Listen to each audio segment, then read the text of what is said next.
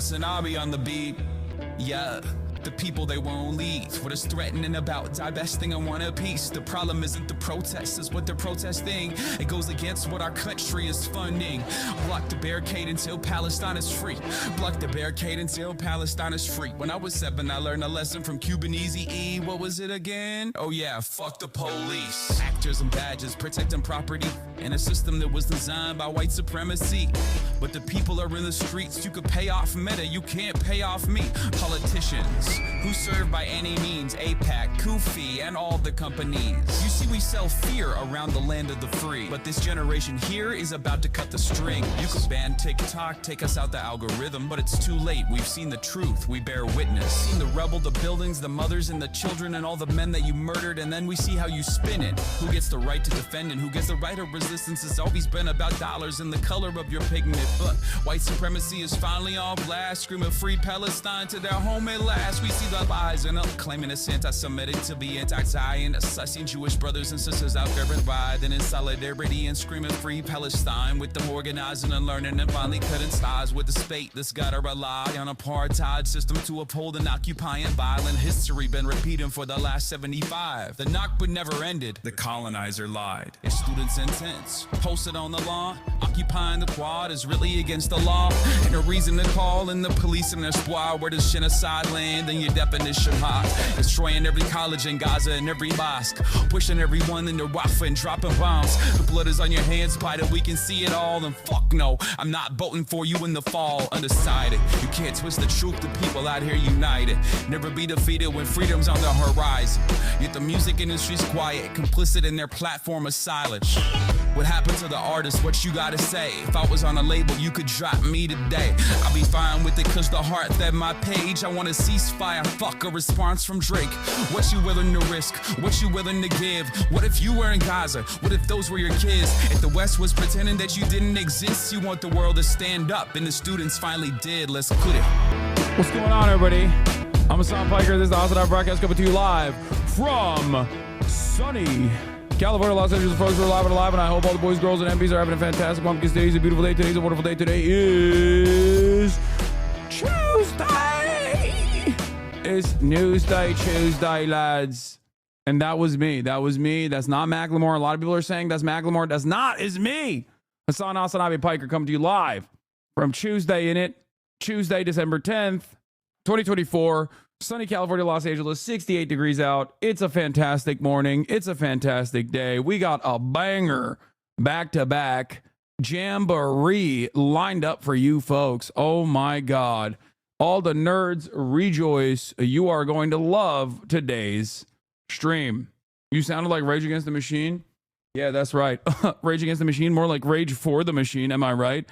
Anyway, ladies and gentlemen, please, enough American politics today. That shit is boring. It feels like you're going nowhere. Yeah, except wherever we're going, you're going there too. If you're not in the United States of America, okay? If you're not in the United States of America, things that we're doing, don't worry. Tim Miller mentioned you at the end of his video condemning the left, reacting to Luigi. Let's go. I love that. Suspect in CEO's murder taken into custody at McDonald's. Internet erupts. Oh, hell yeah. I love that. People get mad at me for my reaction to Luigi because people don't want to understand the truth. Okay? He's hot, and I'm unafraid to say it. I disavow, and I condemn. I disavow, I condemn, but he's hot, and I will openly recognize that. I'm sorry. Anyway, ladies and gentlemen, gentle boys, we have a lot going on today, but before we get into that, I got the Ta-NEHISI COATES interview. Finally, it's happening. We got LINA Khan. Finally, it's happening. Many of these interviews are a long time coming, and it's happening finally now. According to Twitch, Mega Spam is a figment of your imagination. I've only sent 203 messages in the chat this year. What? Okay, this is busted. You either stole this. The end of the year streamer recaps are happening. But yeah, no. The first interview is going to be Ta-NEHISI COATES. It's actually happening in half an hour, as a matter of fact. And then afterwards, we got the LINA Khan interview that is also happening back to back to back. And then after that, we got a STAVVYBABY. Okay. But yeah, we got a lot of big guests, a lot happening. Twitch doesn't count chat or read and post, which is why it's fucked. Oh, okay. That makes sense. Please don't call him Ta-NEHISI. It's Ta-NEHISI. No, you're wrong. the way you are supposed to. No, Ta-NEHISI is the way you're supposed to say his name. You're fucking wrong. I don't know why chatters do that. Ta-NEHISI is how you are supposed to say his name. You are wrong. Chatters are wrong. Shut up. As always, chatters are wrong. How does it feel, chatter? Anyway, yeah, we'll do the fucking end of the year recaps as well. But hey, first and foremost, this is a part of the broadcast where I tell you about my personal news. Why? We got a lot going on. They trying to get you jammed up before the interview. I know there's been some that I've been waiting on for quite some time. Don't get me fucked up. Don't get me jammed up. Okay. But yeah, personal news wise, end of the broadcast last night. I've been hanging out with dad, not really doing too much. Nothing too crazy happening. Outside of that, why? Outside of that, woke up this morning, played a little bit of ball, walked Kaya in the park. You already know what it is. Got ready for this interview, these back-to-back interviews, and that's it. Can you post your goddamn streamer award fit pics? Oh, I got them. I got my goddamn streamer award fit pics from one of the people that snapped them at the red carpet at the Step and Repeat, and they look pretty goddamn good. I'm trying to figure out like which one I can use though, but please look into the Anglophone crisis in Cameroon and consider covering it, please. It needs eyes. It's crazy and no one cares about it. Is because it's Africa. My family's there. Dude, that is entirely too much reading that I don't know if I'll be able to get to at any given moment, especially not today of all days. I'm sorry, chatter. Your fit was fucking nuts, bro. Rare fit W. It's not rare, chat. Also, I heard Mitch McConnell fell. Oh, womp womp. With the EMTs treating him. He fell during a GOP lunch on Capitol Hill, injuring his face, and the EMTs are treating him. I'm praying. I won't say which direction. Thoughts and prayers, chat, to Mitch McConnell. A truly monstrous individual. All right, anyway. Dennis Prager, Mitch McConnell. 2024 is, becoming quite the year. Wonder if his insurance will cover it. Yeah, they get platinum healthcare, dog. Come on. Not only is he like a quintrillionaire, he also gets the platinum healthcare coverage that American congresspersons get for denying that very same style of coverage to you, the taxpayer. Luigi Mangione, we're going to be talking about that a lot as well. We got the playlist. Amazing. Thank you for the playlist. But yeah, Kurgazog's uploading shameless U.S. State Department propaganda. What else is new? That's not surprising. Okay. All right. Yeah, let's just fucking get right into it, chat. Let's get right into it. Okay. Luigi Mangione apprehended. Updates on shooter's background and reception. Okay. They can't stop finding good photos of this guy. It's crazy.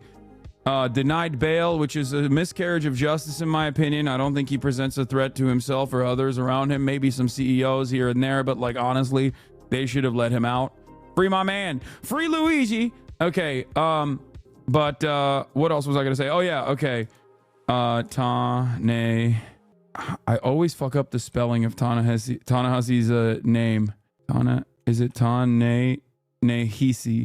Ta-NEHISI. Okay, I got it right. Coates interview on Palestine. Lina Khan on trust busting. And last but not least, STAVVYBABY on who's the left's Joe Rogan. Get in now. What a day. We got so much. There's also framing conspiracies as well, that they're framing them. The Machine X Clutter, according to my Twitch recap, over half of my waking hours this year was spent watching HasanAbi. 2.3k. That's crazy. Yoav Galan is in DC. Wait, he is? I didn't know that. I'll cover that as well. My lawyer needs saving. I'm gonna talk about that. Don't worry. Holy shit. I'm gonna talk about what my lawyer's been doing. Okay. My lawyer's been getting into trouble at a time when he needs to stay away from trouble to the best of his ability, but he's so goddamn unemployed that he can't stop himself from putting himself in a posting bind. Okay. Classic unemployed activities. Yes, I'm of course talking about the people's lawyer. I'm talking about my public defender. Law overruled. Okay. He is so He is so fucking unemployed, dude. Anyway, let's blast off, chat. Let's blast off, and I'll get right into it, okay? Because I do want to give you guys a little bit of Luigi conversations before we get to Ta-NEHISI codes. And also stop sending me all of the insane amounts of hours that you've spent in the chat. We already know. We got a lot to talk about, okay? We got a lot to talk about.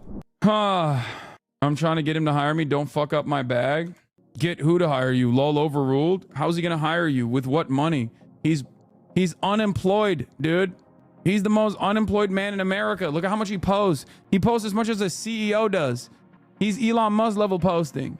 Anyway, this motherfucker came out with probably one of the biggest tweets.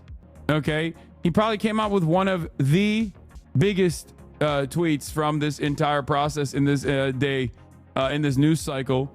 And it had nothing to do with Luigi at all. Ironically enough, it had everything to do with Taylor Swift. That's right.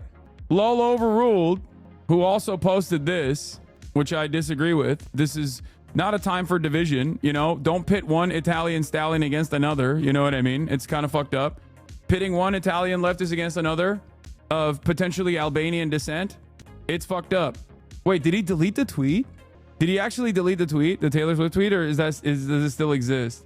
Yeah, Alex has been getting doxxed and harassed like insane levels. Oh, here, this is the tweet. LOL overruled posted this tweet, which is now sitting at 750,000 likes. He posted this tweet. The Eras Tour is officially ended. She can't hurt you anymore, Earth. 760,000 likes. And of course, this drew the ire of all the Swifties that are probably feeling a little bit emotional because the Eras Tour ended. So now they have a lot more time on their hands, a lot more time to dox people. And excuse me, the very fact that I'm still following him while this tweet is up is already putting my life on the line. Like it? Are you out of your fucking mind? Absolutely no shot will I like it, at least publicly. Okay, likes are private. Not when you're a goddamn Twitch streamer. If you think I will like, I condemn. I do not condone. I don't know if you guys know this, but if you want to understand the level of passion that the average Swiftie has, think about my podcast co-host QT Cinderella. This is a woman with a job. This is a wonderful person who has had so many different life experiences. She's worked a real job. She's worked at a fucking bakery as a wedding planner. Okay? She is now a content creator who puts together these massive events. And yet she's so fucking insane about Taylor Swift. Like, she is the Fedayeen. Taylor Swift has the real IRGC. Taylor Swift has the real Fedayeen, the white women Fedayeen. Do you understand? This woman who has cast aside these massively consequential brand deals, who has not been able to go see her family in certain instances because she can't fly because of her crippling fear of flight, which is understandable. I do think it's an affront to God to be able to fly so easily. But the very fact that this person, who I admire and love, my podcast co-host QT Cinderella, the very fact that she cannot go on a fucking plane for so many different reasons, like family reasons, reasons involving like financial gain, like she can't do it for like ad sponsorship, shit like that, was able to get on a plane to go see the last stop at the fucking Eras Tour. Do you understand? This bitch flew to Canada. Like, she crossed international barriers. That is the level of dedication that Cutie Cinderella has to Taylor Swift. And she's otherwise, I wouldn't say she's no. That is the level of dedication that Cutie Cinderella has to Taylor Swift. And she's otherwise, I wouldn't say she's normal, okay? But like, she is a well-rounded person, okay? So if a well-rounded person with many different fascinations and all this other stuff going on in her life is capable of overcoming her greatest fear that has stopped her dead in her tracks multiple times, was able to overcome her demons for Taylor Swift. You must understand that there are a lot of jobless ladies out there, okay? There are a lot of jobless ladies out there. I am afraid for my public defender, okay? I'm afraid that someone's going to take him out, especially when the world needs him most. He vanished like the Avatar. He needs to be out there, safe, moisturized, in his lane, flourishing, so that he can concoct the greatest legal defense that Luigi Mangione has ever seen. And not just Luigi Mangione, any political prisoner. From January 6ers who are unjustly and falsely prosecuted and are held hostage by the American state, the Joe Brandon regime, all the way down to Luigi Mangione. Your Honor, my client had to do it to him. Stanced up. So yeah, I digress. Free Ashley Bobbitt. Ashley Bobbitt. Yeah, no, I don't think we can free her. She is, unfortunately, Ashley is looking up at us. Okay. This TikTok glazing your Luigi Mangione coverage popped off. Oh yeah, I saw this. And I know this is gonna make some of y'all upset, but I think he was spot on about this UHC CEO shooter situation. Before we even saw this man's full face, you already had people treating him like a folk hero. And that's because the injustice of the American healthcare industry is a touch point for so many Americans. Left, right, centrist, doesn't matter. Moreover, we have such bad America brain. You're telling me the person who engaged in this act of vigilante justice that like so many Americans are either in favor of or apathetic to is like a conventionally attractive, educated white dude. Americans love that. We make movies about people who look like that. Yeah. All I'm paying attention to is whether this like moves beyond like just being like a social media, like pop culture moment, whether the public discourse on how dysfunctional our healthcare system is will actually move forward, and whether we'll start like really touching upon other topics. Because honestly, as bloated and overfunded as they are, the NYPD has not caught enough smoke for this. So I'd love to see them get more. People saw the Yeah, yeah, thank you for recognizing that I cooked on that, is what I say to that chatter. Now let's look at the comments. I feel like they're going to start floating around his political affiliations to keep it left v right instead of up v down. What did Hasan say? As nice as it would be out of mass class consciousness, I don't think this moment is that. I think it's more the healthcare CEOs are universally disliked. Also, this was a very theatrical event. Hasan is usually right. Even an absolute pathetic stain of sad excuse of a human like Hasan can have a good take once in their meaningless existence. Bro, are you all right? God damn, dude. I don't feel this way about, like, I don't think I feel this way about any human. You know what I mean? I guess maybe like Benjamin Netanyahu or something. You know what I mean? Like, I don't even put Ben Shapiro in this category. Like, yeah, I think he's a bad guy, but that's like, I'm the worst guy in this guy's life. You know what I mean? I have to be the worst boy. Girlies defending your honor. This argument always confuses me because to be fair, Hasan's not very politically informed. He's just a handsome guy. I would rather people get their political info from leftists who do the work. They know what they're talking about. That's amazing. Bill Maher. Oh yeah. I guess Bill Maher is so repulsive, but yeah. What the fuck is this? What did you just send me, dude? What is happening here? Hasan does have an undergrad degree in poli-sci and communications, and he interned for 3 years at a political commentary group. He did get it from his uncle, but it's still experience. And then he made a name for himself separately and got even bigger as a solo streamer, and spent the past 7 years interviewing politicians and journalists and plenty of other people that have done really important work in this country. And yeah, this is always funny when, I mean, like, my degree doesn't really matter all that much. I don't think. I've never placed any emphasis on my degree at all. And I don't personally care about degrees in general, but like, my work does speak for itself and my commentary does speak for itself. And I don't know, like, why. I don't know. I don't know why people are so desperate to be like, nah, dude, he's fucking dumb. I mean, it's fine. You can say that if you want. I guess maybe you have like reasonable disagreements with the things that I say, but like, do these people just like close their eyes? Like, one of the people that I was in the tank for pretty aggressively is Greg Kazar. He is now the leader of the Progressive Caucus. I'm interviewing Ta-NEHISI Coates today. I'm interviewing Lina Khan, the commissioner of the FTC. Like, do these people just like not comprehend that, you know, there is a reason why I am able to find myself in these spaces, interviewing a lot of people that are, that are impactful, activists, academics, journalists.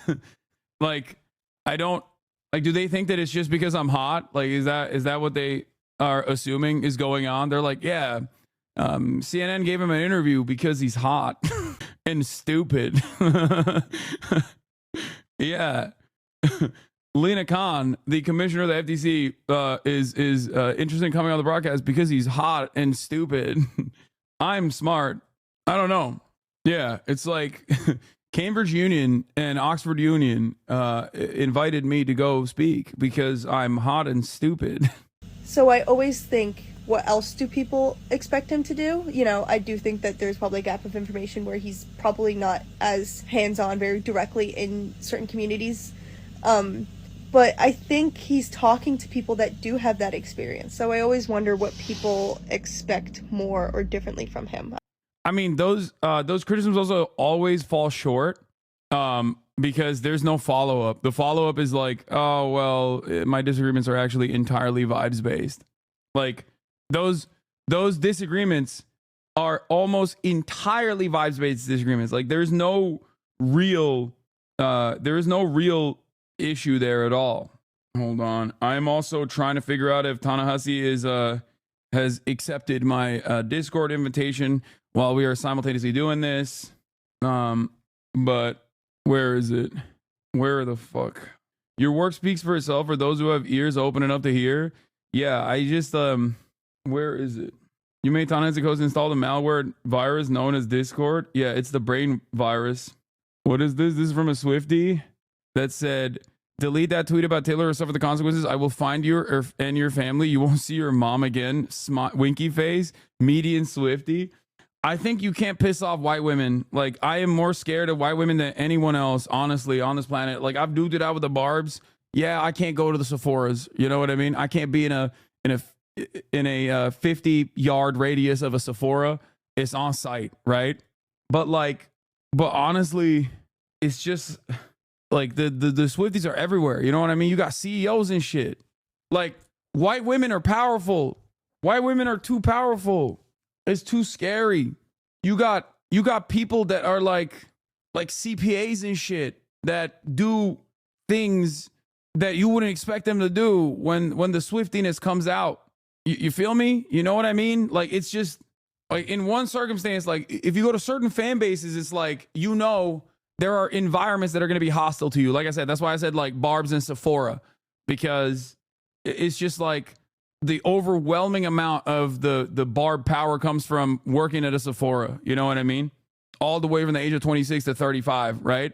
Whereas for the Swifties, like, they could be in multiple different facets of power. Like, there are Swifties out there that are like holding the levers of power. You know what I mean? Like, you could go to a law firm, as Lowell overruled the way you're wrong. You could literally be like trying to get hired as a fucking lawyer, and you got like a Swiftie that saw that tweet and they're like, oh, I'm making the boss call. He's here. You know what I mean? A Swiftie nurse could pull the plug on you. Swiftie day, Opus day. Anyway, I know. The new, I'm gonna tell you something really funny. The new meta of like video games cause violence has reached new lows. They said he played Among Us, dude. The CEO killer played Among Us, and that's where he learned to kill people. God damn, this is like quite difficult to do. Where is it? Where is my man? Ay. Okay. I'm supposed to. So Ta-NEHISI is supposed to be on right now. I am trying to. He's not able to log in. Hold on. Okay, he's figuring that out. We're gonna be fine. You're misleading again, bro. Obviously vented, and that's why he was able to evade the police for so long. Yeah, we're gonna do all of that in a second. Well, you know what? Let's get started. First of all, here's John Schwartz. He says, it's rare you get such a clear illustration of whose lives have value in America and whose don't. Enough is enough. Jury rejects DA Bragg's indictment of man who protected subway riders. Target CEOs revealed chilling manifesto of health insurance boss killer. Notice something here? There are two people who engaged in the act of extrajudicial killing.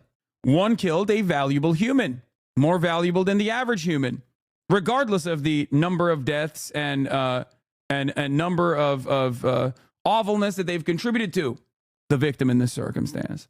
The other person killed a black homeless person experiencing a mental health episode. That's the problem here. Okay? No introspection or shame. Oh, absolutely not. None whatsoever. That's it. One is a non-person. The other one is more important than the average person even. Okay? That's it. Hold on. Root cause, we have a lack of critical thinking in this country. No, it's just it's normalized. It's normalized violence. It's appropriate. It is what kind of violence is considered permissible, what kind of violence is considered appropriate, what kind of violence is considered just. Okay? Hold on. Do I need a Zoom account to be able to set up a fucking Zoom thing? Like, will I be able to do a Zoom? Let's see. I'm gonna do a quick last second motion play here. No. Let's see if I can host a Zoom meeting or something, and then do it like that. New notification. Okay. Oops. Not the right virtual camera. Let's see if I could just do it on Zoom. Boom. Okay. Hide your email, Unc? What do you mean? I don't know how to share a Zoom call, though. How the fuck do I do that? Participants. Invite. Oh, he is logged. Oh, he got the Discord. Hold on. Let's see if it worked. I didn't get a note on Discord at all. Grand Unc Hassan tries to do video calls. Zoom has a time limit. Yeah, I know. Let's see. Zoom stonks down. Chatters is saying the Zoom free version has a time limit of 45 minutes. Yeah, no, that's fine. I can make it work for 45 minutes. Hit copy invite link on Zoom. Also make sure your username is not your email address. That will display your name. Oh, really? Okay, that's good to know. But worst case, I have a invitation here ready to rip, and I think I'm gonna do that. This is why I usually make these connections through my manager, who is oh, nope. Okay. Boom. Start video call. Turn on camera. Oh, it happened. Hello. Okay. We did it. Never mind. We didn't even have to do Zoom. Okay, perfect. Hey, what's going on? Can you hear me? Sorry about that. No, Can you hear me? no. This is all my fault. Okay? Let me tell you. Entirely my fault. It's actually not. It's my fault on account of being 49 years old. So that is what happened here. You can't help that. So I'm sorry about that. Yeah, no, I'm a boomer as well. So I despite the fact that I am constantly doing everything online, and it's a very important part of my job. I am incredibly tech illiterate, so there's no reason to worry. Oops, what happened? I think I lost you. Wait, no, you didn't. Can you hear me? I can hear you, but I can't see you any longer. I don't know what just happened. Oh, I can see you again. All right, perfect. Yes, more tech illiteracy on my fault. Yeah, okay, I can actually hear you a little bit better now too, and it's no longer actually doing any sort of feedback, because originally when we first started there was a little bit of feedback coming in, and I could hear myself from your speakers, from your microphone. All right, we're having an unk off is what the kids would call it, just so you know. What's that? What's an unk off? We're both unks in the eyes of a lot of Zoomers. You're a little too young for that, but okay. Well, thank you. Don't be in a hurry. Thank you for saying. Wait, I'm 33, so in the eyes of he's too young for that. No, you think that, and I wish that was the case, but for a lot of people who are like 20, they just think that is the oldest you can be. Like they're like 30 plus. That's that's the maximum age that someone can exist. You can't even biologically be there. I guess you could be there, Uncle, theoretically. I shouldn't say that. I guess you could be. Yeah. I guess you could be. Yeah. I was an uncle at 33. I have to remember that. I was an uncle at 33, actually. Yeah, there it is. But Ta-NEHISI Coates, ladies and gentlemen, I have called you, and I guess other people have as well, Obama's favorite writer, favorite author. It's I don't know if you I don't know if you feel like that's a good way to introduce you, but I'm very excited to I'm very excited to have you because I have as a longtime advocate of Palestinian emancipation, I have seen your journey and your transformation, and it's something that I admire. I think it's very courageous, but also the way you've communicated about this, about both Palestine in the Message, your new book that just came out, but also the way you have carried yourself in these sometimes contentious media environments. I think is really wonderful, especially because you always try to do something that I always try to do as well, which is like use the privilege that you have and the space that you have and the social capital that you have to like reframe the conversation back to issues that matter instead of engaging in the palace intrigue, engaging in like the stuff that is almost entirely too self-centered for Western media audiences. Like, oh, the way that what's the broad reception of Ta-NEHISI Coates like in Western media? Is that like no longer a positive thing? Where you always, I notice, take that conversation back to issues that really matter, like speaking for people who do not have a voice in the Western media landscape, and even if you have like a meta analysis or a meta conversation about this the lack of visibility for Palestinians in Western media, you still oftentimes, I feel like, recognize that you're not the perfect person to be having these conversations, and that in and of itself is a problem as well. That like there is no Palestinian visibility, like direct Palestinian American visibility in mainstream outlets in the same way that it exists for people who are pro-Israel. Anyway, I talked a lot. Sorry, it is what I do. I do have a tendency to do that. It's the privilege of having a show. I'm fanboying a little bit, and I'm not very good at this sort of thing. But I wanted to start off with your own personal journey. You wrote about very famously about reparations, making a case for reparations for Black Americans, and you used Israel as an example. So let's start off there. How did that work for you?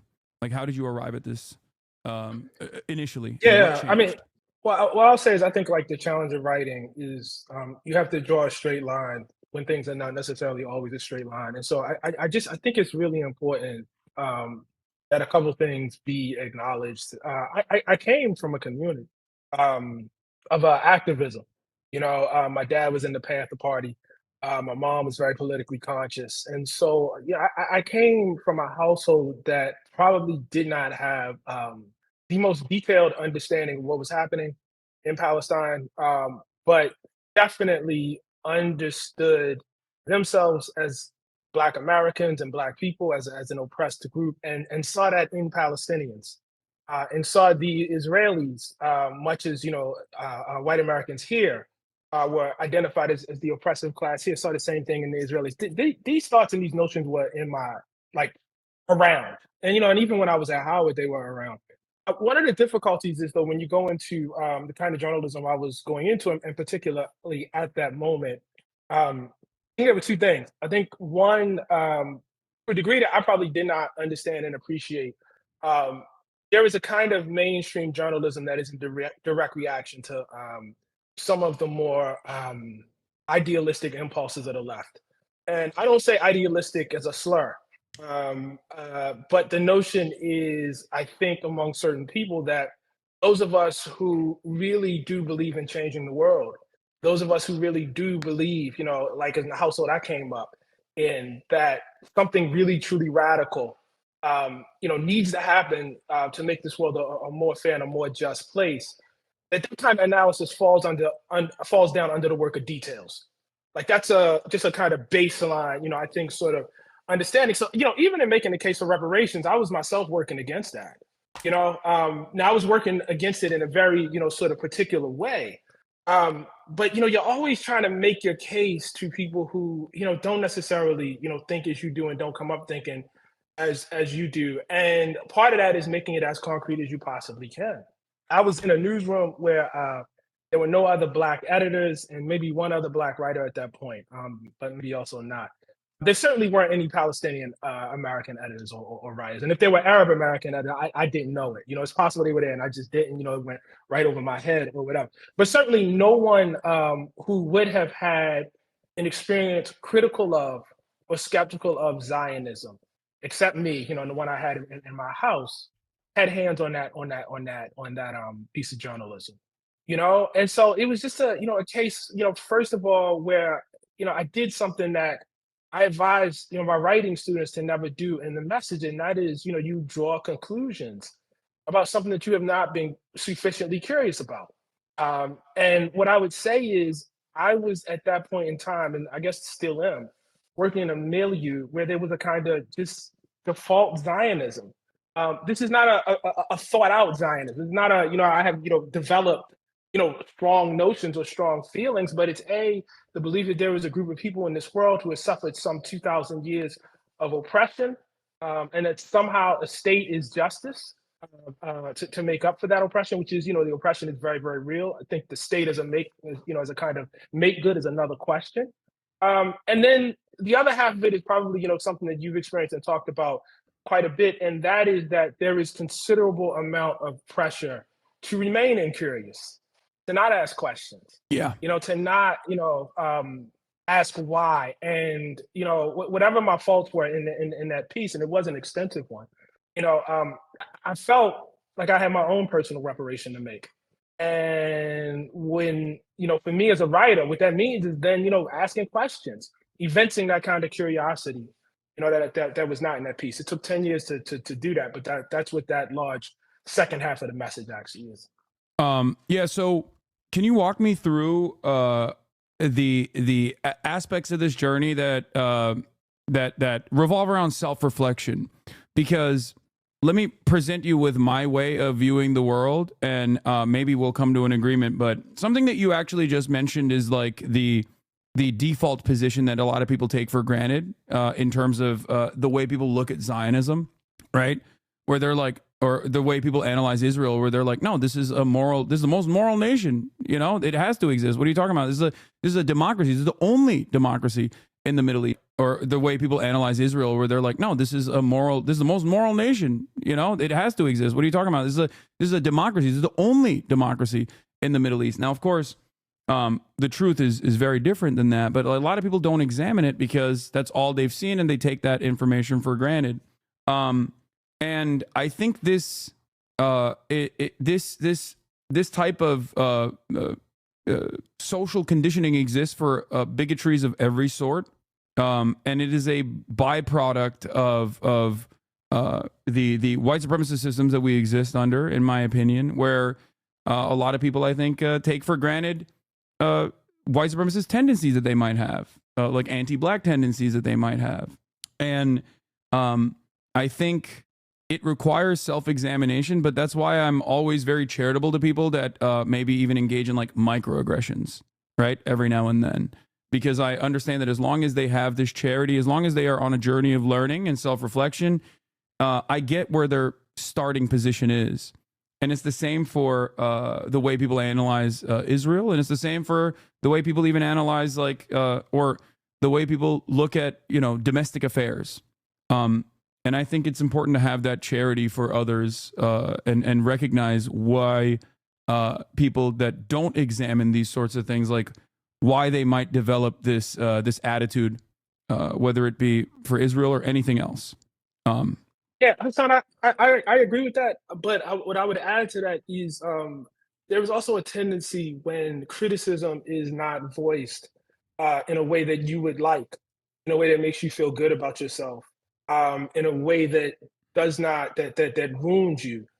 There is a tendency among writers, and particularly writers with privilege and power, to immediately go into their shell and become defensive because somebody has said something in a way that they didn't like. the beginnings of this, for me, in terms of the message, is not somebody politely pulling me aside behind stage and saying, I'm a huge fan of your work and I really love you and you're the greatest writer on earth, but you just did this one little thing. I got critiqued. I got yelled at. Was it Rena fun? Kalik, I No. think, if I'm not mistaken. Yes, she was one. She was one. Yeah. But also, there was a professor who actually, the first thing I actually saw, I did see that, and that was, obviously, in that environment, was significant and important and took quite a bit of courage. But my now friend, Bo Conley, who wrote, I'm sorry, Nathan Conley, Nathan Conley, who's a professor at Johns Hopkins, who, wrote, a piece very, very early on critiquing it. And, what I'm trying to say is, names aside, is I think more writers, when they see a group of people yelling at them, or when they see somebody yelling at them, I think a lot of us could be less dismissive about that. You're right. I do think it's good to be charitable, but I also think, when you have power, when you have the ability, when you have, as I did at that time, the cover of the Atlantic, that's a lot of power, man. That's a lot of power. And so with that, should come some charity from our part too. And I wish that was more evident. I wish that was more evident. Yeah, no, I love the way you've navigated and so publicly navigated in this space, and the very fact that you have expended some social capital, I think, in this process. And I also do think that you understand, just as I do, and I'm a communicator by trade as well, that ultimately it's nothing it's nothing as far as like saying the truth and constantly working in pursuit of the truth, but also nothing in comparison to, I think, the daily experiences that Palestinians go through living under permanent occupation and apartheid, and currently surviving a genocide. So I think it's what's up? Can I just very gently push back against this social capital thing, if I could? Okay. Yeah. So I think it's worth. I guess I feel two ways about it. I feel like I understand what you're saying, and I think it's true. But I would like, if you and your audience will understand something about me, and that is, I come from an experience where the things that it may seem like I would be rewarded for as a writer, most people just kind of don't care too much about. Most people who are in my life, most people who I love, most people who I, probably feel the most loyal to. I mean, they're happy, that, I'm being read by a lot of people. They're happy if I get an award. They're happy, if I'm on a certain show. But it is not how they ascribe value to who I am. And what I mean by that, or why I'm saying that, is those are the people to whom I'm accountable to. Those are the people who will ultimately, judge me. And so it's like there are a circle of people around me who exert more weight than any booker for any show, or any sort of editor at any magazine, who are not writers and who are not particularly public people, but would be deeply disappointed in me if I were not proceeding in an ethical way. And I look, I don't, obviously this is our first time talking, but I've seen you on a number of shows at this point beyond your own show, and my sense is you did not get on those shows by trying to get on those shows. That you got on those shows actually by being loyal to something that was here. You know what I mean? That actually had nothing to do with with whatever.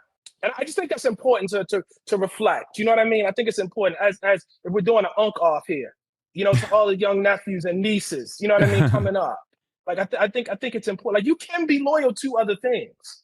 You know what I'm saying? And you can take that whole social capital conversation, you know what I mean, and not make it quarter, who you are and what's important to you. No, the only reason why I mentioned that is because it's not for you in particular, but it's for the way I look at this. Like, people benefit from leaning into pre-existing hierarchies and not really disrupting them, and not really coming out with like bold declarative statements. It can sometimes be a gap in education or your personal experiences, like understanding what apartheid looked like until experiencing it with firsthand accounts, which I do want to get to in a second. Or it can be, in other instances, like a cynical way where you know what the truth is, but you choose not to reveal it or not to talk about it because you are worried about advancement. You're worried about your career taking a downturn. And I think that there are a lot of people who are cynical in that regard, especially in the media landscape. So I do admire people who who will openly say, I was wrong in the past and I'm making up for it now, because I think that's necessary and I think that's healthy. I think it's a healthy attitude to have. And I think people have that attitude in their interpersonal relationships. Yes. But the way they carry themselves both online and in the media landscape, there is no reward for it. And because there is no reward for it, and the reward is just simply saying the truth, right? But people do end up getting somewhat punished for it, and you only get rewarded if you double down on speaking on telling an alternative narrative that you might even know is not entirely true. That's the reason why I am explaining to people that are listening that there is value here, and that's what I mean. Because, like, if I'm going to be very real, if I'm going to be brutally honest, you could have continued never speaking about Israel ever again. You could have changed your perception. You could have changed your mind.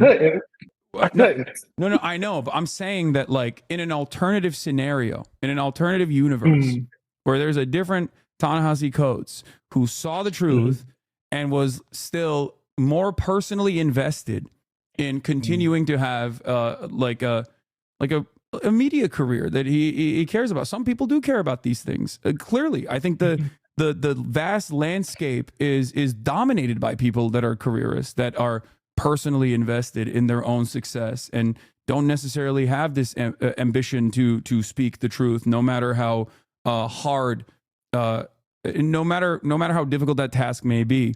And that's why I think it's important to be honest and highlight that.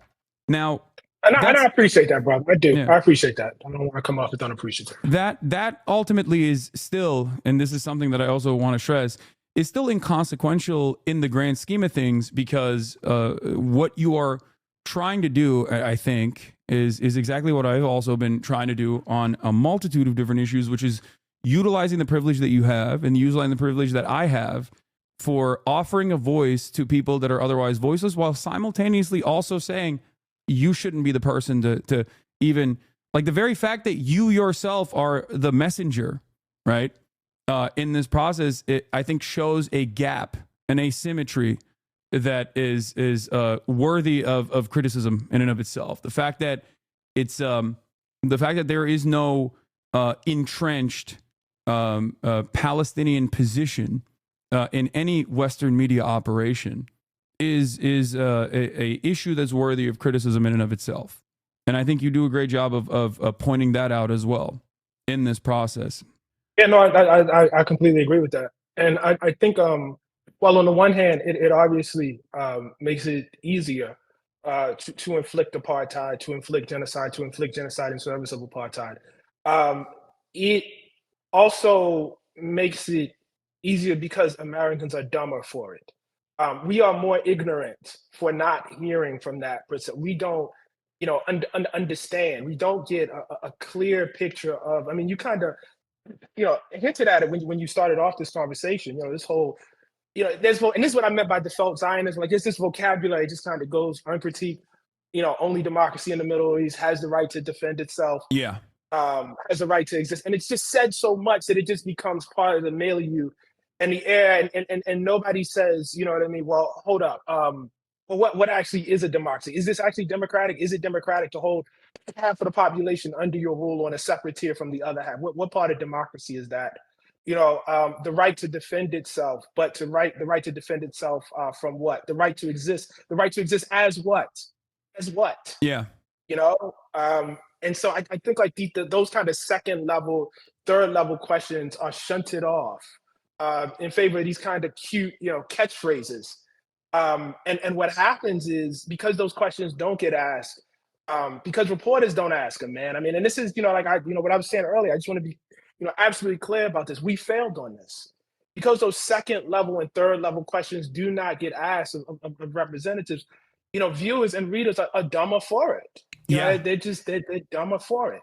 And it's incredibly sad. It's incredibly sad. I can only give what I saw and what I read over the past year preparing this work. But there are people who have imbibed the collective wisdom of living under it. I mean, one of the critiques I got was, well, you were only over there for 10 days. You're correct.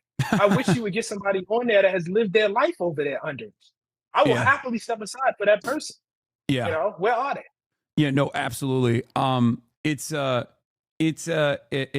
insidious thought terminating like linguistic thing that people utilize, and sometimes it masquerades as like innocent, innocuous, but it is actually serving a very dangerous purpose overall, which is to mask the systems of violence that the daily existence of apartheid require. You cannot maintain an apartheid without a constant surveillance state. You cannot maintain an apartheid without constant violence, without checkpoints. Things that you saw, it only took you maybe not even 10 days. I assume it took you just one day to immediately recognize what was going on. A similar thing happened to Jamal Bowman as well when he went to the West Bank with J Street. And that was his wake-up call, his moment of recognition. So could you talk a little bit about your experience in Hebron specifically, and just in the West Bank as well, that caused you to fully realize what was going on? Yeah, it's very painful. First of all, Hebron is very poor. That's the first thing. And I should make that. Let me clarify that. Palestinians who live in the old city of Hebron are very poor.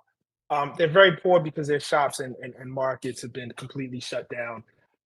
Because every step that they take is patrolled, and they have to navigate a series of checkpoints and security. And the checkpoints take various forms. The gate. Sometimes it's just a soldier standing there. I watched a soldier with a huge automatic rifle turn back two kids as they made their way to school. And this kind of surveillance, this kind of violent surveillance is not true of everyone who lives in the old city of Hebron. It's true of Palestinians who live in the old city of Hebron. And so for somebody who was reared on stories of Jim Crow, who came up under that as a collective experience, as an African-American, first of all, you drive to, Hebron. We were coming from Jerusalem, East Jerusalem, to get there. And we are driving on roads that are delineated for Palestinians.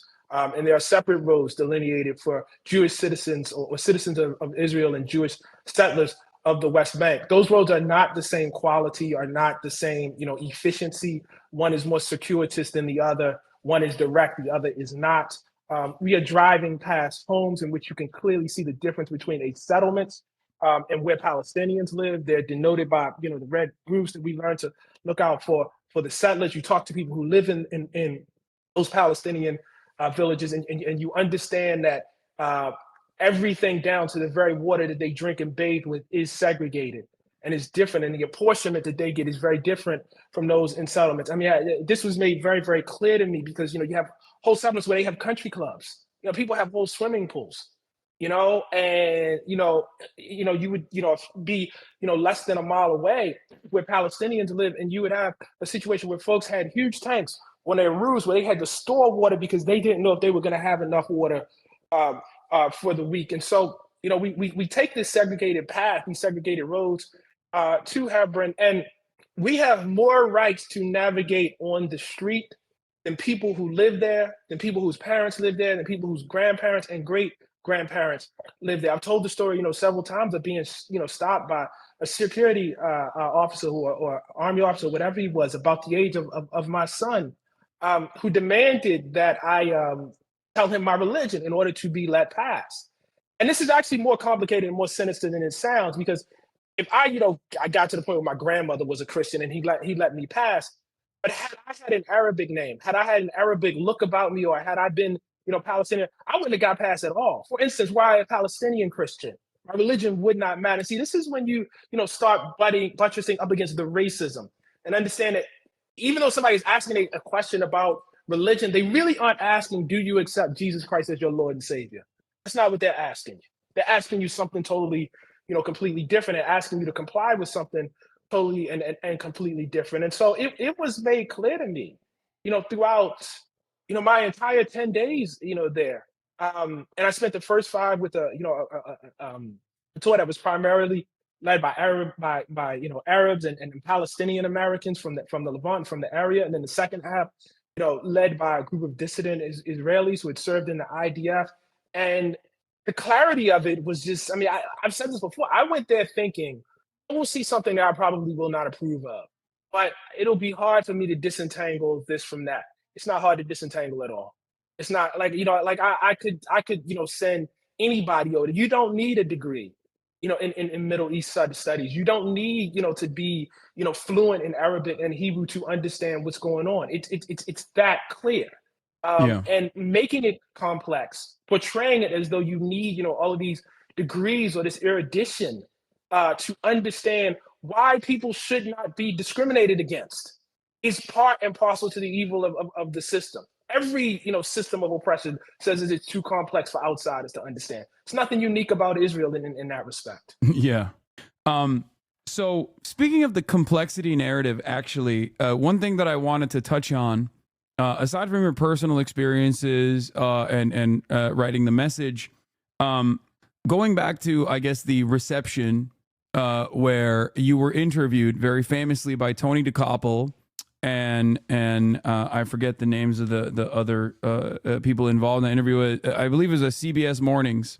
It was a Gail King and Gail King and Nate Burleson. Yeah. Nate Burleson, So Tony DeCoppel basically took control over that interview and did something that I guess upset even other people involved in the editorial process at CBS, where they thought that this did not meet the standard of a normal interview for someone who wrote a book. It was rather contentious and dare I say a little inappropriate, especially when Tony said something along the lines of like, your book is the things that you're saying in the book are things that you would find in the backpack of an extremist. Like, this is imagery that invokes a certain kind of attitude, that you were saying things that were far too radical. Now, aside from that, and aside from like the additional chaos that unfolded internally at CBS, and I think that that division between, I think, like younger members of the media versus older editorial staffers and executives at the highest levels of these companies, that exists in American society pretty broadly. And there's like polling to suggest that as well. Under the age of 35, you see a very different attitude towards Israel and Palestine versus over the age of 35. But outside of that, I think there's something that Tony utilized in that interview where he tried to get you to I think feel like you were biased or one-sided because you were not contextualizing the necessity of apartheid, which is a narrative that you hear so frequently in media, in Western media broadly, where you always see a member of the Israeli occupying force immediately contextualize the violence that is unfolding in front of our eyes. This is something that was happening so frequently in the early month of October in 2023, where you would have Jonathan Conkuncrius or any number of different people that are specifically tasked with going on CNN, sitting across from Jake Tapper, and in English, openly stating why these children had to be killed, like, and why there is a necessity for this violence. And I think that is the dominating attitude in Western media, and I think it provides a disservice.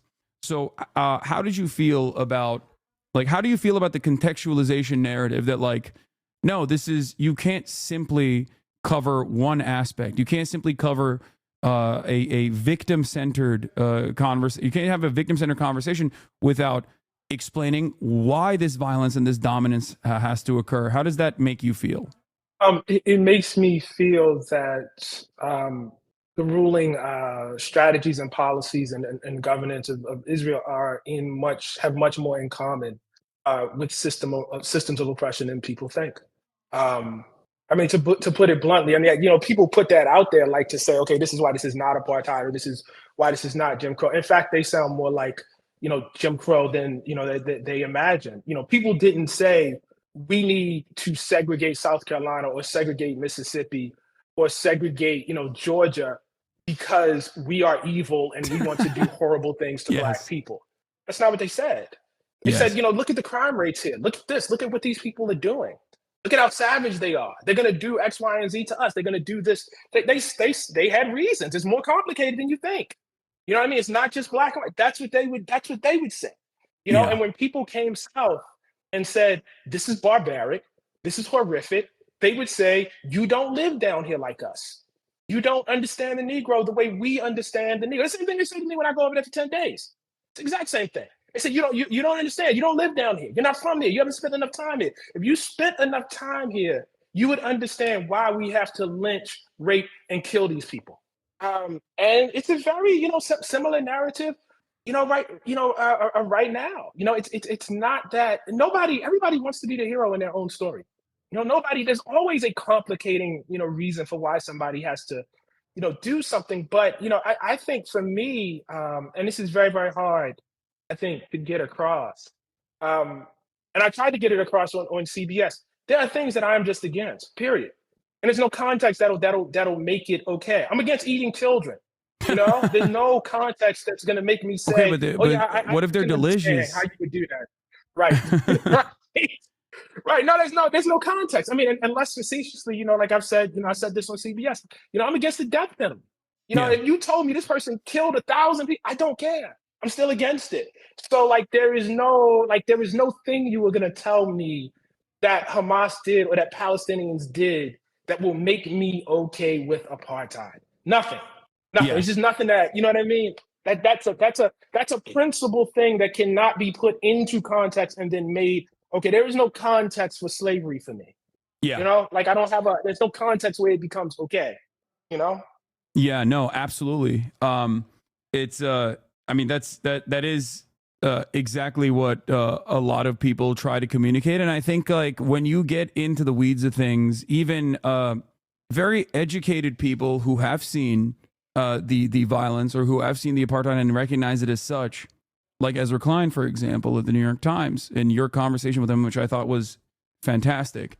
And I like Ezra. I think I've like, you know, I have my disagreements with him, but I think over the course of like years of listening to him, especially on the New York Times, I've maybe developed a parasocial relationship with him somehow where, you know, I get where he's coming from and I appreciate it. But like in that conversation, I think you had a couple moments where you wouldn't let him get away with certain blind spots that he had. Again, it comes across as innocuous. And I think in Ezra's case, like it is truly innocuous. Like, I don't think he's like, ideologically saying like I'm committed to liberal Zionism as a project, and that's why I think like, you know, the West Bank is a separate thing than like the broader practices of Israel. But there was this contextualization where he said, you know, Hamas terrorists, but then talked about right-wing settlers, and that I think is certainly a part of this process as well. Where I like that you wouldn't let him get away with that statement. Like you wouldn't let that statement hang on its own, that like there is a humanizing principle with the way we interpret allies of America, where they're just like people that we have disagreements with, right? People that we can maybe even reason with, regardless of how fundamentalist they might be. And I think it neutralizes the conversation. It almost puts it on the same playing field. And I was wondering what your opinion was on that, where like, I'm not even talking about the political designation of terrorism and its practical use in American politics, but I'm simply saying like, even normalizing the playing field or equalizing the playing field and making it seem as though a group of people that have existed under permanent occupation their whole lives, that have been dominated their whole lives by this brutal occupation and its practices, and their emancipatory goals are cast aside as like the unrealistic and intrinsically violent actions of a barbaric force, right? And I think there is a lot of analogies to old colonial propaganda, old colonial language, whether it be the atrocity propaganda that was added on to the already horrific actions that did take place on October 7, right? This notion that these are barbaric savages. How do you feel about these conversations that take place both behind closed doors and in public with people that are, I think, more like-minded with individuals such as yourself and myself, like closer to us in understanding the truth? Yeah, I think there is a bias towards officialdom. There's a bias towards authority. It was like I think it's like now kind of dawned on people after seeing so many cell phone videos that cops lie. But cops didn't just recently start lying. You lived in a community like I came up in. You knew the cops lied. What happens is though the press will have a cops beat. Like when I was coming up, that was the thing you did. Like you wanted to work at the Washington Post or the New York Times. You had a cops beat. And what that necessarily means in the practice of journalism is you are dependent on. I was coming up. That was the thing you did. Like you wanted to work at the Washington Post or the New York Times. You had a cops beat. And what that necessarily means in the practice of journalism is you are dependent on the cops for your information. And even though in your mind you're being objective, you are dependent on the cops in a way you aren't on the people that they are quote unquote at war with. Okay, that's different. That immediately structurally sets up something different in terms of how you cover people when you're embedded. You know what I mean? And during a war with the soldiers, you are not going to cover them the way you're covering the people that they're fighting. It's just not. You're not covering the people that you literally are with day in and day out. And that you're embedded with. Embedded. You think about that verb. In the same way that you are the people that are fighting. And so these kind of biases creep through. And I think there's a similar thing, with our journalists, when you start getting to a certain level, because and this is hard to be honest with you. So this is the hard thing for me to reckon with that I still haven't, figured out. And I'll say two things. The first thing I will say is there's a deference to the president of the United States. There's a deference to congressmen. There's a deference to senators. There's a deference to people who are in these official positions. I think that extends to the state of Israel in a way that it does not extend to people who are fighting the state. So two groups of people can do the same barbaric thing, right? But because one has, the kind of sheen of officialdom, because one can put out, fancy press releases that say this was a precision strike, that can, deploy vocabulary that makes it look like either, we didn't target the hospital, or the hospital actually, was a hotbed of attacks or whatever, because it has its machine, to make it look like, whereas if the quote unquote terrorists just bombed the hospital, this kind of deference would not be given. So that's the first thing. And that is probably the most, sympathetic version of I can give. The one that I am still curious about, I have not figured out, and maybe you'll be a lot clearer on this than I am, and maybe I'm still reckoning with my own stuff. That is to say, to the extent to which the press is itself an extension of empire. In other words, this is not a misunderstanding. This is not the kind of sort of unintentional bias that I sort of laid out. But that there's something else going on, and the thing that I think about most is many years ago, when it was revealed that this country was waterboarding, people in its custody. And the New York Times, in a practice that it would, had heretofore called torture, would now use the language of the White House and say enhanced interrogation. Like, that's objectivity? What is that? It's what is that, man? I much like many other people, I grew up in Turkey. So I have a very different attitude towards American empire and its oftentimes very violent ways of operation. So I wasn't sheltered from that, and I didn't grow up with the American exceptionalist attitude. And so that definitely factored into my understanding of the world for sure. But outside of that, I think, like, Noam Chomsky was the way I viewed him. It was like a guy who gets it, right? And I think many people have recognized his positions, especially laid out in Manufacturing Consent, as fairly prescient and very instructive in understanding the way that the media operates. I think that very much exists for all forms of oppression. Like, the media's sole purpose in many instances, and this is not intentional. This is not like people aren't like, I am a card-carrying defender of the State Department, and that's why I'm doing this. I think a lot of people are ideologically committed. I think a lot of people are victims to social conditioning, and those people get elevated through this process within the media, and that's why they are much more willing to play ball. Access journalism is one aspect of this, as you also called out, and I think the other one is just people who simply are intellectually uncurious to dive deeper.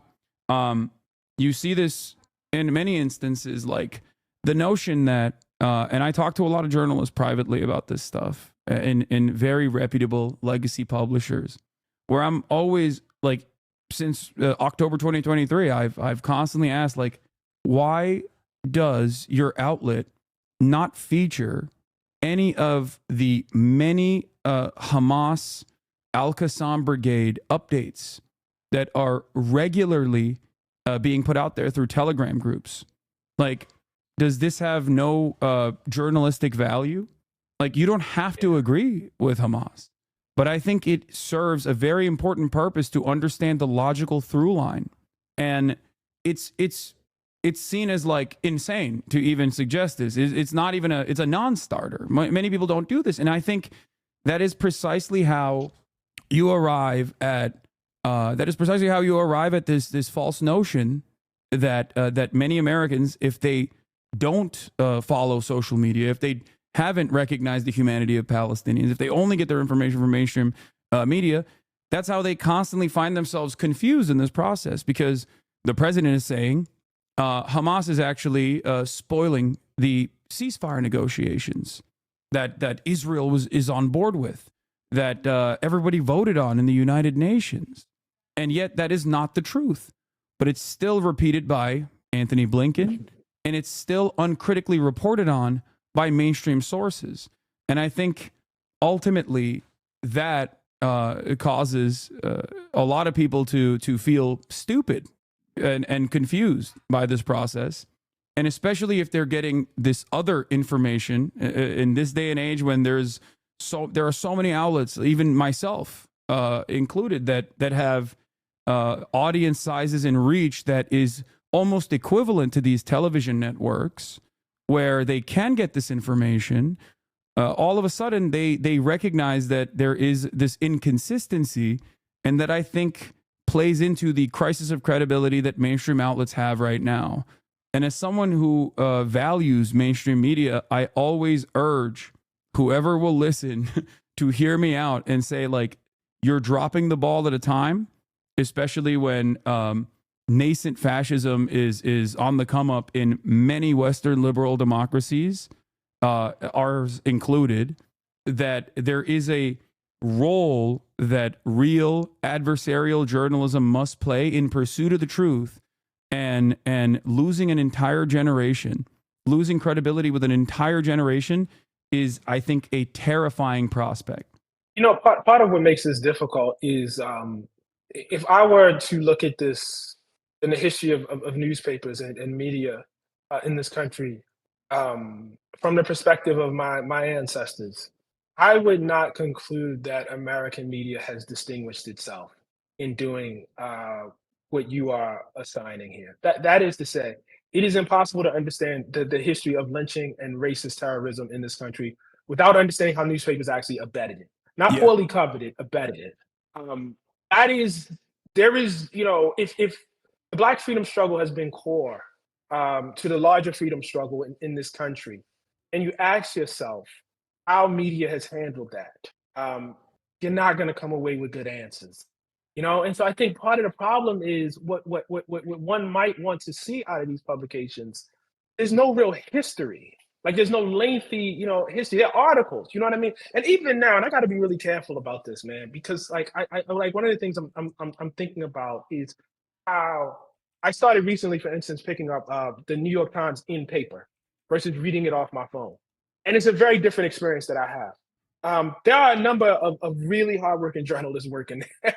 Oh yeah. And I can see that. Like that is much more evident than it is than when I'm, just kind of flicking through my phone. So I don't want to be overly broad here. But what I will say, especially about this topic here that we're talking about, it just isn't a long history of folks distinguishing themselves, man. I mean, it's like there's no past to go back to ask for, that thing. It has to be imagined, and it has to be, different. The one difference I will say is that in the past, because of social media, because of the internet, there just wasn't as much competition. And so they had to do less, because you owned a newspaper in your town and you dominated that town, or you owned one or two newspapers and you competed with one other person. And that was basically it, 2 or 3 news magazines, and that was it, and so it's a very, very different world now. And my hope is that, part of the catching up will be exactly what you're talking about. Yeah. You're absolutely correct when you say that there is a long history of upholding unjust systems by the media. And I think the change here is that something I stress, at least like with what I have seen in my 10 years of public advocacy for Palestinian emancipation, is the attitude shift in the Western world by populations, not necessarily by the same like institutions that are desperately trying to cling on to the old way of doing things and trying to defend Israel unconditionally, but simply talking about like the audience's reception to this, to what is actually going on.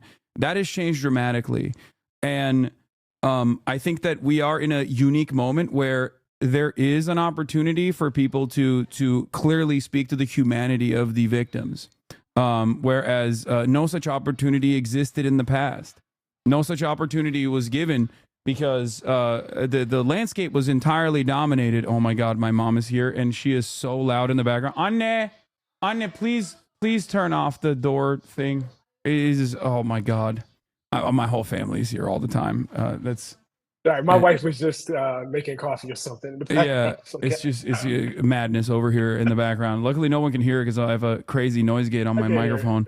I can't hear any of it. But the point I was trying to make is that there is an opportunity for the first time ever, I think, for people to recognize it. Whereas like the global South, people living in countries that are outside of the immediate sphere of American influence, people that are not directly in the heart of empire, they've always known what settler colonialism looks like. You do not have to make an argument to them as to what Israel was doing was wrong. They recognized it immediately, and many other people that have actually been long committed to the struggle against apartheid, like in South Africa, including Nelson Mandela himself, that recognized that this was a dual struggle, that no one was free until Palestinians were free. Nelson Mandela also famously was on the terror watch list until 2008. And I think the changes, however, is that people that like the populations living in the Western world, especially younger generations, are shifting their attitude towards this. And I think that while change doesn't happen overnight, I do think that things are certainly changing for the better. So I do hold out hope, regardless of how devastating and dire the situation has been in Lebanon, and now even in Syria as well, where Israel has decided to bomb different Syrian positions and occupy parts of Syria as well in this defensive posture. It's always, like you said, security concerns. Israel's security concerns trump everything else. Everybody has security concerns, We don't believe it when Russia says they have security concerns, and that's why they had to occupy Ukraine. That's a ridiculous argument. We don't believe the denazification narratives when Vladimir Putin is engaging in irredentist action. So why do we believe it when Israel presents that as the exact same reason? And I think people see that. Sorry, go ahead. I wanted to add two things. First of all, like I do think you're right about the optimism. And there has been a long, painful, lonely struggle waged by Palestinians in Palestine and Palestinians in the broader diaspora to get people to see. And it appears to be bearing fruit here in America. And so I do think that's a very positive development. I think this. Okay. All right. I believe we are back. Perfect. Okay. I fixed it in real time. That was weird. I don't know what happened there. That was an odd situation, but we're back. Okay. Sorry if you can go back to that last point that you were making. Yeah, no, I was just saying, we present ourselves as the kind of savior of the Jewish people, like we fought World War II, stopped Hitler, as he perpetrated, a genocide and, prevented him from, killing more people. But our actual history is much more complicated.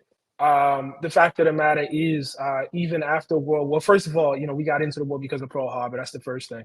But the second thing is, even after World War II, there was not a strong and robust movement for taking in what was called then the displaced persons, many of whom obviously were Jewish, who had been driven from their homes and were survivors of a genocide. There was not a strong and robust. On the contrary, there were movements to, restrict and cap the number of people that America took in and provided shelter for. And so our relationship to the Jewish people has been complicated, is the nicest way I can say. We are, this notion of us, as savior is complicated and ambiguous. I say that to say I just, support for what Israel is doing over there and what it has done. I don't know that it's unrelated to our lack of support, in the past. I don't know if that's guilt. I don't know what that is. But it's you end up in some really perverse situations. I guess this is true throughout the West, right? So Masha Gessen, ends up, writing critically about Israel. She's Jewish herself, descendant of Holocaust survivors, and she finds herself censored. What? You know what I mean? When you have Jewish writers actually who are anti, quote unquote anti-Israel, and thus, being, pumped up on anti-Semitism or whatever. That it's like what are we actually defending here? What is actually being fought for here? Well, I think like aside from the possible like idealism of the situation of the analysis, I think that my analysis on this is always going to factor in a materialist perspective. I think that it's Israel has throughout time and throughout history played different roles for American empire, and they've been a Cold War ally. They have been a punisher of the misbehaving Gulf nation oil states. And most importantly, I think they have been an unsinkable aircraft carrier in a resource-rich region that America wants to dominate. I think that is the continuation of the early Christian Zionist project, even before Theodore Herzl, that we took over from the British basically and have continued. That's, I think, where it comes from ultimately. It's not like a lot of this other stuff in terms of like maybe the guilt or even I think something that a lot of Western Christians do is I think try to cast aside the collective guilt of both the Holocaust and centuries of pogroms over to this new, more valid target to cast the entirety of the Muslim world as operating on these like ancient anti-Semitic attitudes, when history has shown, and maybe this is me being Turkish and hyping up the Ottoman Empire a little bit unjustly, but history has shown that Jewish people did live in this region, and the Ottoman Empire was broadly seen as a safe haven for Jews in times of like the Spanish Inquisition, for example. So like, I think that there is this way of basically saying like, don't look at what we have done in the past, in our history, in our recent history. As a matter of fact, it's actually those Arabs that are, those Muslims that are like deeply anti-Semitic, and we have to fight against them. They're, you see this most, you see this, I think, glaring hypocrisy in Germany, where they have this white guilt style collective guilt towards the Holocaust, and instead of addressing it, examining it, understanding it, I think that they have very quickly cast this aside. And you hear people like these fascist movements saying that these Muslims are importing anti-Semitism into our country, and I'm like, it's insane to say that as a German person who was like, who was one generation removed from the perpetrators of the Holocaust, like, and I think that plays a role that suits the Zionist project's purposes. It plays a role in having consistent support from Western nations that Israel needs. And I think something that you also have talked about that I agree with, it is, I think, correct, is that this isn't just Israel's actions. This is our actions, because Israel would not be able to exist in the violent ways that it does without our endless support. America provides 69% of all weapons that Israel uses. That means it's our bombs. It's our targeting systems that are responsible for the killing. It's our tax dollars that are paying for it. It's the political capital that we expend in the global stage to consistently defend and to shelter Israel from worthy scrutiny, from any sort of legal repercussions, as a matter of fact. And that's it. It would not happen if it wasn't for America's allowance. So I don't think, that's why I get very mad, aside from like the obvious bigotries of anti-Semitism being a canary in the coal mine of fascism. I get very mad when I see people talk about this in terms of like Judaism and how this is like somehow ties back to Jews across the board, when it's like, or Israel is dog walking America on the global stage, like Benjamin Netanyahu owns Congress. Like, I understand why people feel that way. But aside from this being a dangerous bigotry, it's just, in the simplest terms, incorrect. It's just wrong. There is no world where Israel could behave this way if it wasn't for constant American protection. They are doing this because we allow them to do it. They're doing this because we want them to do it. Anyway, I also now have another interview lined up with Lina Khan after this, so I apologize. Okay. Sorry. This was a fantastic conversation. I really, really want to do this again. Thank you so much for coming on. Thank you, Roger. Thank you. And I have to, my mom is bothering me. I have to say this. I want you to tell him I got his book for the content and fell in love with his writing. That's what my mom said. So high marks from a fellow academic. My mom. Oh, thank you, Hassan's mom. And the writing is the point, so I appreciate that. Yeah, thank you so much, and I hope to have you on once again in the near future. All right. Have a good one. Bye. That was Ta-NEHISI Coates, ladies and gentlemen. We are going to now move on to the conversation. It's a conversation with Lina Khan. I know the manifesto has been leaked by Ken Klippenstein. We're going to talk about the UHC shooters manifesto in a brief moment after I'm done with the conversation I'm going to have with Lina Khan, the commissioner of the Federal Trade Commission, the trust buster herself. Okay, this is a back-to-back killer content day. Yeah, let me see who else needs to be on this convo so I can add them to the conversation. I know, back to back. This is, the LeBron James of regulators. Okay. I did not blow off Ta-NEHISI Coates. His PR person was already telling me that, like, to wrap it up. I think he was more interested in continuing the conversation because I think he was truly having a fun convo. And please let your guests speak. They're here to speak, not listen. Okay, calm down. I know. I'm not the best interviewer. I know I'm a yapper. and I know I speak too much. I'm aware of these issues. Okay. You also have to remember it's like it's also a conversation. It's not like a normal interview. Okay. Yes, I'm having Lina Khan on right now. I'm just gonna call her. Let's see. Hello. Hi. Hi. What's going on? Lina. Before we get started, I believe that you guys wanted someone else to be on the call as well.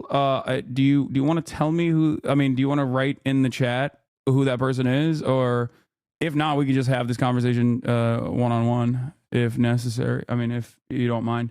I think we were going to have it one-on-one. Let me just check. Okay, it seems like our staff is watching the stream, so we should be good.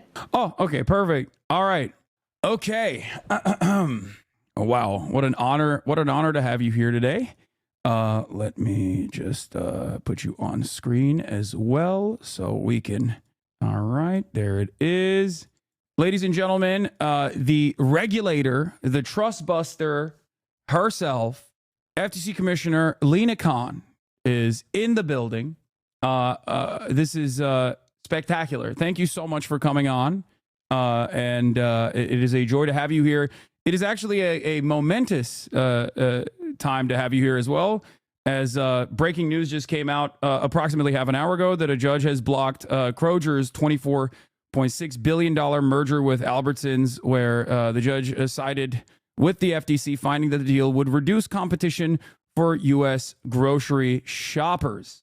Not sure if you want to speak on that at all. I don't know. I mean, it is breaking, but thank you so much for coming on.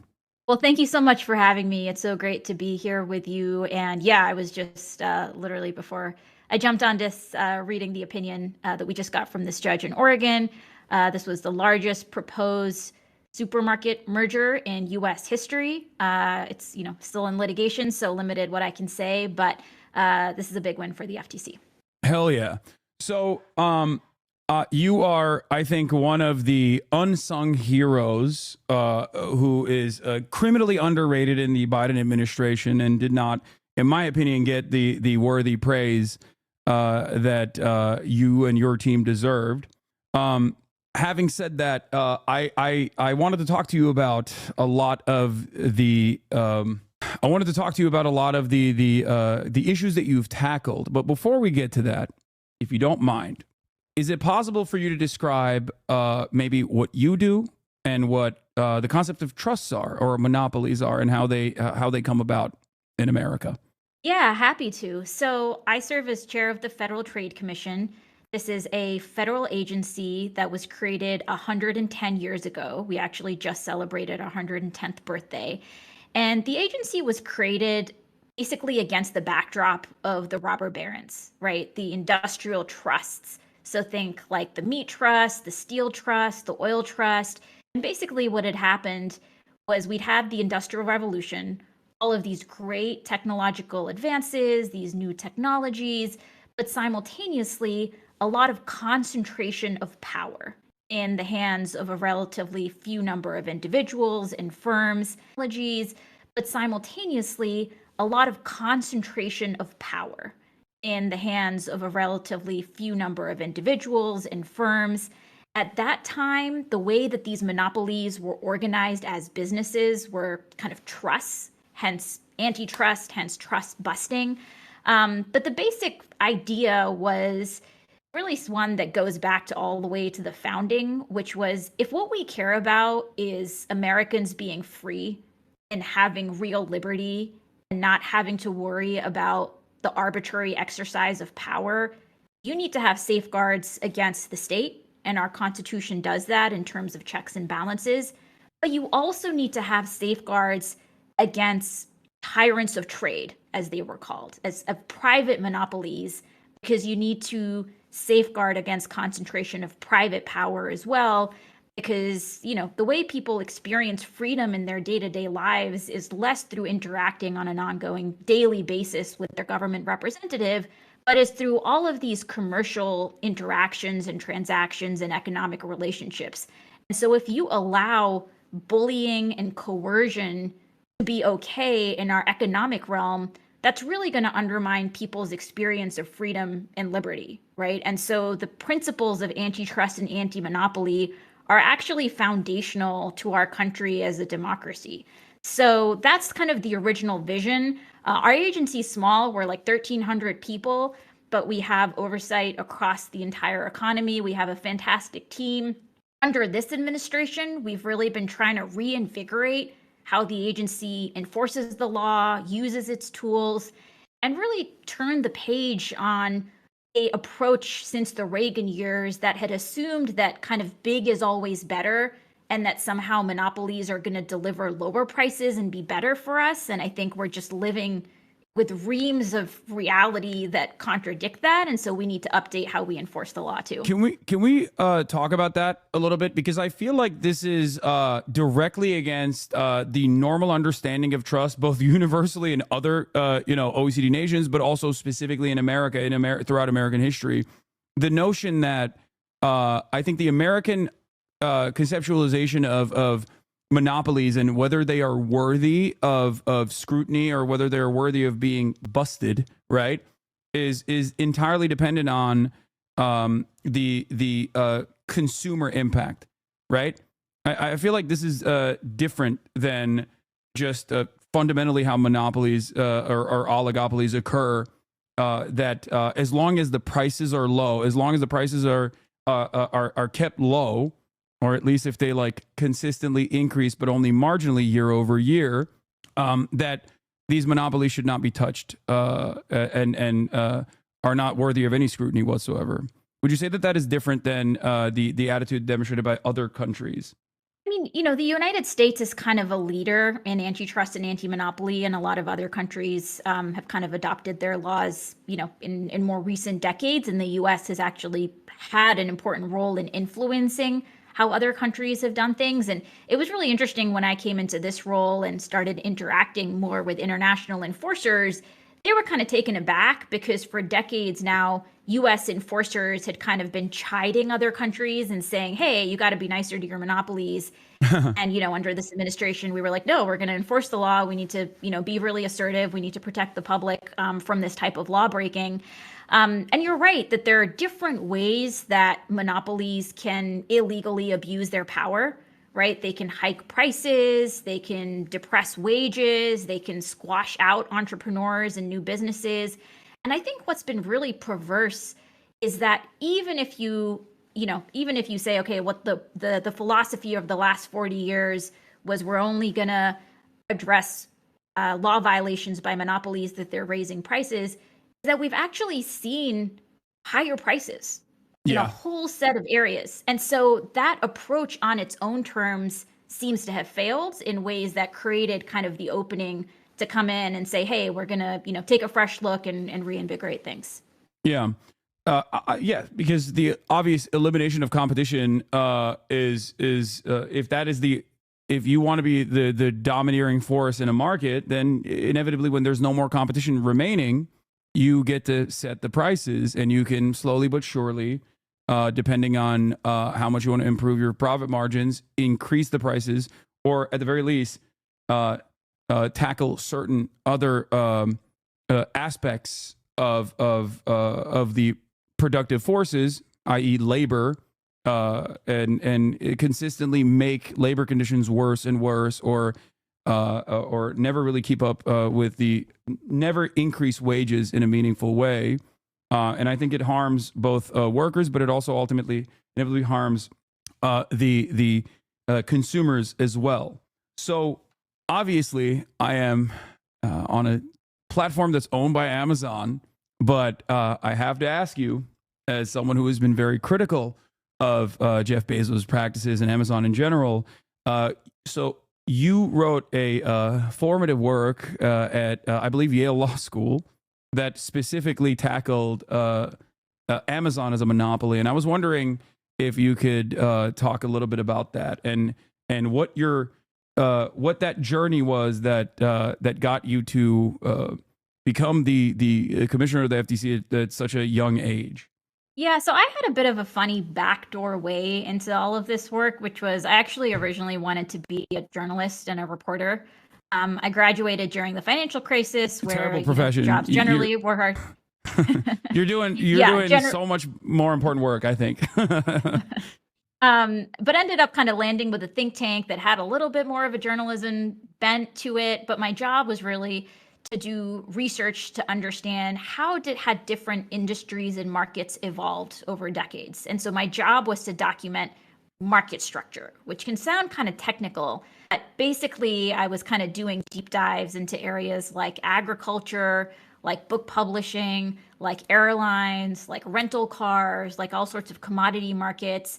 And across the board, and somewhat of an underappreciated trend in our economy, has been one of systemic consolidation. So, where decades ago in a particular market, you had dozens and dozens of competitors, today, in part through mergers and acquisitions, you've gone from dozens to just a handful. And sometimes this degree of consolidation can kind of be masked from people because you can go to the grocery store and see dozens of brands, be it in laundry detergent or diapers or what have you. But actually, those dozens of brands are still only controlled by a handful of companies, right? Yeah. And so there can be this illusion of choice, and that consolidation and centralization of power was something that was really fascinating to me, especially since we had these laws on the books that were supposed to be anti-monopoly, but it seemed that some of these laws were instead now facilitating that very consolidation, monopolization. So I just became really fascinated in like, how did this happen? A lot of my job at that point also had involved just talking to regular people. So I spent a lot of time understanding how the chicken farming industry worked, where you basically have, millions of consumers on one side, thousands of farmers on the other, and they're actually just connected by a handful of these giant chicken processors. And so what that means practically is that if you're a chicken farmer in America, your entire livelihood can be dependent on the whims of a single company. And talking to these chicken farmers, you sensed a real sense of fear, honestly, about not wanting to get on the wrong side of this firm, about waking up one day and getting handed the sickly chicks instead of the healthy ones. And it was just an exercise of arbitrary power that our nation and our values are supposed to be against. And so fast forward, I decided to go to law school, ended up writing this paper that was in part informed by the conversations I had with investors and the small businesses that were selling on Amazon. And ended up writing a piece around how a governing framework of antitrust, I thought at that time, was not adequate for capturing the reality of how digital platforms in particular could amass and exercise monopoly power. One of the predatory practices of Amazon that's like pretty obvious for people is routinely trying to purchase using the algorithm that they have inside of their sales structure to figure out like what products are actually working really well, and then as far as I understand, either trying to buy out these companies in its entirety, or if they don't play ball, if they want to retain ownership over their product, like creating an alternative product, pushing I believe it was a diaper, right? Like there's a diaper company, there's like a story around a diaper company that's like very famous, creating a Amazon basic version of that same product, pushing down within its own search function the competitive product, and also underpricing like the new competitive product that they've made in an effort to basically destroy this smaller producer, with the hopes of either down the line purchasing them for pennies on the dollar, or just completely crippling them and bankrupting them. This practice of undercutting, I think, is commonplace in virtually every aspect of American industry, from Walmart coming into underserved neighborhoods and closing up shops, the mom and pop shops in general, and then when there's no more profit to be squeezed out in these underserved neighborhoods, like just closing up shop and leaving entirely, leaving places like West Virginia, for example, without any sort of grocery chain that they can rely on. And it's a pretty damaging practice, but it's oftentimes sheltered. It's oftentimes not immediately addressed. And I wanted to talk briefly about the communication strategies, because something that I've always been fascinated by is the invisible ways in which the government works that we kind of take for granted, from the FDA, all the regulatory agencies like the FDA down to the FTC, SEC, and or even like the National Weather Service, for example. Like we don't really factor in the ways in which like our lives are made better and improved by people like yourself. So how do we address that? What are some of the biggest W's, for example, that you have had with the FTC under your reign, under the LINA Khan regime, that you don't think has gotten like proper consideration? Yeah, I mean, look, it's been a thrilling, 3.5 years, and I've been really fortunate to have a fantastic team at the agency. And honestly, we have delivered W after W for the American people. We took on patenting abuse, where we found that inhalers have been around for decades, but Americans are still paying hundreds of dollars for them, and generics have not been able to come into the market as much. Our team took a close look and figured out that part of why that is that some of these inhaler manufacturers are listing patents for things like the little piece of plastic on your inhaler. Yeah. And so we called that out. And then 3 of the 4 big inhaler manufacturers said they're going to drop how much Americans pay down from hundreds of dollars to just $35. We've taken on non-compete clauses. These are the contractual provisions in people's employment contracts that say, even after you leave your current employer, you can't go work for certain competitors. You can't go start your own competing business. These non-competes started off in the boardroom, but they now, are in employment contracts for janitors, security guards, fast food workers, people making minimum wage, doctors across the country, healthcare professionals across the country. And so we've taken on these coercive contracts. We passed a rule that would eliminate them. We've taken law enforcement action, resulting in thousands of non-competes being dropped. We're also just taking on some of the daily indignities that people experience. It can feel like just being a consumer in America today just does involve all of these small obstacles and barriers that really grate on you. Just to give you a few examples, we finalized a rule that would require companies make it as easy to cancel a subscription as it is to sign up for one, because we've seen that as more and more companies are switching to service-based revenue and subscriptions, they have an incentive to make it super easy to sign up and then absurdly difficult to cancel. And we've brought lawsuits, including against Amazon, against Adobe, against a whole set of companies that deliberately thwarted people being able to cancel. And this means that these companies are taking tens, if not hundreds of dollars from people a month for subscriptions that they no longer want, right? And nobody should be stuck paying for a service that they want to exit. We've also been putting money back in people's pockets. Actually, just yesterday, we announced that we're starting to send back checks to people that were tricked by Epic Games. We brought a lawsuit against Epic, finding that they had basically, led people to make purchases they didn't intend. Kids were racking up, hundreds of thousands of dollars in charges. So we brought a lawsuit there. We're sending back, we just sent back $72 million is the first tranche of money back. We've been going after data brokers, which surveil Americans and collect all sorts of sensitive data, like your medical history, your precise geolocation, your browsing history, making sure that there are some kind of rules of the road there and how this sensitive data gets used, and making sure it's not exploited. So, we've done that. We've taken action across healthcare markets, across grocery markets, wanting to make sure that our markets are fair and open and competitive. That's that's a W after W. So do you feel like there is a way to properly communicate these things to the broader public? Like, if we're going to be super serious, I know you're a government official, so I don't know, how much, like, what you can say in an official position, in an official capacity, but like, do you feel like the coverage on this has been sufficient? Because I was rather shocked to see you on 60 Minutes, if I'm being honest. Like, you rarely ever see invisible government employees be prominently displayed like this. But do you feel like this is a good thing? Do you feel like it was enough? Should there be more of it? These are the questions I have for you.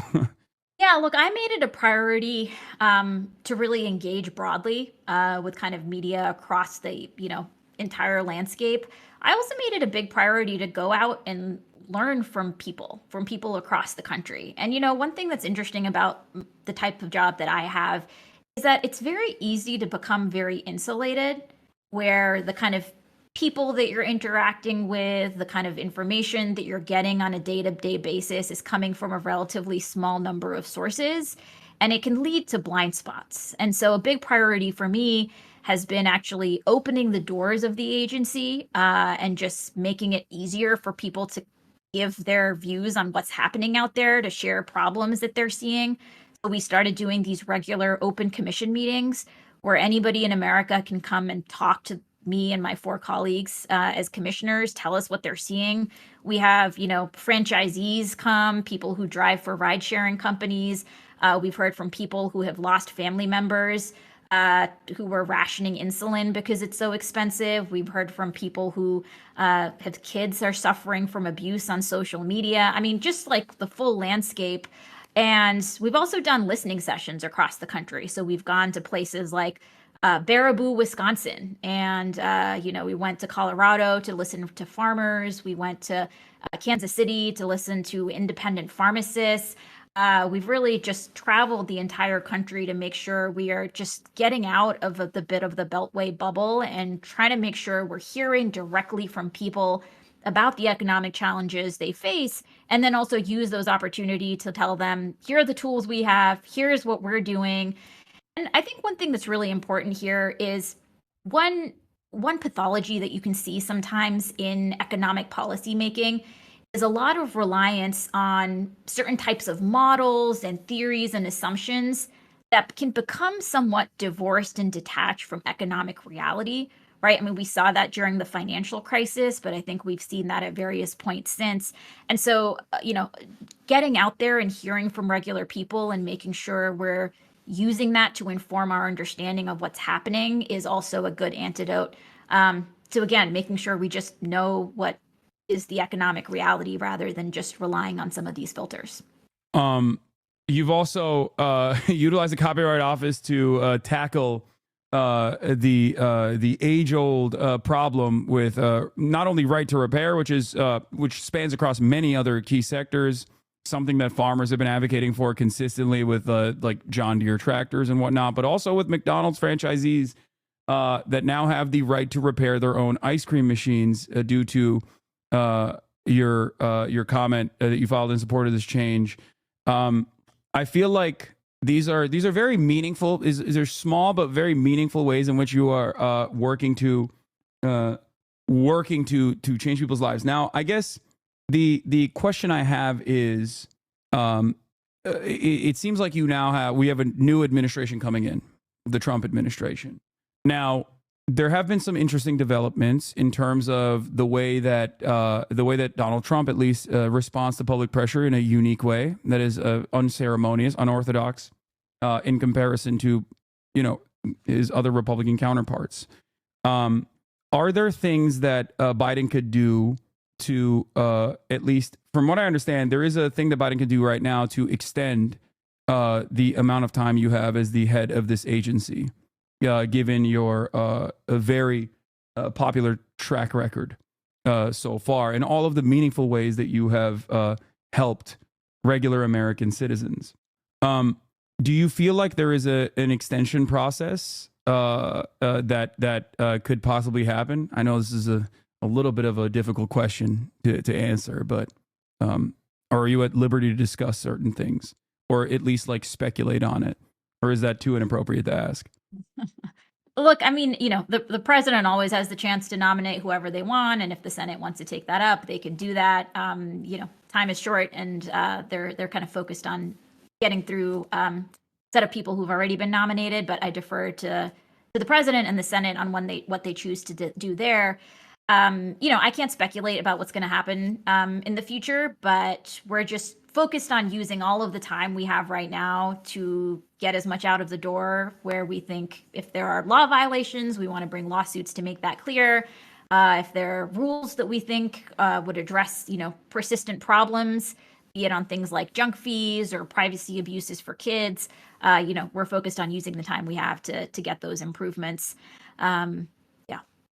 There are some unique supporters of yours within the Republican caucus as well, which is why I was wondering. You have, I believe, even Josh Hawley, who has stated, or other Republican politicians that have stated their support for some of the actions that you've taken. And I was wondering if there's any veracity to that. If there's any, you are popular in a bipartisan manner, it seems. Even though there are certainly. There were certainly some fissures, even with the way that I guess the Harris campaign was communicating, given some of their corporate benefactors. This is not what you're saying. This is what I'm saying. This is my assessment of the situation. So I guess you have a limited time frame that you can operate in, at least all things considered at this point, and you're using that time, that valuable time that you have to continue fighting the good fight. Is there, I guess the question is there any, how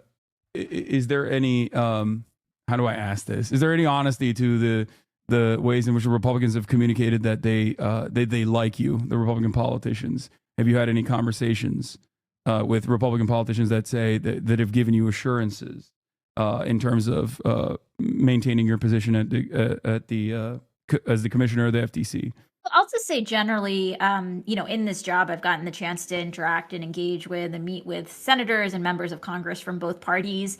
And taking on monopolies that are abusing their power is not a left issue. It's not a right issue. It's an American issue, right? And when we went around the country, honestly, I would meet with people who would say things like, I've been a lifelong Republican, and let me tell you, your work to eliminate non-competes is the best thing government has done in my entire life.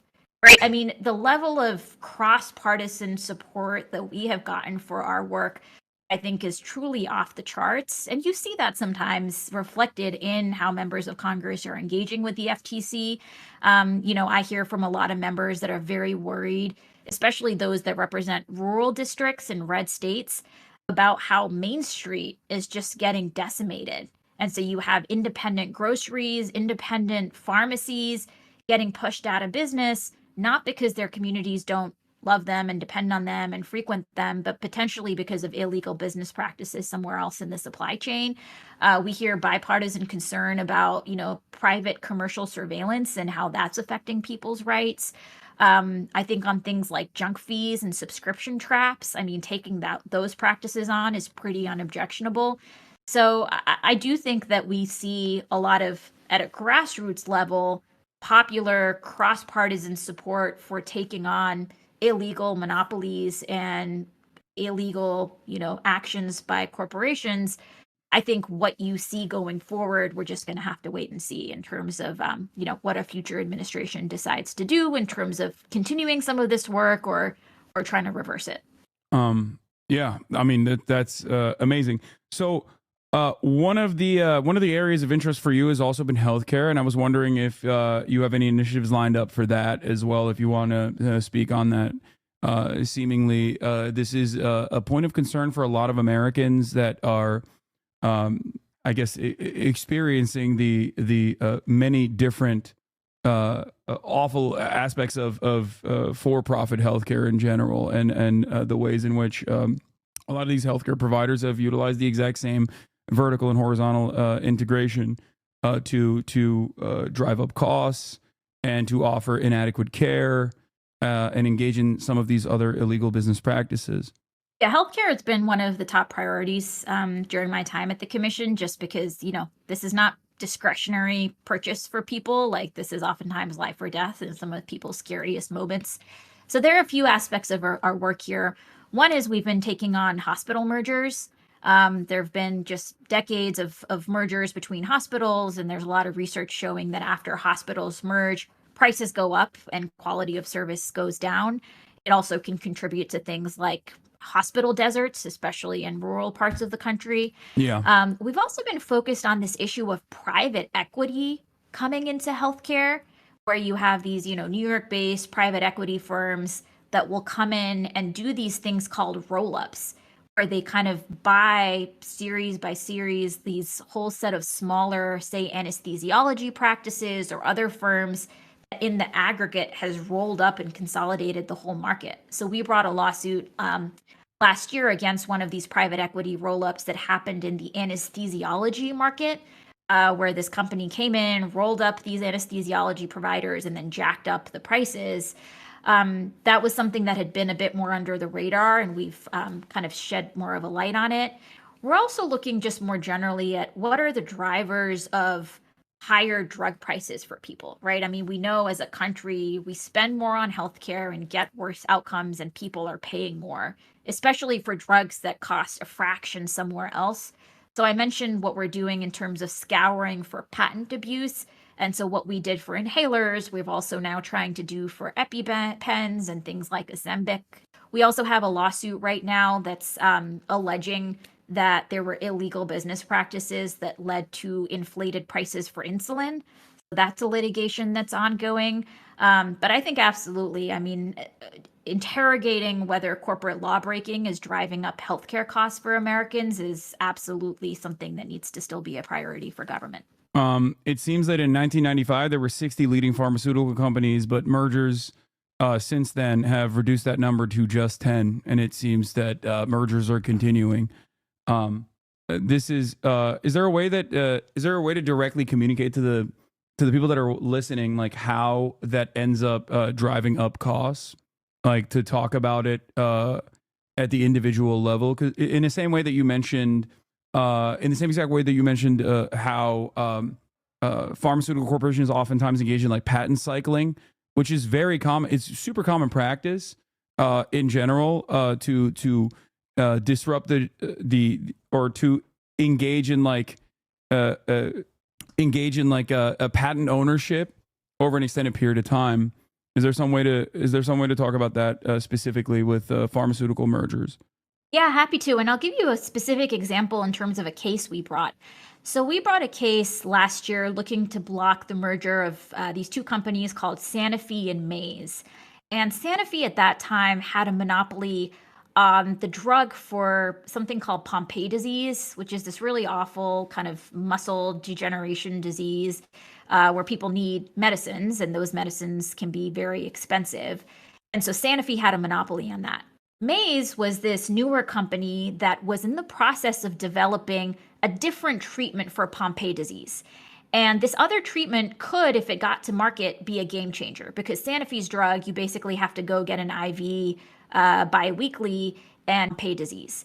And this other treatment could, if it got to market, be a game changer, because Sanofi's drug, you basically have to go get an IV biweekly, and Maze's drug, people could have just taken orally as a medicine, right? And so if you're somebody that has this disease, this new medicine could really improve your life dramatically.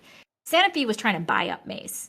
And we worried that because Sanofi is already making a lot of money through its existing drug, if they were allowed to go out and buy this upstart, they would not necessarily have the incentive to make sure that that new drug makes it onto market, because if it did, it would start cannibalizing sales from their existing blockbuster monopoly drug.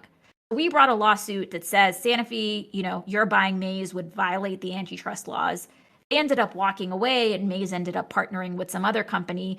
But that's just a specific example of how, the basic philosophy underlying antitrust laws is that competition between businesses, it's what can contribute to the best outcome, right? Because if you have the monopoly company still having to look over its shoulder and say, hey, am I about to get lapped by this other guy? It's going to make them go faster, right? It's going to make them try to compete for people's businesses rather than just be confident that they've locked up the market and then they can become too big to care. They don't have to worry about, competing on price. They don't have to worry about innovating. And so that's just one example of how robust merger enforcement can make sure that Americans benefit from healthy competition on price, on innovation. That's on the consumer side, like that's a consumer protective action. But I think it's also important to recognize the labor side of this equation as well. And I was wondering if you could at least speak a little bit. I know the decision just came down on the on the Kroger, sorry, I always call it Kroger, $24.6 billion merger with Albertsons.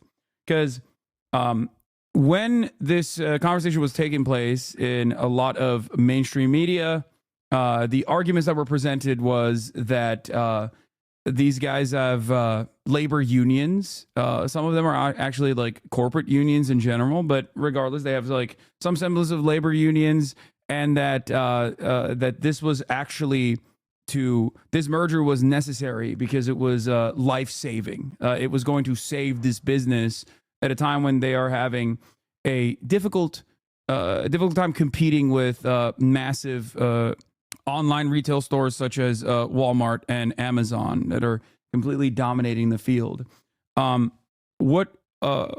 This decision being blocked, what kind of labor protections does that offer to people that are working at these corporations?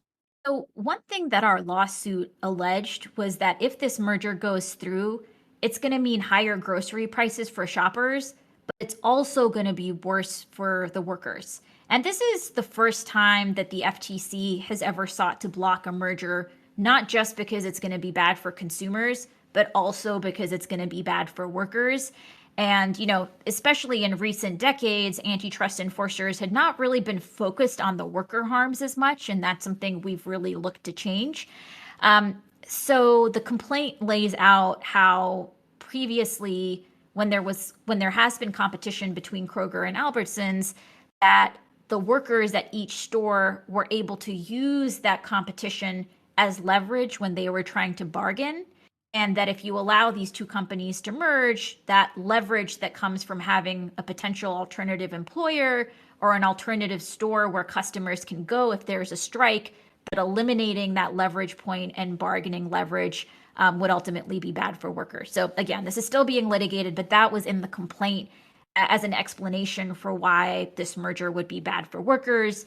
When the FTC team put on the trial, they actually had on the stand some of the workers that are currently employed by these stores so that they could also share their experience. And just generally, I mean, there's a lot of empirical evidence that now shows that after mergers, workers have seen, you know, pay cuts or a limit in any pay rises. You often see layoffs. You can see workers have less negotiation power to figure out, will I even have a stable, predictable schedule? And so, you know, these are all dimensions of competition on the labor front that are important to protect for people. Lina Khan, thank you so much for coming on. I know you had limited time here. You're obviously very busy doing incredibly important work, both advocating for American workers and also advocating for American consumers. I hope to have you again on the broadcast soon. You know, I know you have a busy day. Thank you so much for taking some time out to talk to us. It was wonderful to have you. Is there any last note that you want to end this conversation on? No, just want to say thank you for having me on. And yeah, we'll look forward to continuing the conversation. All right. Have a good one. Bye. You too. Take care. Bye-bye. That was Lina Khan, the trust buster, the queen herself. Ladies and gentlemen, we have obviously a lot more to discuss today. We got STAVVYBABY coming in a little bit. But yeah, I wanted to say thank you, Lina Khan, once again for coming on, taking time out of your busy day. We are now going to take a different approach and talk about obviously healthcare in this country from the perspective of an individual. The Italian stallion, his manifesto, Luigi's manifesto, the 262-word manifesto on the killing of the United Healthcare CEO is out. Ken Klippenstein has leaked it. Friend of the show, Ken Leakenstein, has leaked it. We are going to have STAVVYBABY on the broadcast in a little bit. I don't know where he is right now, but it doesn't matter. But before we get to the manifesto, Luigi is a manifesto. Let's get started on breaking new updates. Suspect in CEO killing appears in court. Okay. And while I do that, I'm going to have to go pee because holy shit, I've been holding it in this whole time. News overnight, fast-moving investigation into the suspect in the killing of United Healthcare CEO Brian Thompson. Overnight, the 26-year-old was charged with murder hours after he was arrested in Pennsylvania after being spotted at a McDonald's several hours outside New York City. Senior investigative correspondent Aaron Katursky is in Huntington, Pennsylvania with the latest for us. Good morning to you, Aaron. Good morning, Robin. The suspect was held at this Pennsylvania state prison overnight after that arrest at that McDonald's. Police said when they confronted him, they knew right away, that's our guy. He's now charged with murder in New York, and police say he was carrying evidence that could point to motive. This morning, Luigi Mangione is charged with the murder of United Healthcare CEO Brian Thompson. The 26-year-old led by police in handcuffs, appearing in a Pennsylvania court on local gun and forgery charges. This morning at approximately 9:14 a.m., Altoona police officers received a call of a suspicious male at a local restaurant.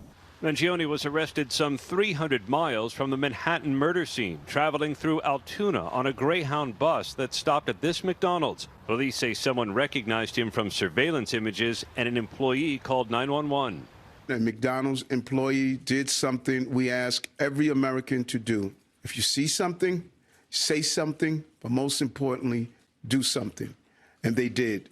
Officers found Mangione wearing a mask. As soon as we asked him to pull it down, my partner and I recognized him immediately, just from what we saw in the media with photos, videos. We just didn't even think twice about it. We knew that was our guy. When asked for ID, police say he gave them this fake New Jersey driver's license, the same one he allegedly used to check into a hostel in New York City 10 days before the shooting. When asked if he'd been to New York, court records say Mangione became quiet and started to shake. He is believed to be our person of interest in the brazen targeted murder of Brian Thompson, CEO of United Healthcare, last Wednesday in Midtown Manhattan. The NYPD racing to Altoona. Police say the suspect had this ghost gun that may have been made with a 3D printer, similar to the weapon used to kill Thompson, along with handwritten notes that sources tell ABC News mentioned United Healthcare by name and said these parasites had it coming. At the crime scene, police finding deny, defend, and depose written on the bullets. It does seem that he has some ill will toward corporate America. Mangione grew up in Maryland, attending the prestigious Gilman School in Baltimore, graduating in 2016 as valedictorian. He's seen here speaking at the school's Founders Day. The class of 2016 is truly defined by its inventive, pioneering mentality that accompanies a strong commitment to Gilman tradition. Online, Mangione posted about the infamous manifesto by Unabomber Ted Kaczynski, saying he was a violent individual, but also an extreme political revolutionary. He also posted an X-ray of the spine and reviews of books about back injuries, authorities including them as part of the investigation.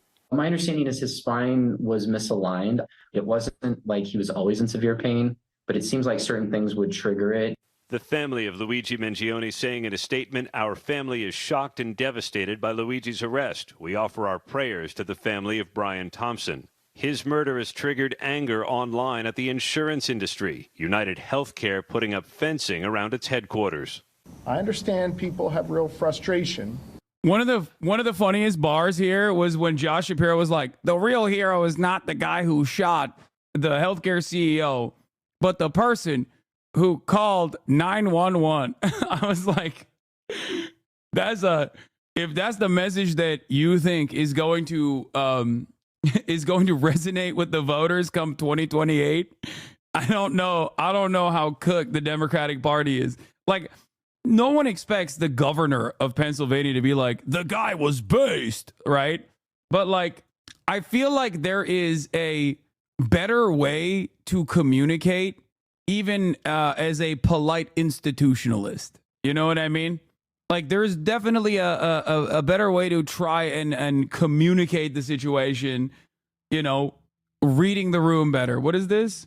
Fellow political commentator Hasan Piker wears orange in solidarity with fellow bisexual Luigi Mangione following his arrest. Anti-Piker is always doing propaganda. It's not Hasan is a bi. It's HasanAbi, okay? It's not Hasan a bi.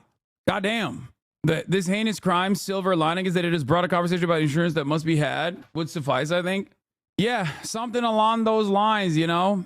I don't even have the bisexual lighting chat. Calm down. Calm down. All right. This was a very funny tweet about my order my lineup of guests today. This is basically a young person's Meet the Press. Today's stream guests are Obama's favorite journalist, TA-NEHISI COATES, Commissioner of the FTC, LINA Khan, STAVVYBABY. Yeah, stacked lineup today. Out of control. Okay. Biden tweeting this right now is crazy.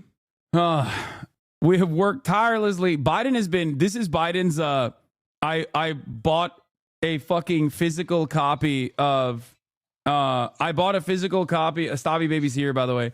This is Biden's version of saying I bought a physical copy of Rashid Khalidi's 100 Years of Palestine.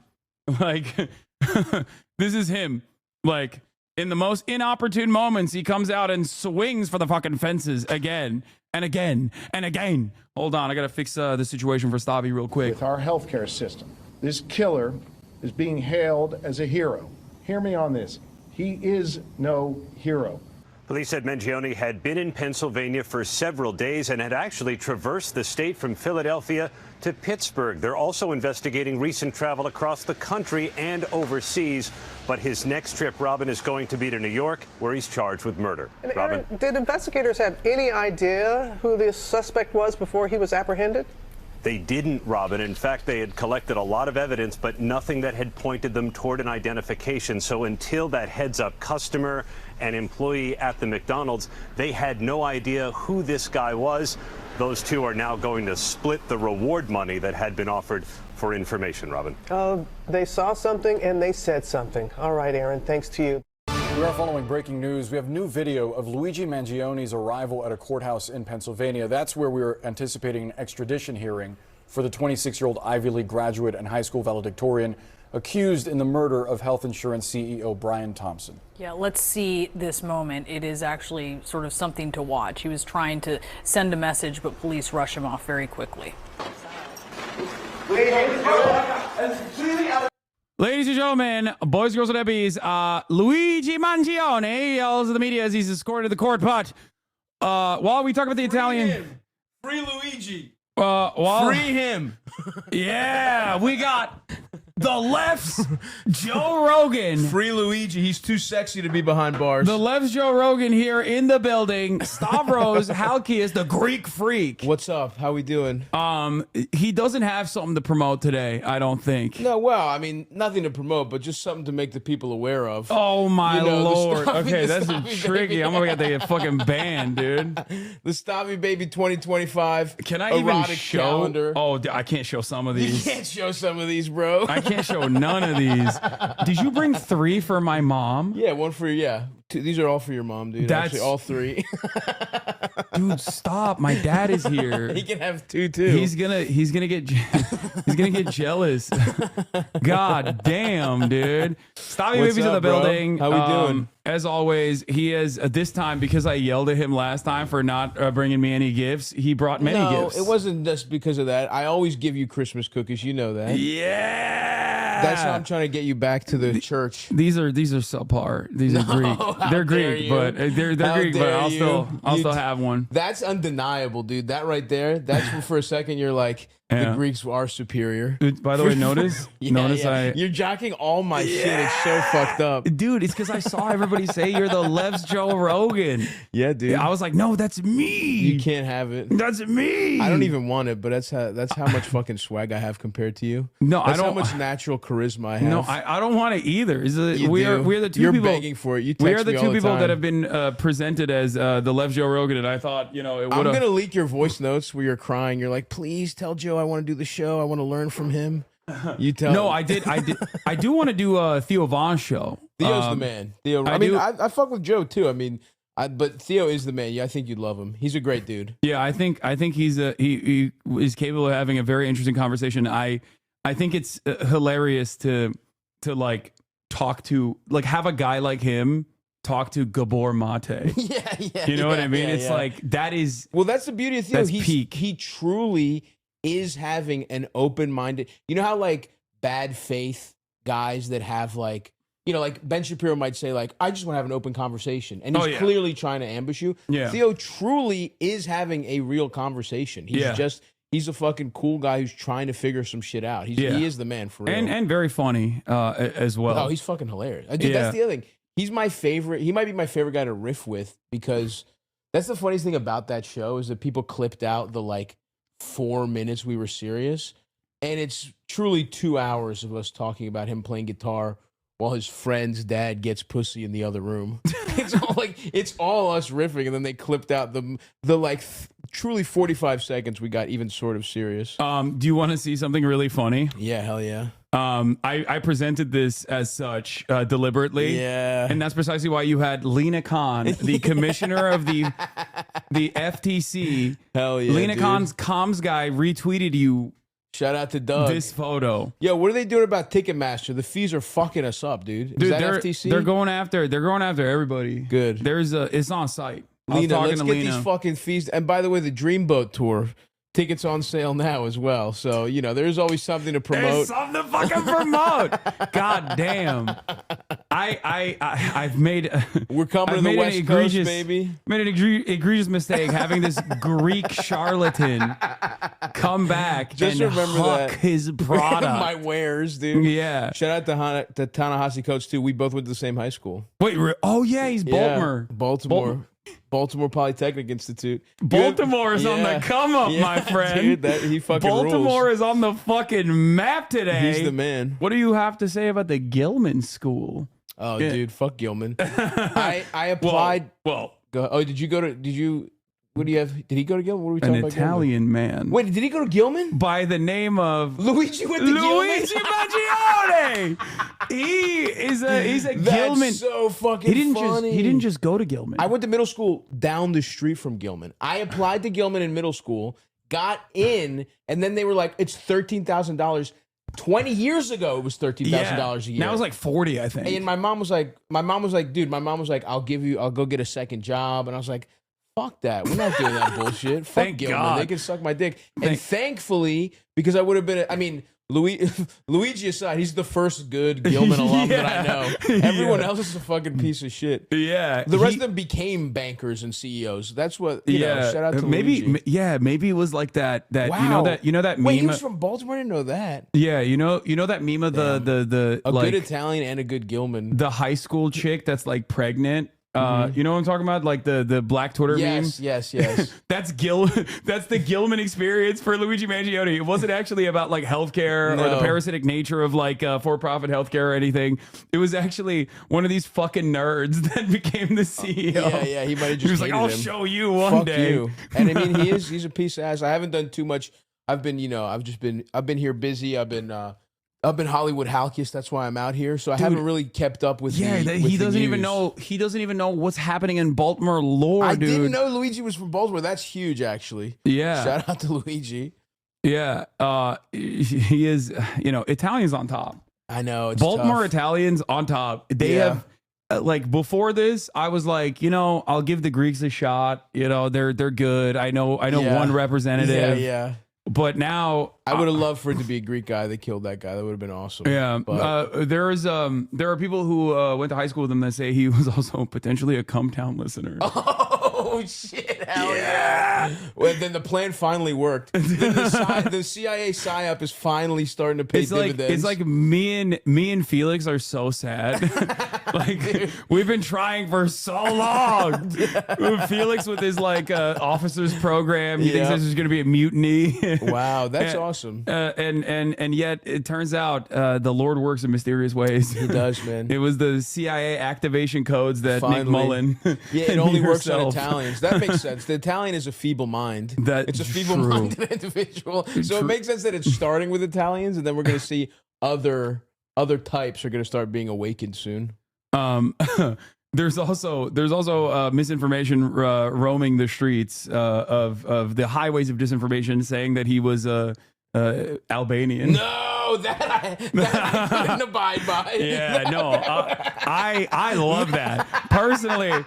When I heard that there's a likelihood that he was Albanian, regardless of the context note, I was like, no, I believe this. Of course you do. I believe this. Of course you do. That's the Ottoman divide and conquer the Balkans. Set me and the Albanians against each other again. Yeah. Dude, I would not be able to. I'm not going to be able to look Eldis in the eye if this guy's Albanian, dude. He is. It's bad enough they get they hit me with Belushi, they hit me with fucking Elijah Dushku, half of Regis Philbin. But if they got fucking Luigi Mangione, Yeah, be of Italo-Albanian descent. Italo-Albanian, Come from a well-off family, awaken class consciousness of the proletariat, get sent to prison. Welcome back, Antonio Gramsci. hell yeah, dude. Yeah, hell he's yeah. back. He's back in a Let very him run for meaningful way. president. Dude, he would wipe the table. Yeah. They fear him. They really fear do. his powerful eyebrows. He would probably get life in prison, right? How long do you get for a cold-blooded murder? Dude, even of like a shitty person, like we can't be having that, unfortunately. But like he would go to jail. I mean, look, forever, if justice is served, then he's a free man. He gets out. he gets out. Yeah.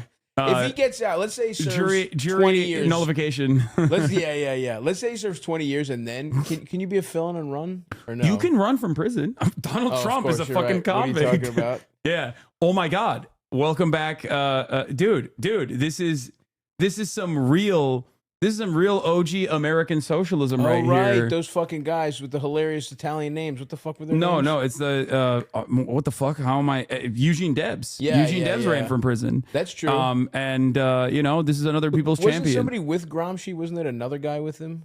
I don't know. Oh, Sacco and Vanzetti. Yeah, Sacco and Vanzetti.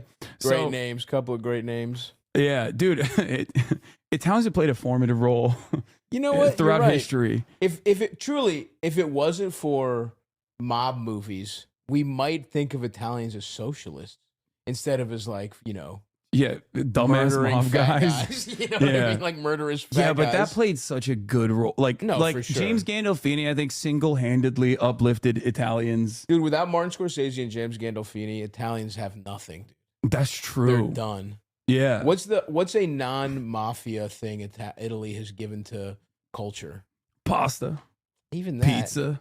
Yeah, I guess. I'll give you that. Gabagool. Yeah. Oh, God. People are saying Stallone. No. Stallone is the man. That's true. But No, I don't.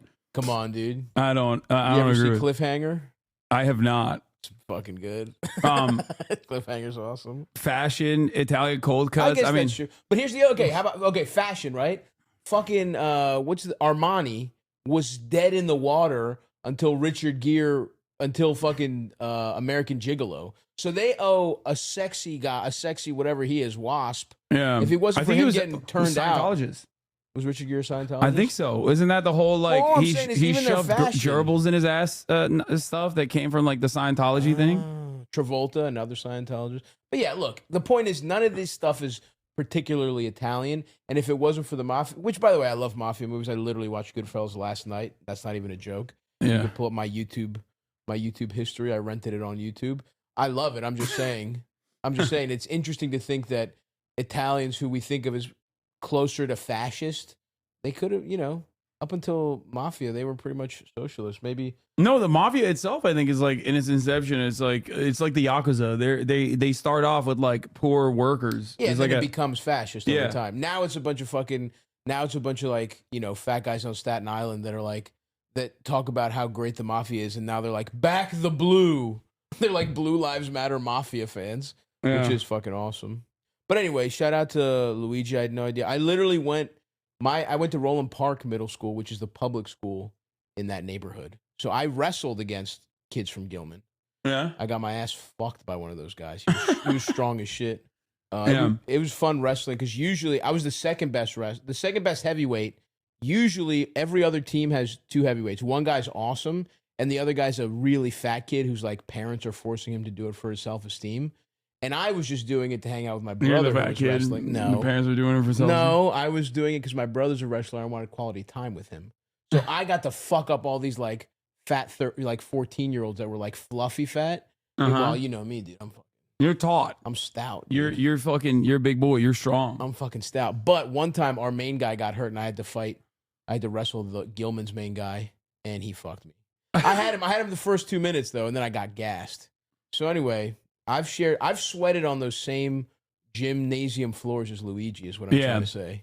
Well, I think Luigi, he has the same musculature as someone like yourself. Yeah. Like he is obviously like in great shape. Yeah, he looks spectacular. fucking nice. He does. I will say, all my gay friends, close friends on IG yesterday, heinous stuff about how they want Luigi to fuck them.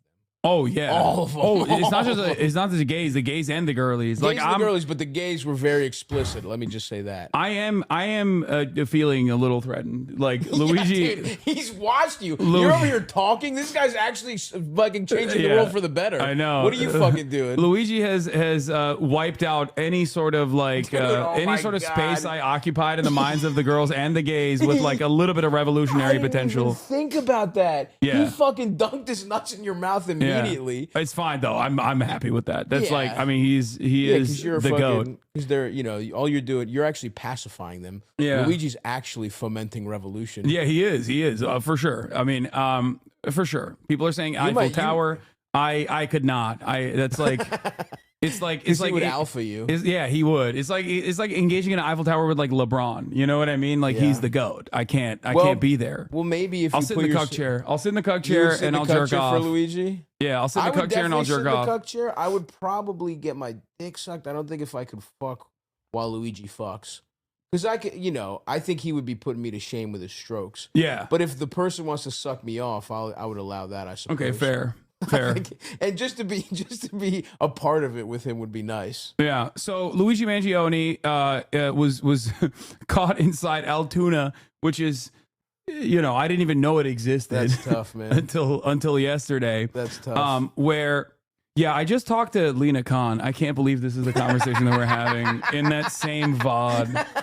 I talked to Ta-NEHISI Coates and Lina Khan. This conversation has taken a very different direction. We have to fucking see things from all sides, Hasan. Yeah, I know. We have to get, you know, there's the high and the low culture. Yeah, Luigi Mangione was caught at McDonald's eating what appears to be a hash brown before arrest. And I believe it was like a boomer with a weird sense of justice, it seems, that did not have her or his priorities in mind. That Josh Shapiro also famously called. I don't know why this that did not have her or his priorities in mind. That Josh Shapiro also famously called. I don't know why this person is like openly saying like I'm the guy who did this, because now they're just like gonna get a shit ton of like insane attention, negative attention. I don't think that anyone should obviously harass this boomer. No. Like who gives a fuck, you know. And I do guess we should have. I guess there should be due process. You shouldn't be able to murder CEOs. Yeah. But you know, don't harass. Truly, don't harass this guy. He's a fucking idiot. Yeah. It started out almost a little bit like a joke because we thought my one friend thought he looked like the shooter. Oh man, he's got the full blown Mid-Atlantic. Dude, I have noticed that like the some parts of Pennsylvania have, I think I've talked to you about this before, like they have an identical Baltimore. It's a little different. It runs from Pittsburgh all the way to parts of like Jersey. Yeah. It's really that Mid-Atlantic trash accent. There's a weird ass like Baltimore. What's the specific region? It's Dundalk's the one that I'm the most familiar with. Yeah, Dundalk. For sure. There's like a Dundakian tinge to it. Oh, it was started as a joke. Yeah. But it's like, come on, man. Yeah. I also love the thing that's so fucking funny is that the NYPD, which I feel like Eric Adams has just like funneled so much money into them. This fucking guy, it is. I mean, you've probably talked about it already, but I haven't talked about this at all anywhere. It's so fucking funny. Yeah. That someone killed a guy in Midtown Manhattan and walked away on camera. They had his face even at a certain point. And the NYPD could not get him. It was some fucking dumbass in Altoona that couldn't mind his own business that fucking did it. Yeah. It's really fucking hilarious how useless they are for how much money they get. And it's so funny that the media is still glazing the police. They're like, it's incredible. The police work that they done, the police work that they put into this, like, oh my God. And it's like, they have like a $100 quintillion budget. They got fucking submarines. Yep, which we need. It's one of the largest standing militaries on the planet on its own, the NYPD. And all they do is twiddle their fucking thumbs, shoot fare evaders, and play Candy Crush at every goddamn subway station. They're playing a lot of Candy Crush upstairs. And not even downstairs where people are jerking off. Yeah. They're just upstairs. Yeah, it's just so... It's so fucking annoying that that the media is like just giving them so many props. They're like, oh, dude, these guys They did it. They did it again. No, it's like this fucking It's dipshit. this guy who did it. It's My so funny buddy that told I me bet that. you Luigi did not think, like, he couldn't have planned it out. The plan couldn't have been, well, I'll go lay out in a McDonald's in Altoona till things quiet down. Like, if he had any kind of plan, he'd be fucking free right now. He didn't. So this guy didn't call it in. I don't He think. saw him better than I did, actually. I think the one worker that actually thought it was him, she said it between his eyes and his eyebrows. She says, when I took his order, Luigi should have waxed his shit, dude. Dude, Luigi should have gotten his shit threaded and maybe got like the like little fucking. He should have gone with the Julia Fox method. You know, bleach that he shit. should have bleached his shit. He should have fucked his look up for real. He might have been free today. That's a classic. Like you gotta fuck your shit up after an assassination. Like everybody knows that. Yes, exactly. Cut your hair, dye it. Classic stuff. Seems like that'd be the funnest part of assassination is your makeover. Yeah. You get a whole new look. Yeah, exactly. I've always wanted to be a redhead. I feel like they should let him go because it's racial profiling to say an Italian man had bushy eyebrows. That's true. Like that is like racism is alive and well. I guess Italians aren't white. You know, we've finally addressed it. Yeah, he's trying to make that. He's trying to get them back out. Yeah. I mean, there's a lot of look. We're doing Monday Morning Quarterback in here. Of Okay. course, There's a of lot of course. stuff that he did that, you know, maybe He did a good job getting out of New York. He did. He did. He kept his fake ID. He kept his gun. I don't know why he did that. Maybe he was looking to. You got to dump you it, know, dude. Oh yeah. Maybe he Go was 2 for looking 2. to use He it checked. again. He's like, yeah. Yeah, He checked. I'm fucking. I got the first one. Let me take one from half court. Yeah. Jokic. Dude, if he had had 2 in a row, that would From been the fucking logo, crazy, dude. He was coming in. If he pulled up with that same gun. Was anybody visiting Altoona? Was fucking Bezos going to be in Altoona? Yeah. No one is going to Altoona. Yeah, that's true. So yeah, that's what happened. He got caught yesterday, and his manifesto is out, and we're gonna read it. Oh, but let's finish this real quick. Oh my God, it's a guy from New York. Damn. Yeah, I don't like that they're like outing the snitch. No, I feel bad for that. I mean, I feel bad, especially that guy who isn't even the snitch. Yeah. And doesn't understand. I mean, hopefully he's so offline it won't affect his life, but he's probably going to get doxxed by some like insane people on the internet that want to suck Luigi off. Yeah. So let me throw this out. I need to bevy myself, actually. I'm going to get a water. Okay. All right. We got the there's water's on there. Damn, drinking water. What the fuck? Bit of a headache. Yeah. But damn. I'm powering through. I'm riffing through the pain. You're healthy, Oh, dude. Who is this? Dude. The hydration station. I gotta hydrate. Okay, so yeah, from what I understand, he's not even getting fucking money as well. Wow, what? Bizarre reason why the McDonald's worker might not receive the $60,000 reward for identifying Luigi Mangione. The strict rules could mean the tipster might not even get a dime. That's fucking crazy. Who keeps it? The NYPD gets 2 rocket launchers. They get a jetpack. Yeah, that's like half of overtime pay for 2 guys at the subway station. That's so fucking funny. 50 from the FBI, 10 from the NYPD specifically, but yeah, it seems like another claim was denied. Yeah, damn, dude. You know, they got his ass. The American working class gets fucked over once again. Okay. Yeah. Yeah, That maybe would have been that'll nice. This guy could have gotten a fucking pool table. Yeah, or maybe he could have fucking paid for medical insurance. Yeah, which at a certain point when it's necessary, and then their claims are denied. So, you know, that's the. I'm a little upset because I was getting ready to go. I was getting ready to go full conspiracy theory. This would have been a fun one to do conspiracy theories about, but they caught him too quick. Yeah, well, no, don't worry. There's still plenty of conspiracy theories that are roaming. People are saying that it's not the same guy. It's a patsy. It's a fall guy, and that they're like he's taking the fall. But here's the CEO murder suspect arriving for the extradition hearing, and he had some statements that he made. Oh wow, Pennsylvania. That's where we were anticipating an extradition hearing for the 26-year-old Ivy League graduate and high school valedictorian accused in the murder of health insurance CEO Brian Thompson. Yeah, let's see this moment. It is actually sort of something to watch. He was trying to send a message, but police rush him off very quickly. Oh, wow. Kaya, place. And it's completely out of touch. Good girl. And it's an insult to the intelligence of the American people. Oh, yeah, he's going to have some fire stuff on the stand. All right, so he's we just gonna heard him demand yell to that about it, testify. sort of something being unjust. This is an insult. So, What is there's a much better angle of this. Do we know what he said? This is completely unjust and an insult to the intelligence of American people. Oh, nice. The media is completely out of touch, and it is an insult to the intelligence of the American people and lived experience. Oh my God, he's going lived experience with it? Oh my God, dude. He went. Respect, dude. That is, okay, truly, this is what boomers, like Republican boomers, fear, is that bisexuals will start killing them. Yeah. And that's what, I mean, people, sexy bisexuals that say lived experience will start fucking killing them. So far, I think, like, this is played out in a way that is, like, truly terrifying if you're a fucking healthcare CEO. Yes, yes. Because, like, the guy being white, and like being the exact profile of like upper middle class to wealthy, white kid, upstart, valedictorian in high school, attractive, went to an Ivy League school, has a potential point of radicalization that is like understandable for many Americans. Yeah, well, I mean, the response in and of itself, it's like everyone, like, no one heard this and was sad. Everyone was either like nice or like, hell yeah, I guess I feel bad for his family. Like, that's no one was like, what a tragedy.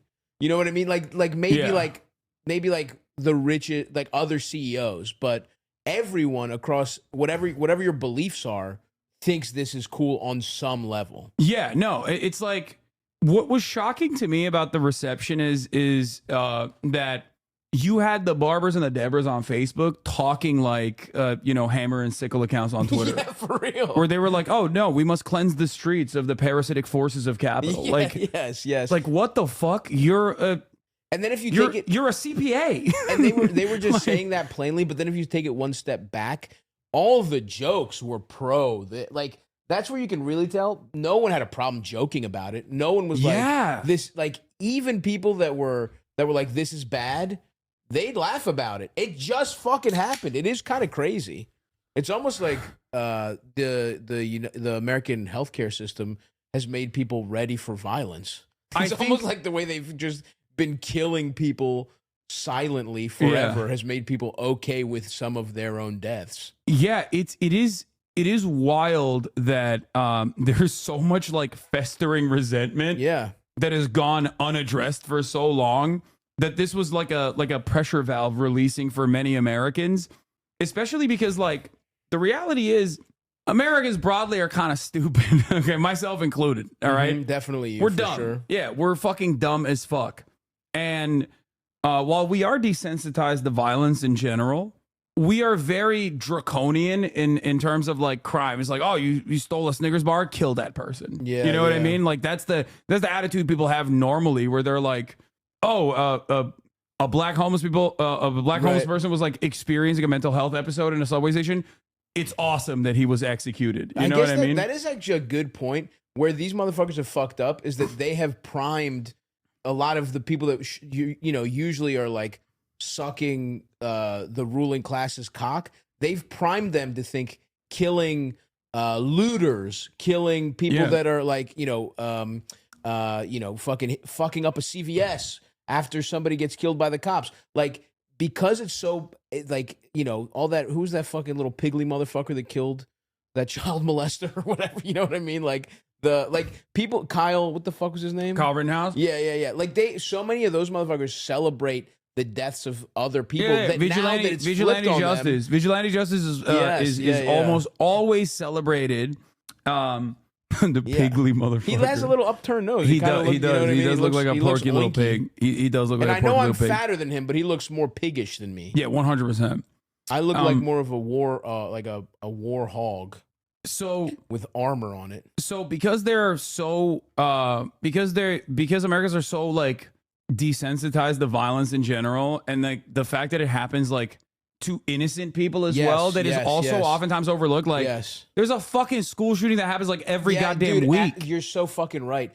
That's the flip side of these motherfuckers not doing anything about gun control. It's like, okay, well, now that it's you, now that it's fucking it's CEOs of healthcare companies, no one gives a fuck either. Yeah, and so like That's a great point. I didn't even think of that. This is what I said in the aftermath of like the first Trump failed assassination as well, where I was like, you rarely ever see people in positions of power in the crosshairs of gun violence. You always see like fucking kindergartners and shit. You know what I mean? Because most people that like snap for one reason or another. Wow, this makes me feel even better about not giving a fuck. Yeah, it's just like most people that snap, they go and like fucking redirect that anger to like random unsuspecting public school students, right? Yeah. Like it rarely even happens in like private school in general. It doesn't happen to like the children of the wealthy. It happens to the children of the poor. So like in that environment. Oh yeah, we should tally up how many kids have died in school shootings, and then it's like, all right, that's how many assassinations of CEOs we get. Yeah, we get like thousands of them. Yeah, exactly. Look, and then we're even, and then we can stop killing people. United Healthcare shooter showing Americans they can shoot billionaires instead of kids. 300,000 likes. It's like, so when you have a nation that's like primed, okay, when it's a powder keg, and there's like an arsenal of weapons that you can just like mass purchase at any given fucking random grocery chain, like retail store, and all of a sudden, like, it's open season, and that like you can redirect that unregulated, unrestricted violence against like someone who has caused a lot of harm. Yeah, someone who's actually hurt people. Someone who is a figurehead for that harm, because like that's what the CEO is in this situation. He's replaceable. They don't give a shit. I'm sure. You know. The board of executives was very saddened by this affair, and immediately we're like, all right, well, how do we fill this position? Of course. Who's like, the next guy? How do we find someone who's more sympathetic so if they kill him, we'll get better PR out of it? Yeah. This guy was just some fat white guy. No one cares. Yeah. That's when CEOs go identity politics. They're like, it seems like our charts are showing if it was a Latina executive, people would be sad. So let's hire some of them. And you don't have to pay him as much. Yeah. Not a white guy. Not a white guy. Latinx. That's what I guarantee you they did that immediately. Yeah. So from 2000 through 2022, there were 328 deaths at elementary and secondary schools in mass shootings. 328. Yeah. Let's get to it. So in that entire process, like, of course, this is like, I mean, this is technically the propaganda of the deed. Like, this is an action that stands out. It doesn't matter what his like background is. It doesn't matter what his like family business was, because a lot of people are now doing this thing where they're like, well, his family was in healthcare. Like, they're doing the socialism, but you own a house to a motherfucker who shot a CEO. Yeah. Like, he's not a revolutionary anarchist, chatters. You know what I mean? He's not like a card carrying commie. He's just a guy who was fucked over.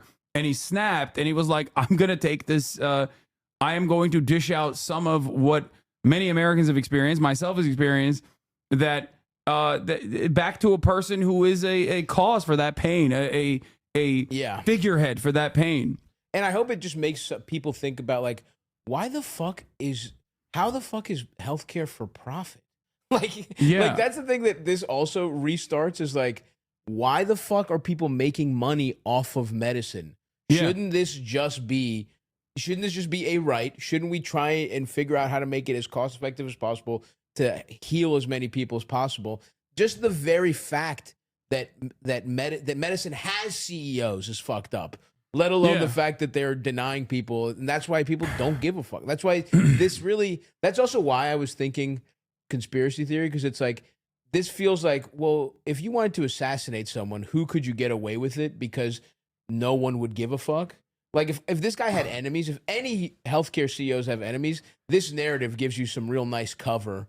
By the way, on some fucking tinfoil hat shit. I called this, by the way. I said he's definitely a Redditor because of the Peak Design backpack. And I think they found his Reddit. Oh, shit. What was he on? 26-year-old suspect's alleged account was surfaced yesterday by a handful of Reddit users who claimed to have recognized Mangione from his posts and comments in the spondyloliphysis. I feel like I've seen this username in my notifications before. What does this is crazy. mean? I think it's spine pain. Oh, damn. There's a Reddit. This is what Reddit is for. Like, literally just like hyper niche shit. Okay? And Oh, did he have it or did a family? I'm for real not up on it. Other than like I said, my friends wanting to fuck him on IG yesterday. Yeah, hyperspecific spondylolisthesis is a condition where the vertebrae in the spine slips out of place, usually in the lower back. It's a slip disc. That probably hurts so bad. Yeah, it's happened to me. It's fucking awful. Anyway, I feel like I've seen this username in my notifications before. In April this year, Mr. Cactus had shared advice with the community. Keep trying different surgeons. Nobody will operate on my back until I'm at least 40 is nonsense coming from a medical professional who lacks perspective. Tell them you are unable to work. Do your job, they added. We live in a capitalist society. I found that the medical industry responds to these keywords far more urgently than you describing unbearable pain and how it's impacting your quality of life. Plan Z, fake a foot drop or piss yourself. This is the nuclear option, but there comes a time when it is just ridiculous that people won't operate on your broken spine. Yeah. That's wild. And I did call, when I saw the Peak Design backpack, I was like, oh, this is like an everyday carry guy. Like he definitely got that from active in the r/1 bag community where the Peak Design backpack brand from the shooting photos is incredibly popular. In April, the account shared a packing list for several months of travel in Asia. And he did. He went and lived in Japan where he said the Japanese population were NPCs where they refused to help out a person who was like, exhibiting a stroke in the middle of a street. Somebody else. Yeah, somebody. And he was like, they wouldn't even cross the empty streets when the red light was on. Damn, that's fucking wild. So, I clocked his ass as a Redditor. I mean, a Redditor that goes to Asia. Oh, mods remove posts. He suffered from spondylolisthesis. Dude, that's so fucked. That he was that jacked and had a fucked up back.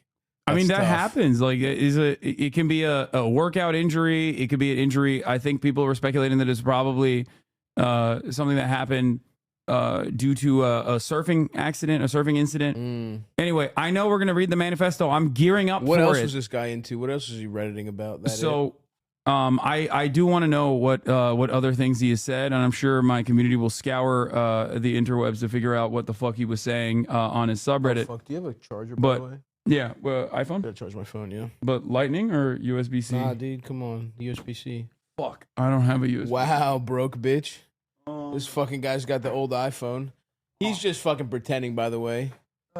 He's making a big show that he has the old iPhone to pretend he's one of you guys. He's not.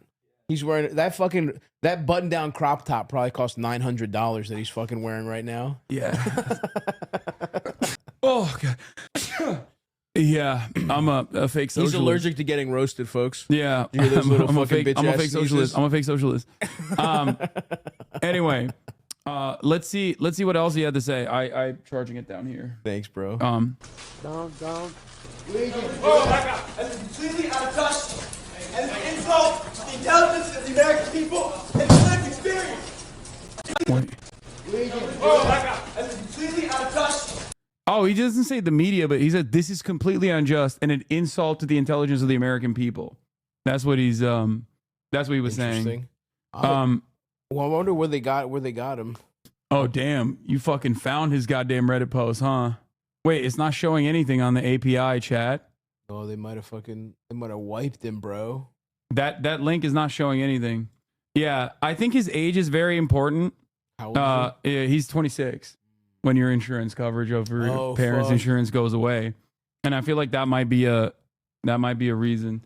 This is completely unjust and an insult to the intelligence of the American people and their lived experience. That's what he said. He might also say out of touch instead of unjust. I can't tell. But I don't think he fucked up. For people saying that he missed his opportunity to hit the fucking one line, you're wrong. Nah. The fact he squeezed that out of nothing. You guys are fucking. Don't be hard on him. The search function doesn't work. It says pull push may be down. Too many people trying to see what he was jacking off to. Post history of his alleged Reddit account, Mr. Cactus, going back to 2016, detailing his time at UPenn, his studies of computer science, his health issues, including spondylolisthesis and spinal fusion. His trip to Asia. His latest post, a cross post to r/Ted Kaczynski. Oh no, r/Ted Kaczynski. That makes sense, I guess.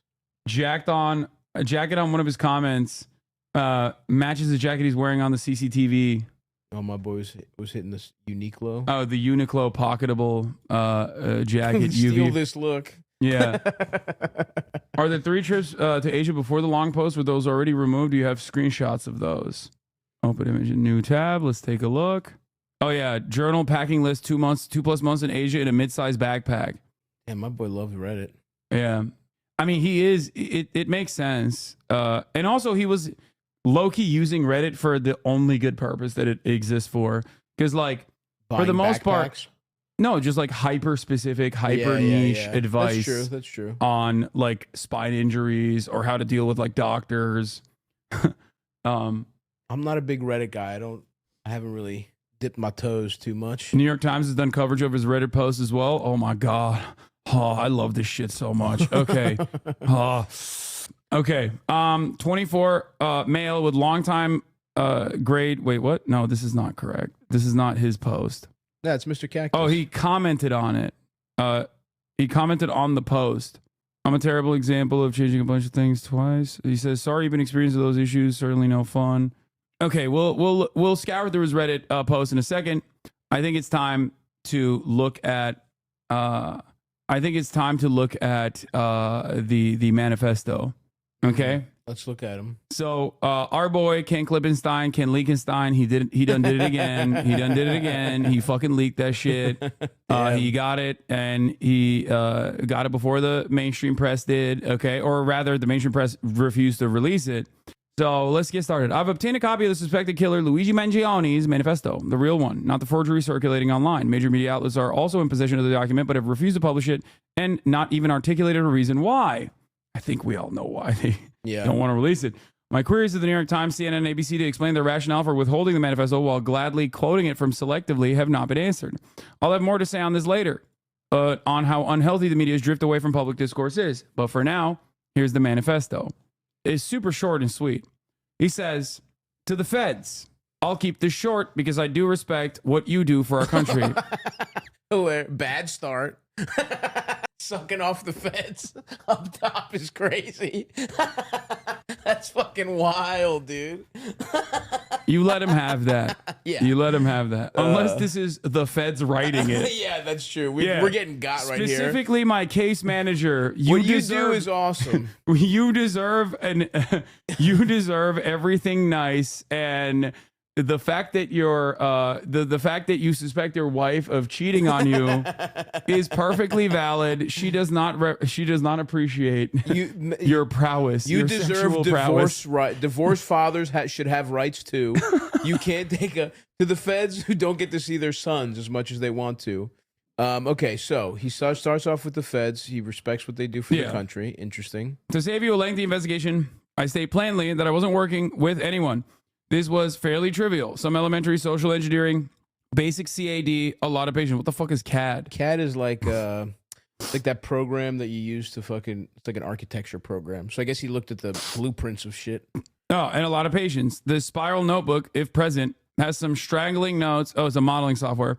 Has some strangling notes. And oh my God, look at all my fucking goddamn stem cell nerds in the chat. Dude, this is why I'm saying shit.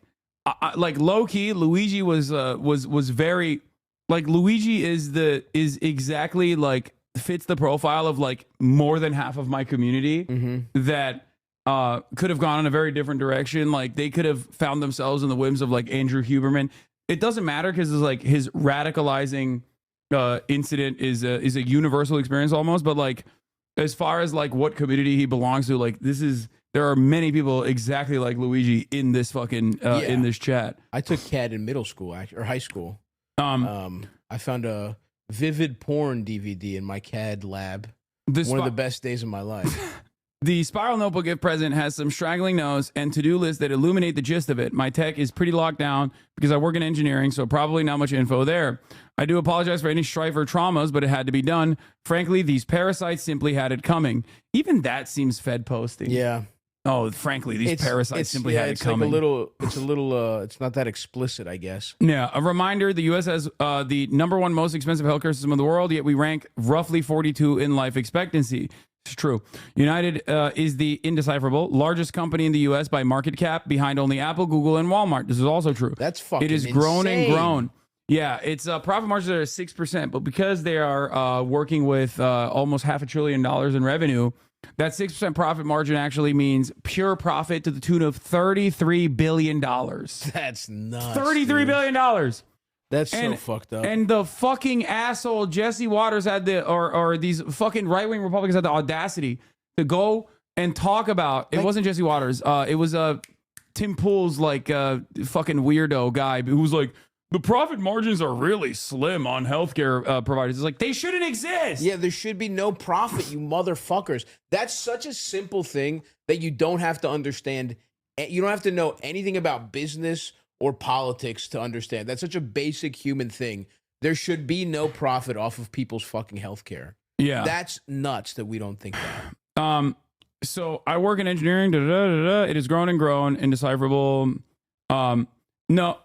It has grown and grown, but has our life expectancy? No. The reality is these indecipherable have simply gotten too powerful, and they continue to abuse our country for immense profit because the American public has allowed them to get away with it.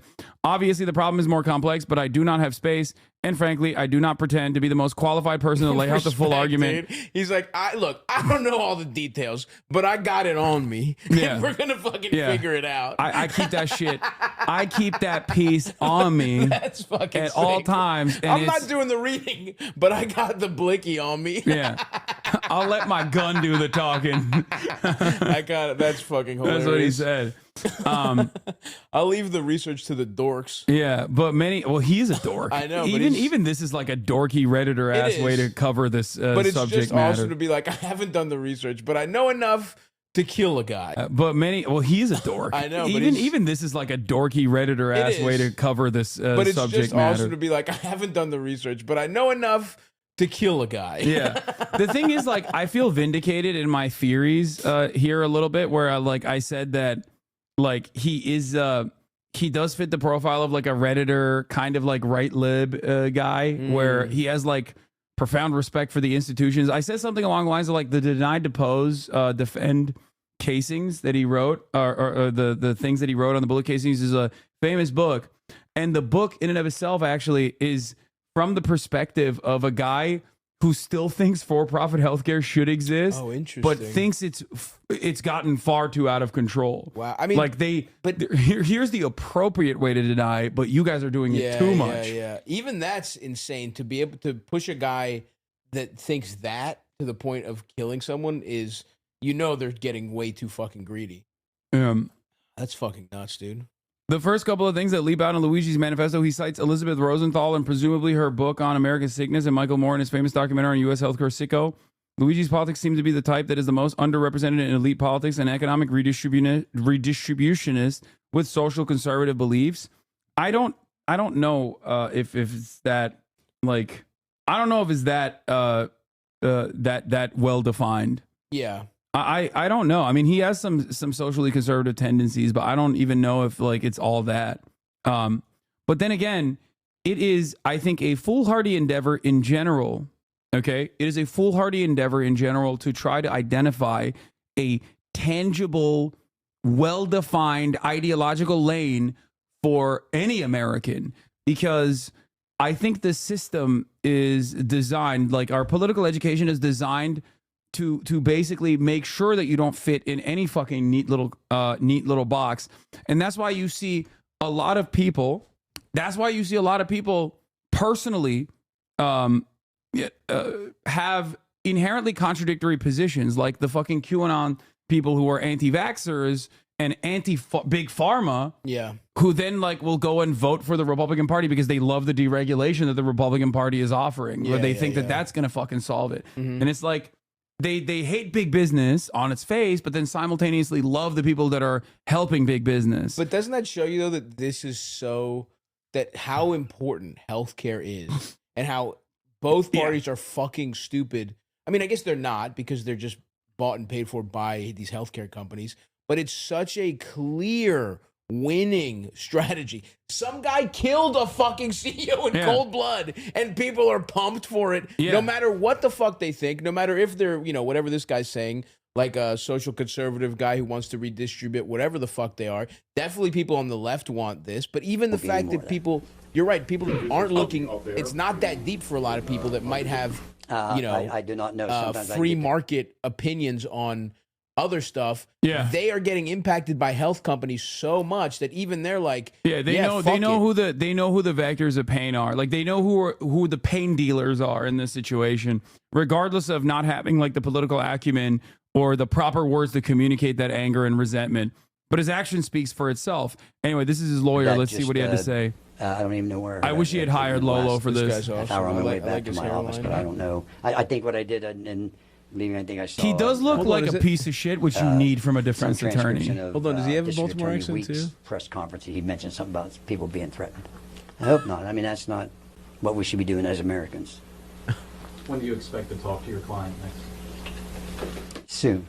I anticipate, they stay, but let's start from the start. We've made a strong bond, and I'm looking forward to moving forward, helping them out. How were you approached? I really don't want to get into that. Is he saying he's innocent at this point?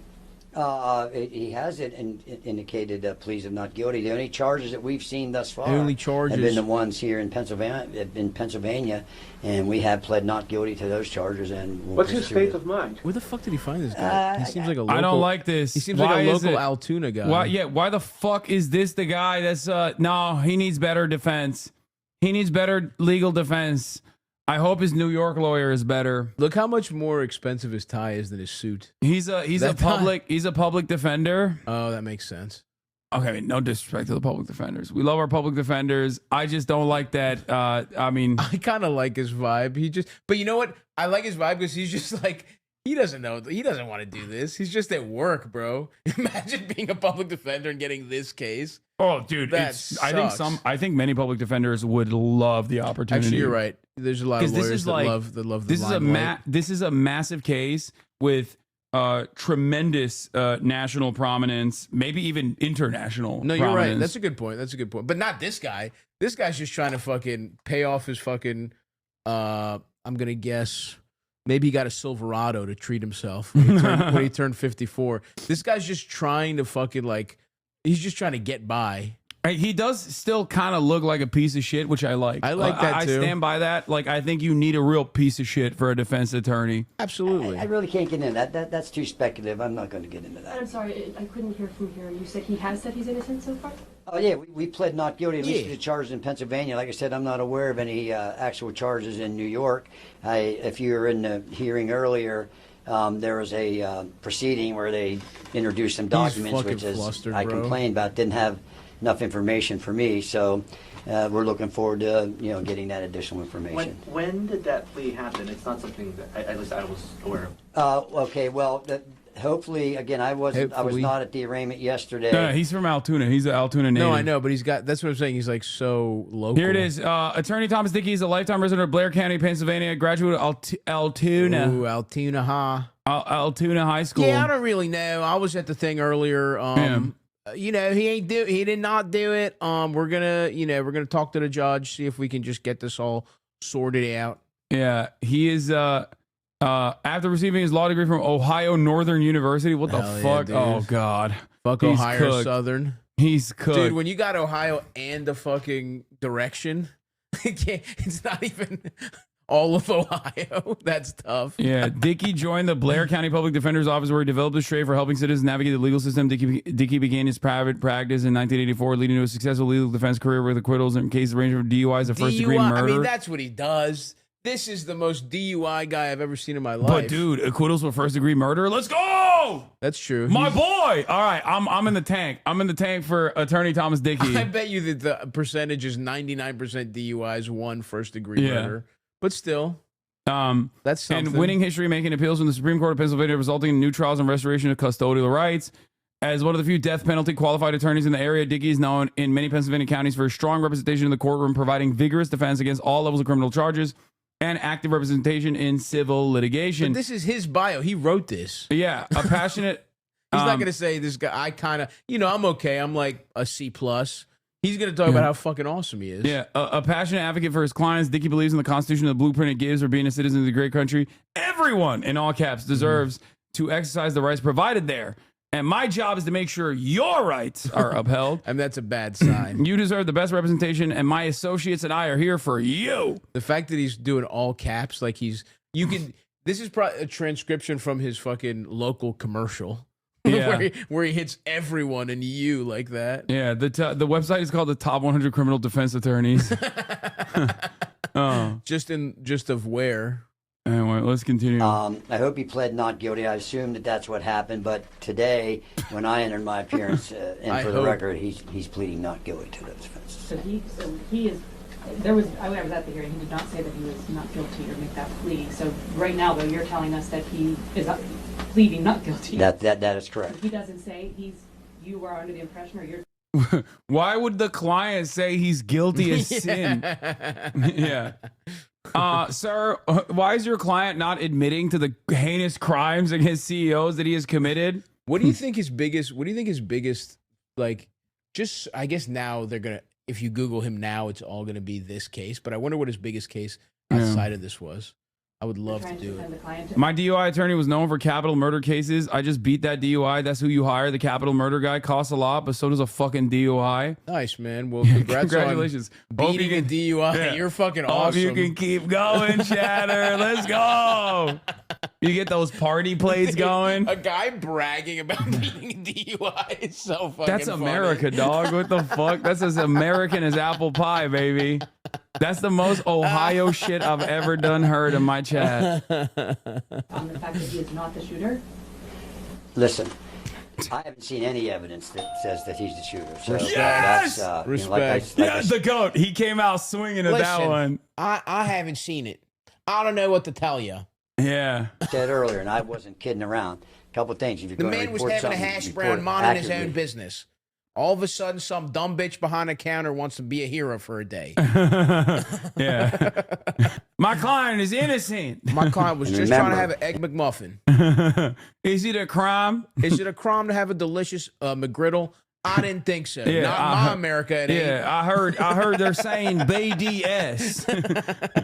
They're saying Free Palestine. They're saying BDS. We don't care about that in Altoona. Is McDonald's in the list? It is. You got scared. Fuck, dude. I had some Mickey D's. It's over. Well, so did this guy. So. Yeah, that's and this true. Is not just a small thing. The fundamental concept of American justice is a presumption of innocence, and until you're proven guilty beyond a reasonable doubt. And I've seen zero evidence at this point, and so I'm not even aware of what any charges. This guy rules. He's like, I don't even know what y'all are talking about. I don't even know what y'all talking about. This crime. What is it? A crime, really? This guy's fucking awesome. I say it's self-defense. Regarding the extradition, he's like nervous, dude. Well, during the hearing today was the extradition, so we're going to take one step at a time. It's a long process. Can be a long process. The photos that police released, the NYPD release of him.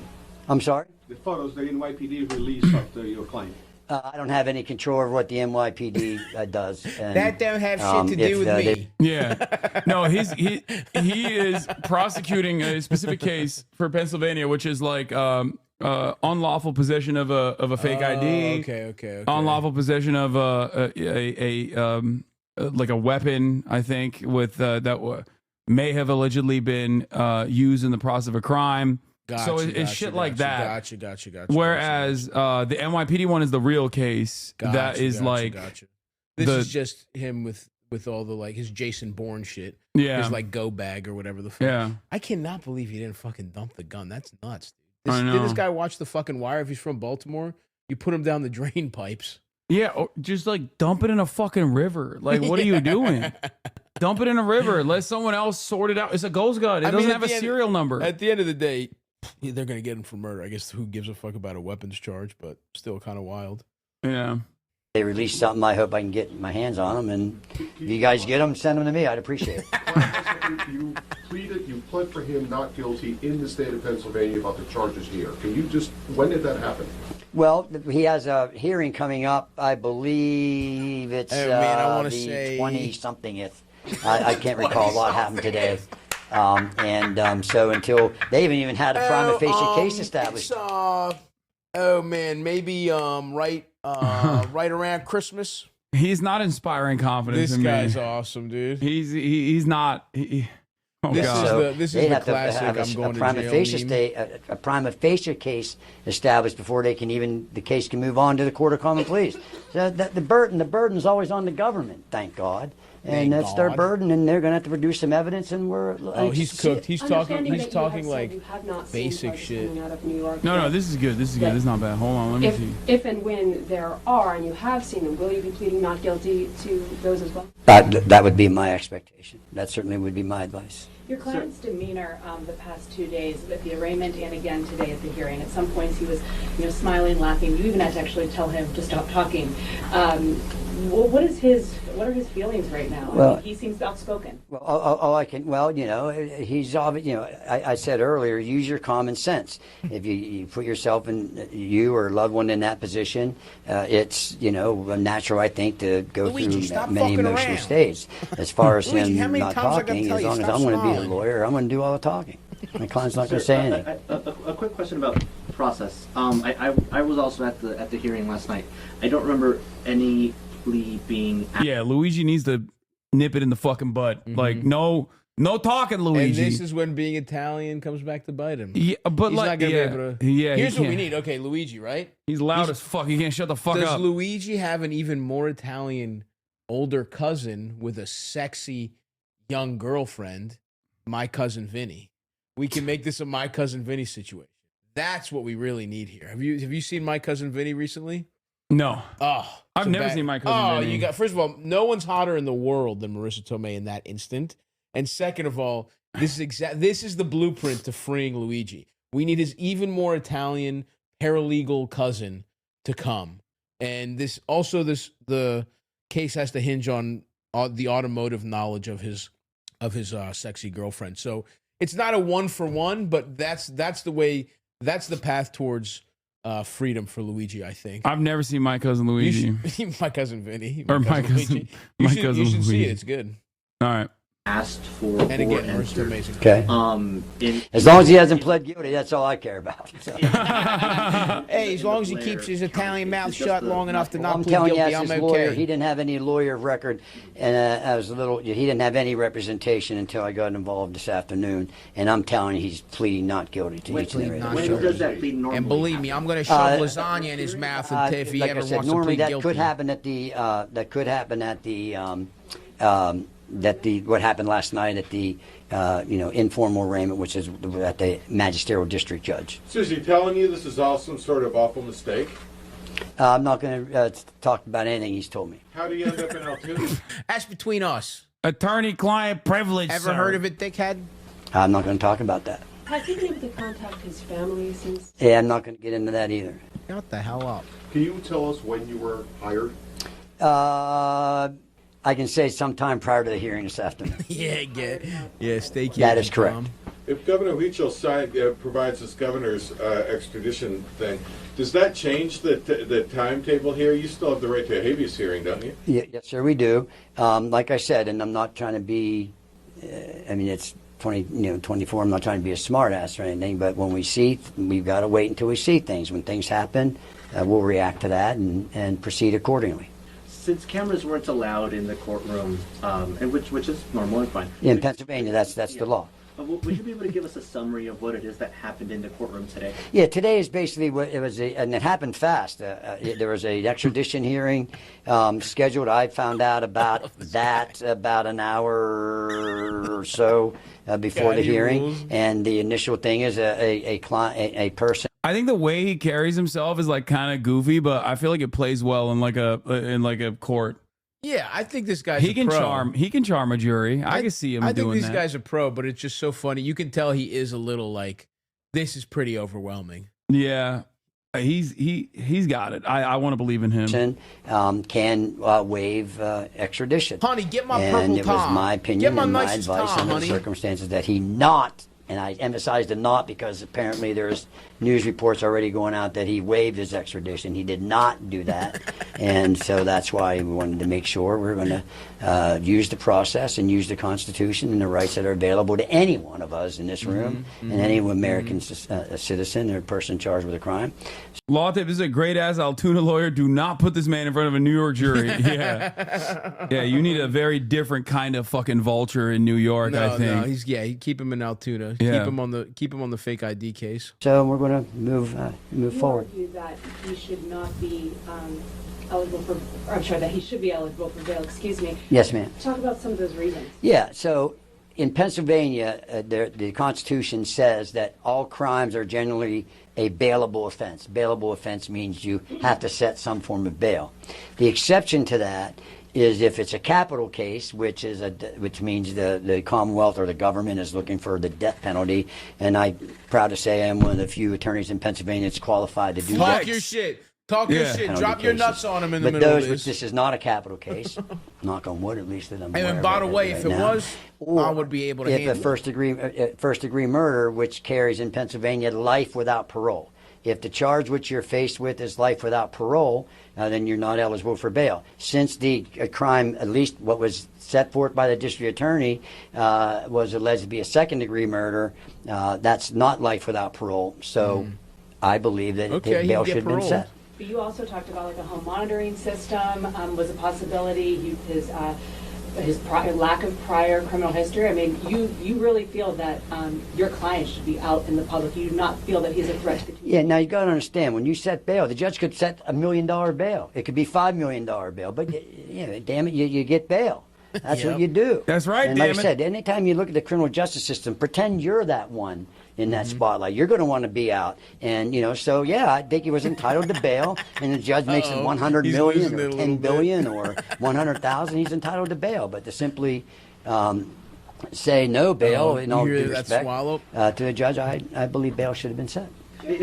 Oh, he's behind the Tom Dickey. I just realized he's behind. Oh, he's behind the promo. He's getting good promo. I can't because I wasn't at that proceeding. Is your client being held in solitary confinement? I can't comment on that. I do not know. What is the procedure in the next couple of days? What are you going to do? What is going to happen? I'm not going to get into a lot of detail. I do have some things planned, but I can't get into that because stay I don't tuned. think I'm that's moving what in attorneys silence. So are there any other court proceedings in the next day or two? Not that I'm aware of. I hope that since I'm the attorney of record, that they let me know about it. Today you talked about the masks possibly being related to coronavirus. Could you elaborate on that? I'm talking about Altoona friends right now. They all know this guy's a total monster. Apparently, the guy he got acquitted for murder once stabbed a guy at a gas station in clear view of cameras. Okay. Let's go. That's not bad. Let's Okay. fucking go, baby. Tom's nice with it, apparently. Yeah, he's got that Tom Long Dicky of the law. That's right. I am the law. Okay, numbers on the board, dude. Tom, he's gonna settle in. He's a little flustered. It's a little surprising, but Tom's gonna do the damn thing. I think is poetry in motion when you see him in a fucking Altoona courtroom. Okay, yeah, you're right. You couldn't have an Italian. There would be two Italian unless he's related to him. You need some kind of other type of trash that is what Tom Dickey is. Yeah. Well, I don't know where you all are from, but I still see people wearing masks. They say numerous masks. A lot of times when you buy masks, you got to buy them. They don't. I guess you can buy them individually, but every time I bought them, they come in boxes. So I don't know. Oh, I can tell you that's not a crime. True, Tom. That's not a crime. That makes a lot of motherfucking sense why you said that. I would not ever indicate anything that he indicated to me. What's I his can't get into demeanor that. like? Is he worried? Well, I'm not going to speculate on that, but like I said, use your common sense. If you were, put yourself in my client's shoes. Put yourself in my client's shoes. Tommy Common Dickey. sense, please. It's not so common. Look at his fucking face. Yeah. But I mean, he's right though. It's like, yeah, what do you think? What do you think, dumbass? Nah, he's cool as a cucumber, dude. He's looking at fucking. This is the trial of this decade. Let's say he gets whatever. Let's say Tom Dickey doesn't do the damn thing. Luigi's in jail. What's the conjugal visit situation? Because I feel like you trying to suck him. I'm not, but I feel like Luigi could live a pretty good life, dude. Getting sucked in jail. His commissary link is gonna get blasted. He's Cheetos up. Yeah, this he's dude is gonna level up He's inside of that prison. Like he is literally gonna be the god all of that the prison. Tuna, all the canned tuna you could fucking the tuna creations where it's like half some shit. It's like the lemon zest tuna or whatever the fuck that is. He's going to have it all, bro. Slim Jims. But I feel like, do you have to get married? I never knew those. Because yeah, you do. For conjugal visits, you have to be married. You can't just get pussy. You can't just be a cool guy that's dating in jail. You have to have a wife. That kind of sucks. Now, could he get divorced every month and getting you a piece of pussy there every month? could he do that? Just a scheme. I'm trying to figure it out. You are Because I think Luigi. Look, you're really he's invested going in this. down, bro. No, he's going down. No, they're not going to let him get away with this. Nah, I'm trying to make sure he's having a good time That's in pessimistic. jail. That's pessimistic. The point is, the guy we need a silver lining here. I'm trying to get a scheme together of you've already given up. I still believe. You think he's going to get off? I believe in the justice system. Right. I believe in the criminal justice system. I believe that he's free. I think he's a free man. I'm saying free him. I'm just saying, okay, look, you have to be prepared for the doomsday scenario. And if things go the wrong way, I want to have a divorce every month scheme ready to go with divorce lawyers to be able to get Luigi as the silver lining of getting, for him to cash in on all the internet thirst, even if he's in jail. Am I a monster for that? Yeah, no, I understand. I understand where you're coming from, but that's like, we'll cross that bridge when we get there. Okay, all right. All right. If you were, there's so many pressure points here where like things can fucking fall apart. Mm-hmm. Specifically, the NYPD can fuck up the case. That's true. Jail or confined in a state where supposedly there's rumors going around you're going to be charged with murder. Don't forget, folks. Use your common sense. Don't forget the STAVVYBABY 2025 calendar. Probably not a whole lot. Let's send one of these to Luigi. Can we get this to Luigi? I'm not. Someone contact like Tom the airplane Dickey movie said. and Hey, see give us if your I can impression. get And the guy a said, I don't do STAVVYBABY impressions. 2025 So calendar sent to I Luigi. wasn't looking for impressions. What I was trying to do And listen, go to STAVVY.biz. was form a bond with To my buy client. I yours. want him to trust me, and I want him to be confident that I'm here for him. And I feel that I'm very pleased how that went. How about his mental and his physical health? Excuse me, ladies first. Ladies I'm sorry. first. He's charismatic. Baja blast my brains out. Thank you for the 5-2 gift to He may have subs. had, and do you think that could have contributed to some sort of Yeah, breakdown? I'm an attorney. I'm not a physician. I We got would only cookies be too, let's not speculating. I'm forget. not going to do that. What's the benefit of not waiving the extradition and going to New York? There's a lot of benefits to that. It would take too long for me to get into all that. It's I don't want to bore you. Testing the process. I haven't seen anything. I have not seen one scintilla, one speck, one drop of any evidence yet. So it's what I decided. I think it was in our best interest to do today. Can you clarify? Thank you for not picking the remaining Diet Cokes that I haven't drank since BDS made Diet Cokes. Shit. Yeah. Why are they even there, dude? Well, I mean, I am a Diet Coke monster. I had them, and I haven't drank them So since. no Coke whatsoever? No Coke. Is Dr. Pepper Pepsi? No, it's fine. Dr. Pepper's They're their good. own shit? Mountain Dew's good, too. Ah. Okay, let's see what we got here. These are my mother's cookies. You get a care package every year. Let's not forget. We've got Melo Macarona, the brown ones, the honey cookies. Those are her specialty. And then Curabia, there's the white one. I mean, how good is that shit, huh? Fuck it. I don't want to be rude. These are Curabiedas. These are a buttery powdered sugar cookie. Those are a honey olive oil orange spice zest cookie. Damn. Mm-hmm. Wait, your mom made these? Yeah. I thought you bought them. No, dude, my mom made them. God damn, it's fire. I packed those in my suitcase. Yo, you better not give these shits to Bobby Lee, bro. He don't deserve it. Bobby and Andrew Santino will be getting a package as well. Fuck them. Don't be jealous of my other friends, Hasan. No. Fuck those guys. Don't be jealous. Just be thankful. I only had so much room in my suitcase, and you know how much that takes up? And I'm fat as shit. You know how big my clothes are? No, I know. I have similar issues.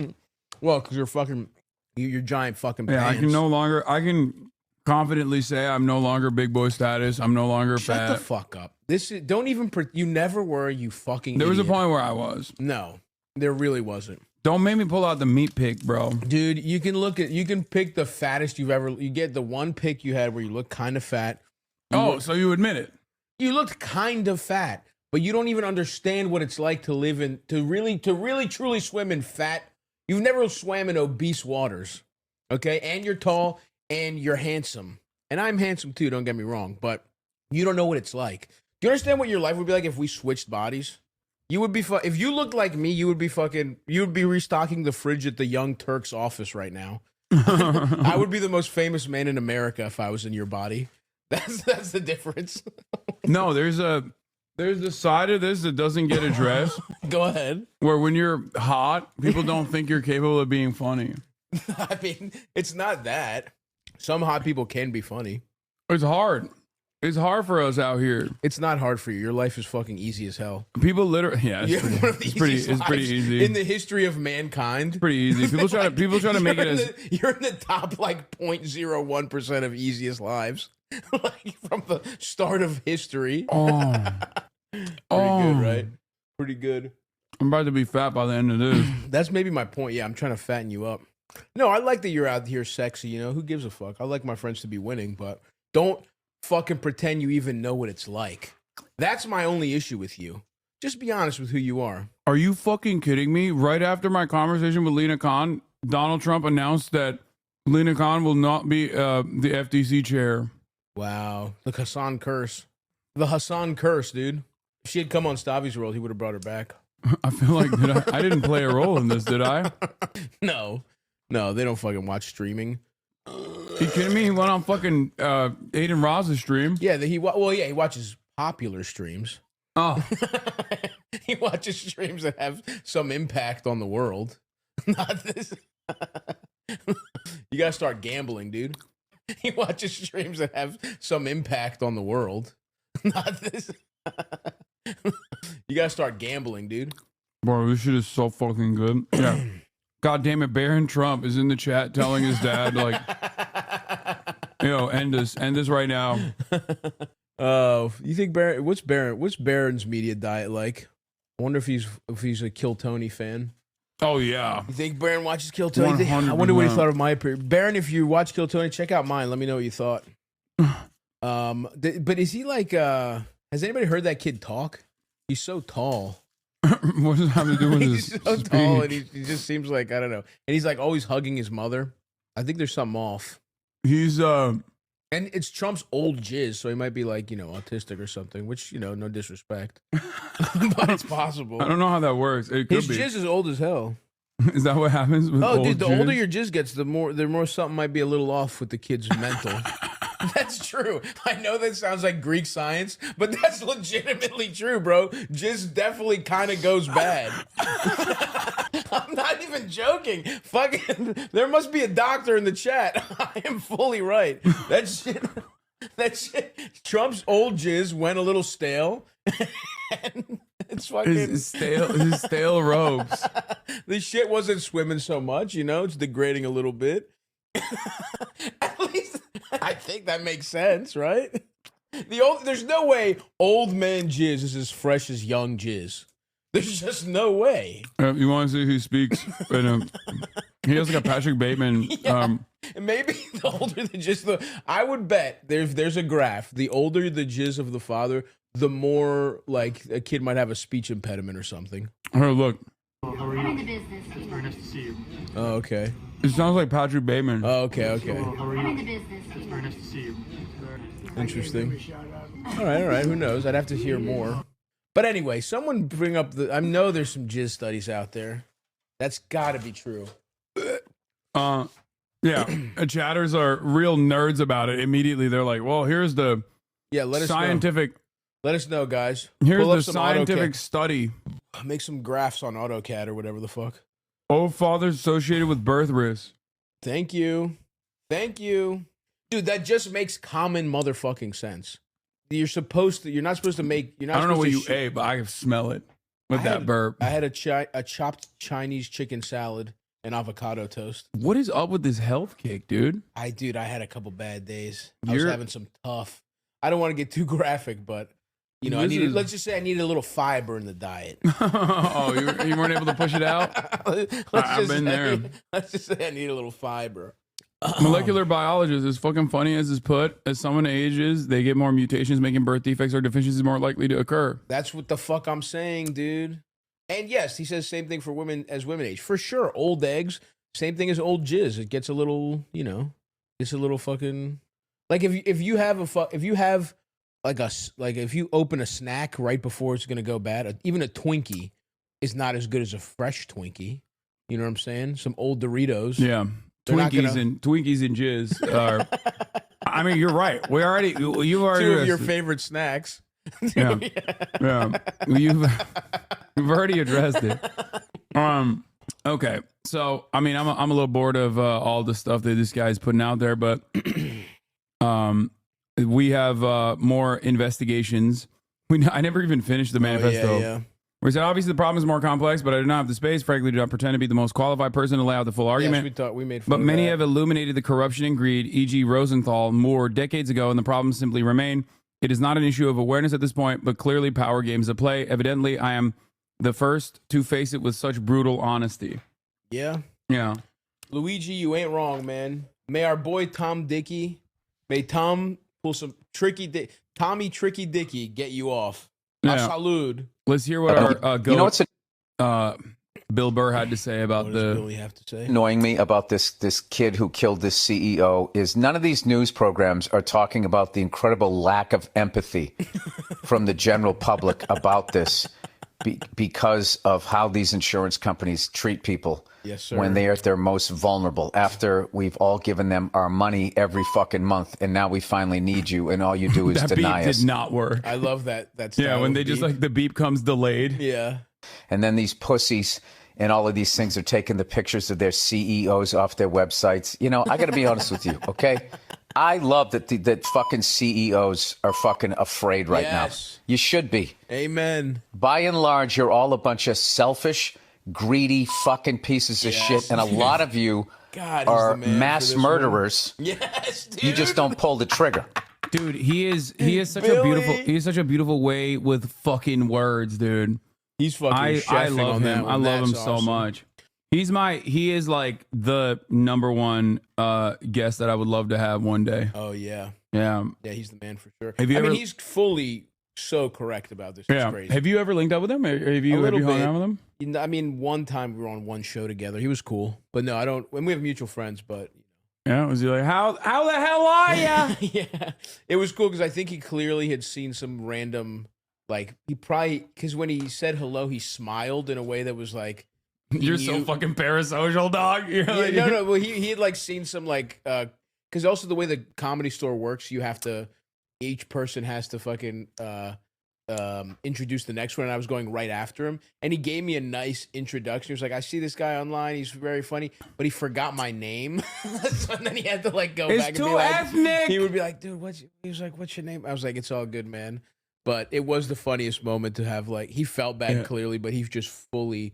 He knew who I was, but he didn't know my That's name. how you know Greeks I'll are not take it. white, bro. He couldn't even handle your fucking exotic name. It was too much for him. What is this, Stavros? But I'll take it. That little smile of recognition meant more to me than knowing my actual name. I love him so much. Yeah, he's the man. And he's so. This is exactly what he just basically put into words. What it's good that CEOs are scared. It's good that like And that they're criminals. Well, that's the thing. The inequality is so fucking crazy that and billionaires are treating people so bad and they're so in their own bubble.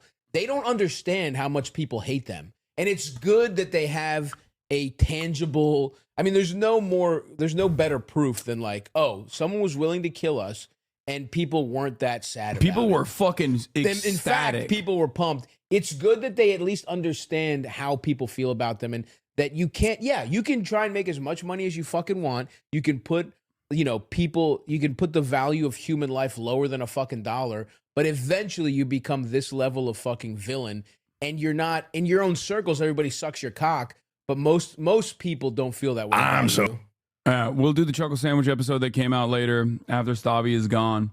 But yeah, shout out to Billy Boy.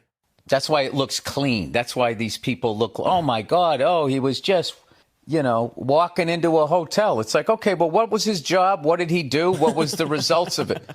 It's great. Very succinct. And expertly put.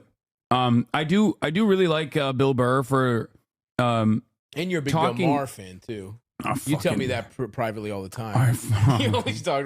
Every time I come here, you're always watching Club Random. Don't even fucking okay, first of all, Club Random is a banger, but like not for the No, of intended course, reasons of why course. he puts it I'm out. fucking with you, obviously. But oh god, I can't. Like But Burr is the man. Dude, Mar brings out like a visceral reaction. I know in what you me. mean. Yeah. It's just like he is like all of the anger and resentment I have towards the Democratic Party and like liberal elites personified. It's a real. He's so smug and in it's this, like in this like smarmy elitist alcoholic package. Yeah, where and he's always like, well, nobody wants to admit that that most people's lives follow a very traditional path of like, yeah, he just became more conservative. He got old and he's a millionaire and he's conservative now, and he wants to always, these guys can't admit that it's like you're not like a fucking rebel. Yeah, and you're also not in tune with like the demands of the public. It's incredibly frustrating. Yeah, that's so hard. It's like just the fact. Sometimes I think about that, where it's like the last few years I just don't think about money anymore, and every other year of my life until I'm 35 now. Basically, in my 30s, I haven't had to think about money, and I'm not as in tune. At least I'm close to my family, and so I'm still like around that shit. But that bothers me in terms of being able to do stand up and being like funny in a way that's relatable. It's like, I don't have to deal with that shit anymore. What do you think it's like if you've been a fucking millionaire for 25 years? Dude, absolutely. Like you don't know what life, you have to, I try to actively, I'm actively trying not to be out of touch, but if you're those guys who don't even think about that, you're going to be out of touch. I am a very stubborn piece of shit. Okay. I'm a fucking asshole. The first time, for years and years, even though I had the money for it, I refused to even get a fucking upgrade, despite my 6'4" stature. Yeah. On airplanes. Wow. Because out of sheer principle. Yeah. And my friends would look at me like I am an insane person for like not even getting the extra, economy plus. Because I was like, back in my day, that shit was free. You would ask the fucking nice person at the counter to be like, I'm a really tall guy. Can I sit at the emergency seat? And they'd be like, sure. And then they fucking made it so that you have to pay for that. Now you have to pay for like choosing which regular aisle seat you get. It's fucking nuts. Yeah, and I was so frustrated with that I refused to pay for even that. And I would always like carry my big ass bag around because I would never pay for the checked baggage fee. I hated that. And I had this like massive fucking old ass bag that I got from like my hand-me-down from my grandparents. And the first time, and I've talked about this before, the first time I ever purchased a business class ticket, I realized like, oh shit, like they treat you. Oh, they treat you like a human being. Yeah. No, and look, I'm so fucking fat that of course, as soon as I could afford first class, I'm getting first class. But it's nice. But what it is you get the dignity of a human being. Yeah. It's not even like super luxury. It's just like, oh, we just are nice to you and you don't feel like you're fucking cattle. Yeah. The first time that I got it, I was like, oh my God, like this is how every single person should be treated. Yeah, absolutely. Except you have to pay, 10x the price to get the normal human interaction. Yeah. And that was my moment where I was like, fuck, if I like, this is a change in my experience. And I feel like, I feel like that was like a very clear indication that like I am now, like if I take this for granted, and if I don't, if I don't have this like lived experience, I'm gonna, if I don't check myself, I'm gonna get out of touch. Totally. Like that was definitely something that No, you can't complain about anything in first class. Like I'm like, this fucking, if I had to go back fat as shit in the middle seat, I mean, I do sometimes still fly because I just fly to weird places, but it's truly just being fat as hell. I actually prefer, dude, if I could pay to just have the aisle, I would pay for 2 seats because I like to be able to, it's more of a horizontal issue for me. But they don't even like, they don't make it so that you can like open the fucking seats up so you can like actually sprawl out either. It's just like you're slammed in there. But yeah, it's just it is the no, you can, but I don't think you can like take the partition out. You know what I mean? Or I mean, I guess in some planes you could. You know what? Actually, I bought it one time, but they make you do it so human. There's no way to do it on an app. You have to call someone and be like, "Look, this is my favorite type of fucking dumbass." The millionaires are complaining. We're not complaining, you fucking idiot. We're not complaining. It's awesome. We're cognizant. Yeah, we're also cognizant of our like changing finances and how that it is a meta conversation about how that like changes your mentality. Yeah, it's something that you consistently have to fight back against to ensure that you're not like out of touch. Yeah, I'm not trying to be out of touch. And also, fuck you, Jones Cola. You can eat my ass cheeks. But the way they make you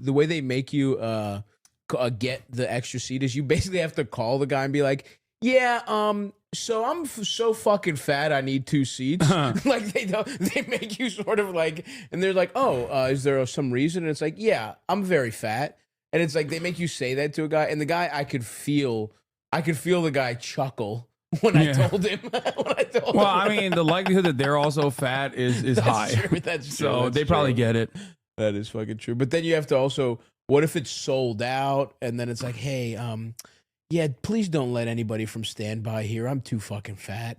You know what I mean? Like, I always think about that shit. But anyway. What were we talking about? We are, I wanted to show, like, speaking of people being out of touch, look at this 28-second snippet from Laura Ingraham and how clearly it demonstrates, like, how little they fucking care about, like, you know, homeless people getting executed versus, like, a CEO. We'll dig into it later. The Instagram posts from nutbag people, which I was sent in the commercial break earlier, crazy. Like, he's cute, he's and people celebrating this. This is a sickness. Shut up, honestly. bitch. It's so disappointing, but I guess we shouldn't be surprised. No, just wait for the change, though. Gentlemen, thank you so much. And up next, the other big news out of New York, Daniel Penny. A lot of people think he's a hero, and tonight he's not guilty. My take next. What the fuck? Immediately. In the same they did that on purpose. breath. They're baiting literally you. They're like, it's awesome. God it's so damn. awesome. He's a hero because he killed one homeless guy. Yeah. But a guy who kills the fucking CEO, like, okay, let's say that guy's good, right? Let's just say they're right. How many people did that homeless guy annoy compared to how many people the fucking healthcare CEO helped kill? Yeah, It's exactly. well, then they're either both heroes or neither one of them's a hero. Laura, you fucking dumb bitch. Yeah, there's also the Jesse Waters clip. Does chat have the Jesse Waters clip? And let's not pretend he's not a piece of ass. You can't take that from Luigi. Lamau, this fat guy is amazing. Make this man your co-host right the fuck now. Thank you, Doc Wormulin. It's hilarious. This fat guy. I can't hire him, bro. Are you kidding me? Sorry, man. He's too famous. This fucking guy can't afford me. And by the way, Doc Wormulin, if you wanna see more of me, check out the STAVVYBABY 2025 calendar and the Dreamboat Tour coming to a city near you. Stavvy.biz for tickets. Would it kill you to go to my website and let the people fucking see the places I'm going for a second, man? I mean, Jesus fucking Christ. You son of a bitch, dude. Every fucking time this guy comes here. I have a job to do. I have an actual job to do. I don't get Is there this talk. dick in here No, anywhere? No, okay. It's just all the places I'm going. Damn, San Francisco, those libtards already They sold out. already sold out the first show. We added a second one. Yeah. Eugene, Oregon, Spokane, Seattle, Portland, Vancouver. You fucking see it, folks. I'm not going to read them all. We're going all the way to the West Coast, then we're going back. Denver already sold out one. Damn. You know what I'm saying? Oklahoma. I'm going. Yeah, I'm getting in touch with the heartland. Unlike you, Yeah, I'm you're out a of fucking touch. coastal elite. I'm a coastal elite. I fly business. I'm out of touch. But anyway, fucking buy some tickets, folks. And there you go, buddy. That's all. I just wanted them to take a look at it. Are we going too far down now? No, do all the way. There you go. And of course, the movie. Let's Let's start a cult. Yeah. Back to Luigi coverage. But here's what Jesse Waters had to say. And good, he's got it. Now, he's a prep school kid. He's politically connected You think in he's Maryland. ready for prison? I don't think anyone's ready, Brian. Maybe Damn, you are, Jesse's Brian, in a looking different tough, way. dude. But this The guy's filler's not ready. sitting in nice. Look, he goes, maybe you're ready for prison, Brian, to Brian kill me. This is disrespectful. I don't know what he meant by that. He's like, you give a good suck job to get that commissary treatment. Brian, you got a nice mouth on you, Brian. Yeah, but it's not, here, listen to this. Ready. He's way too soft. He's going to get annihilated on the inside. He and killed good. a guy. If he's not going to get the death penalty, maybe someone will do him justice behind bars. Wow. That's what you're rooting for. He's guys rooting are the justice people. He's rooting for the fucking CEO killer to get the pedophile treatment in prison. It's like Well, Jesse's actually jealous that he's sexy for real. Yeah. Jesse wishes he was sexy like Luigi. Yeah, I don't think that people have Jesse Waters' attitude at all. Honestly, That's all I have to say about that. No. You should stop there. Who said that? Judge Janine. You said to stop? Yeah. No, I mean, it is weird. It's like, yeah, exactly. Look, if you want to say that about a fucking child predator, I'm not going to stop you on that one. Right? But like, yeah, it's this, just like this guy deserves extra judicial murder. Yeah, in prison, like as though that's one. It's also incredibly unlikely to happen. Like Yeah. it is the most unlikely thing to happen. Well, who knows? He might get Epsteined. I don't think that like I don't think that anybody's gonna be like, wow, this guy fucking sucks in prison. Yeah. Well, he's so cute. Yeah. Maybe maybe he gets a husband. I think he means rape. No, I think he's talking about because he connects it to the death penalty. Even if he doesn't get the death penalty, he means murder. They're not saying they're gonna do like extrajudicial rape. He's saying they're gonna murder him in prison. I mean, and also, what are the odds that half the fucking guys in prison have people that died because of like some healthcare shit? Yeah, Poor like people what the fuck are you talking about? Up against that shit. Every rich people like this kid literally was impacted by it. The idea that he is going to be harmed in prison and be treated like a fucking pedophile, like a chomo, is insane. Yeah, they're gonna check his paperwork. They're gonna be like, damn, this guy's fucking cool. This guy's fucking awesome. Yeah, it's just so stupid. I just think that like he had the audacity to hope for such a thing. Well, that's the other thing. It's like you really want, like, it's okay. Even if you're like, this is disgusting, this guy should be in jail. It's like you want him to get fucking killed. But I guess that is true. That is what these people. No people fucking way. He did not have a StockX or a Grailed account. That's gotta no be fake. shot. That's pretty. Those He pretty favored nice. the Chrome Hearts Rick Owens collabs. Those those are are crazy. his faves. Those are cool. Those are crazy. Raph Simmons, Nebraska sweatshirt. Raph Simmons 30,000. Yeah, these are. I mean, these are archive pieces. Like, there's no way you can. That fucking sucks. Yeah. Oh, there's no way you can do that. I can make you that right now. I can make that fucking hoodie or that sweatshirt that says No, Nebraska. I'm saying that like there's no way you can acquire it in any other way unless you make it. I guess. Yeah. But they just who gives a fuck? It's a He fucking was sweater. Vamp Life. He did throw up the opium. You know. Las Canarias, thank you for the 10 community gift subs, allowing me to purchase this Raph Simmons Nebraska sweater. You're like, I don't know. I think it's good. And you fucking tomorrow you're wearing it. Yeah, he's going to. That Raph Nebraska is my listing, Haas. Send it to me for free right now. The Nebraska is Why yours do you for have a 30K? fucking $30,000 Nebraska sweater and you haven't gifted subs in the chat? The fuck is going on? Okay, that's fucking stupid. I get that. I understand that it's all perception or whatever, but that shit's not worth $30,000 fucking dollars. Hell no, I like clothes. That shit. What the hell? It's a fucking crew neck. I buy a lot and collect. No, people buy this at retail when it's like 1,000, which is still already insanely overpriced, and then they sit on it to sell. Right, like it's fucking. Yeah, like it's fucking. Like the shoes Pokemon I'm wearing right now, I cards. bought these retail. Okay, these are unassuming. Those are nice. The shoes I have, I bought these retail. These What are do they cost you? These are they're $200 or something, Mm-hmm. right? Unassuming Cactus Jack Travis Scott's. Oh, those. Okay. Yeah, and I looked it up the other day. And the fucking shoes are now like $4,000 or something. You should fucking sell them, dude. I know you need the money. Yeah, I do. Yeah. Yeah, I mean, I guess I understand they have value because they're whoever the fuck made them. What But is I this? mean, come Not on. 800. I mean, that's still fucking crazy. Yeah, this is vintage Raph, like a stable archive. Yeah, this is like archival pieces. Like, there's a lot. I don't give a fuck. It's a fucking sweater. Yeah, The one on the right. I know. Listen, the one on the right. I'll hear you out. That's something at least. That's a little piece of artistry. That's literally a fucking crew neck that says Nebraska on it. I don't fucking care. No, I feel you. I'm just trying to explain the I process understand. I behind understand the it. concept of I understand the concept of inflated value because they like the guy who made it, but it's fucking stupid. Is all I'm saying. And I Yeah. understand. Listen, I'm not against fashion. Whatever you fucking want, but. No, I know. I wouldn't. This is insane. Like, I don't know who the fuck is, you know. Like, you I show do up not- wearing that, and people I will don't be like, know. oh. I don't know who is gonna. Yeah, first of all, it says Nebraska on it, which is ridiculous. But also, I don't know who the fuck would have like the 30 grand. That's like not even an issue. Passenger shaming. Thank you for the 5 tier 1 gifted subs. We are 5 tier 1 gifted subs closer to buying the Nebraska hoodie. But yeah, I am. Fashion is fat phobic. That is a good point. It is true. It's That is a 100% good true. point. Except for like in the last couple of years, it's gotten less fat phobic because like all the pieces are like much larger. Yeah, but that's just I mean, it's taken so long to just get like fat motherfucker sizes, but they're out there now. Yeah. But what you're talking about is just the cuts have gotten larger, but you still look fucking fat. You're supposed to be oversized. Luigi Mangione, new ball, Chrome Hearts, Hassan Piker merch.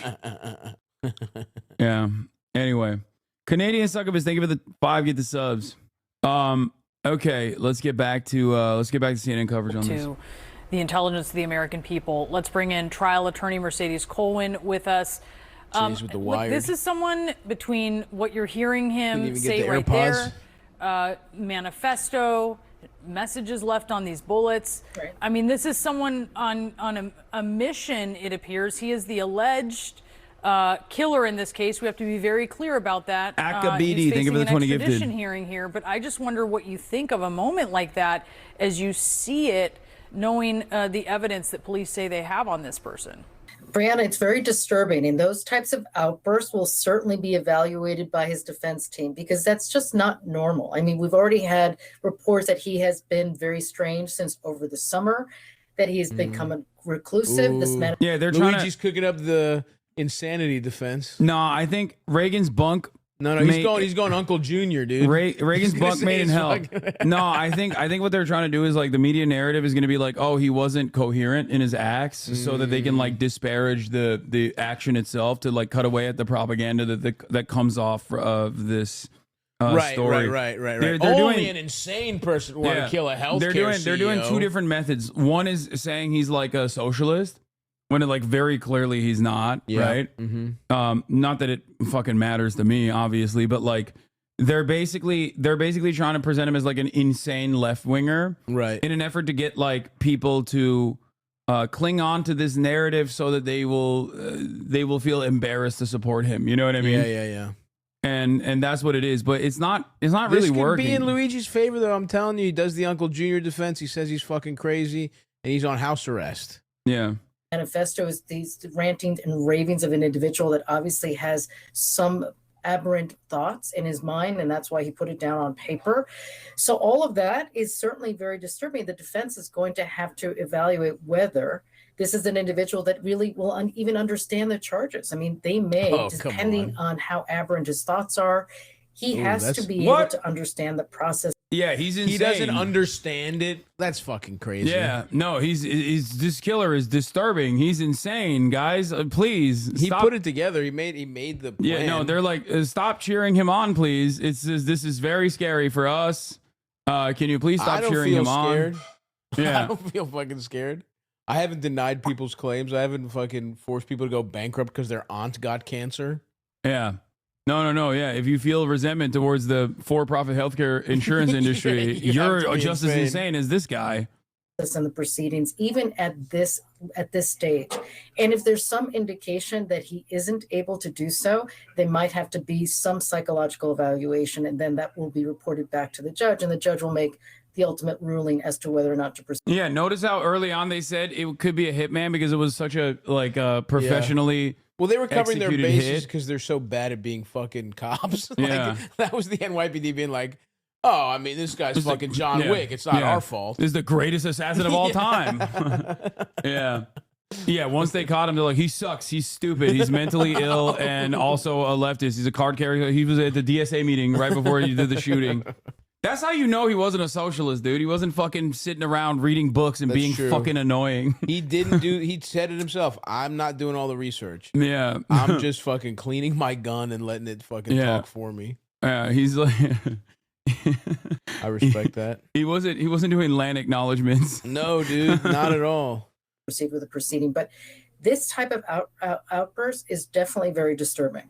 Yeah, no doubt about that. You saw officers shuffling him in as quickly as possible. The pictures are I'm so wondering, funny. Mercedes, as you're talking about the suspect here having a grasp of what the proceedings are going to be like, what actually happens at an extradition hearing?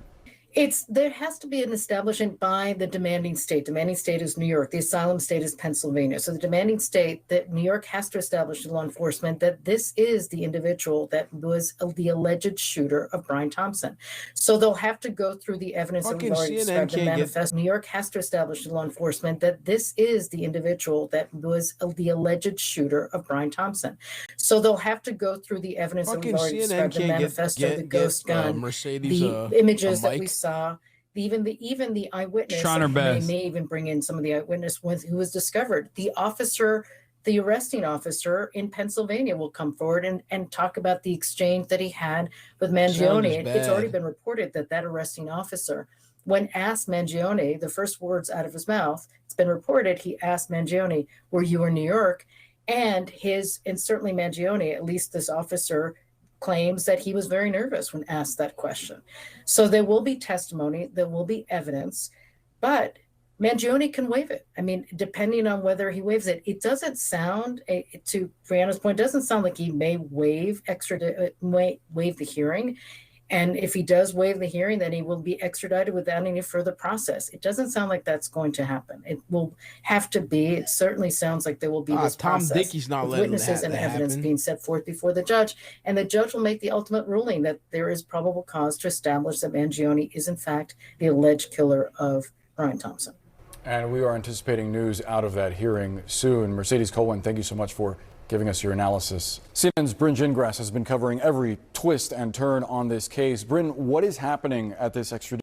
I already talked about this, but it is pretty hard to make a convincing case that the average watcher of the news should feel some type of way about a murder in broad daylight after broadcasting the murder, like the systematized murder of children. For sure. No, you're right. With so much contextualization and so much justification for the past year and a half. No, it's absolutely true. It's like there's no one is going to turn around and be like, "Oh wow, all of this violence that we've been trained to be desensitized to all of a sudden was directed at like a singular person that also is responsible for a shit ton of fucking violence that we have experienced in our daily lives." Like, even if he was one good person, it's not as upsetting as all the fucking kids that have died.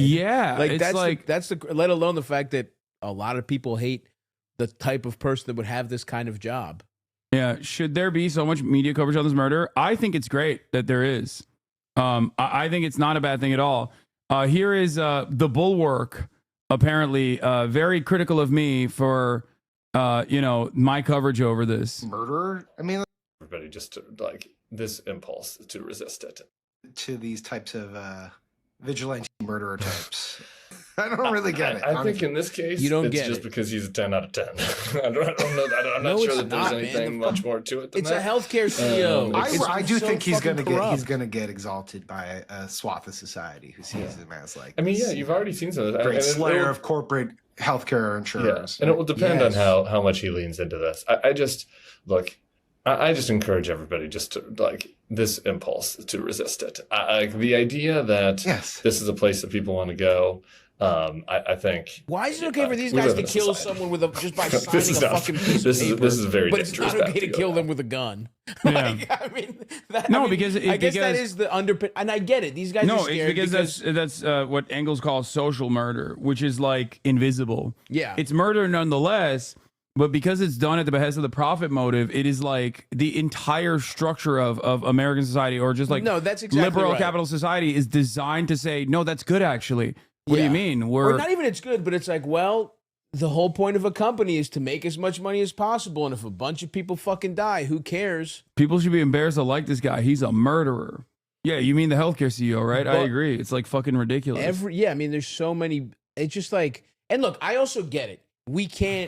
You cannot have society would break down if we killed everybody who's exploiting someone. You'd have to kill. Yeah. You'd have to kill half the fucking. No, I agree. So much, and I understand why these guys in particular, like But can we get a little something?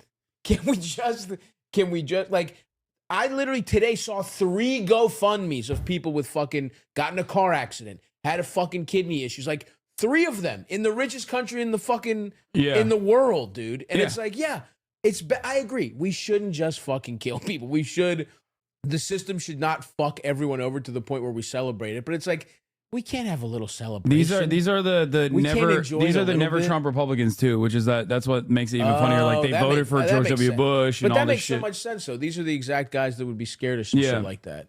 Because they believe in like the system. You can't have vigilante murderer. I mean, that's just ridiculous. Like people should just chill out. Even if you truly abhor private health care, like just chill out. You don't need to applaud murder. Yeah, just be quiet. I want to have a good time. Come on.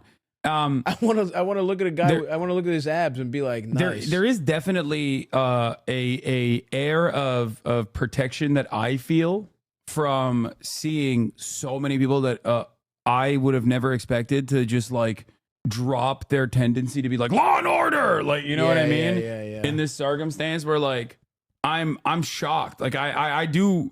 Like, I guess it's expected for people to carry so much resentment towards CEOs in general, and also especially towards like healthcare.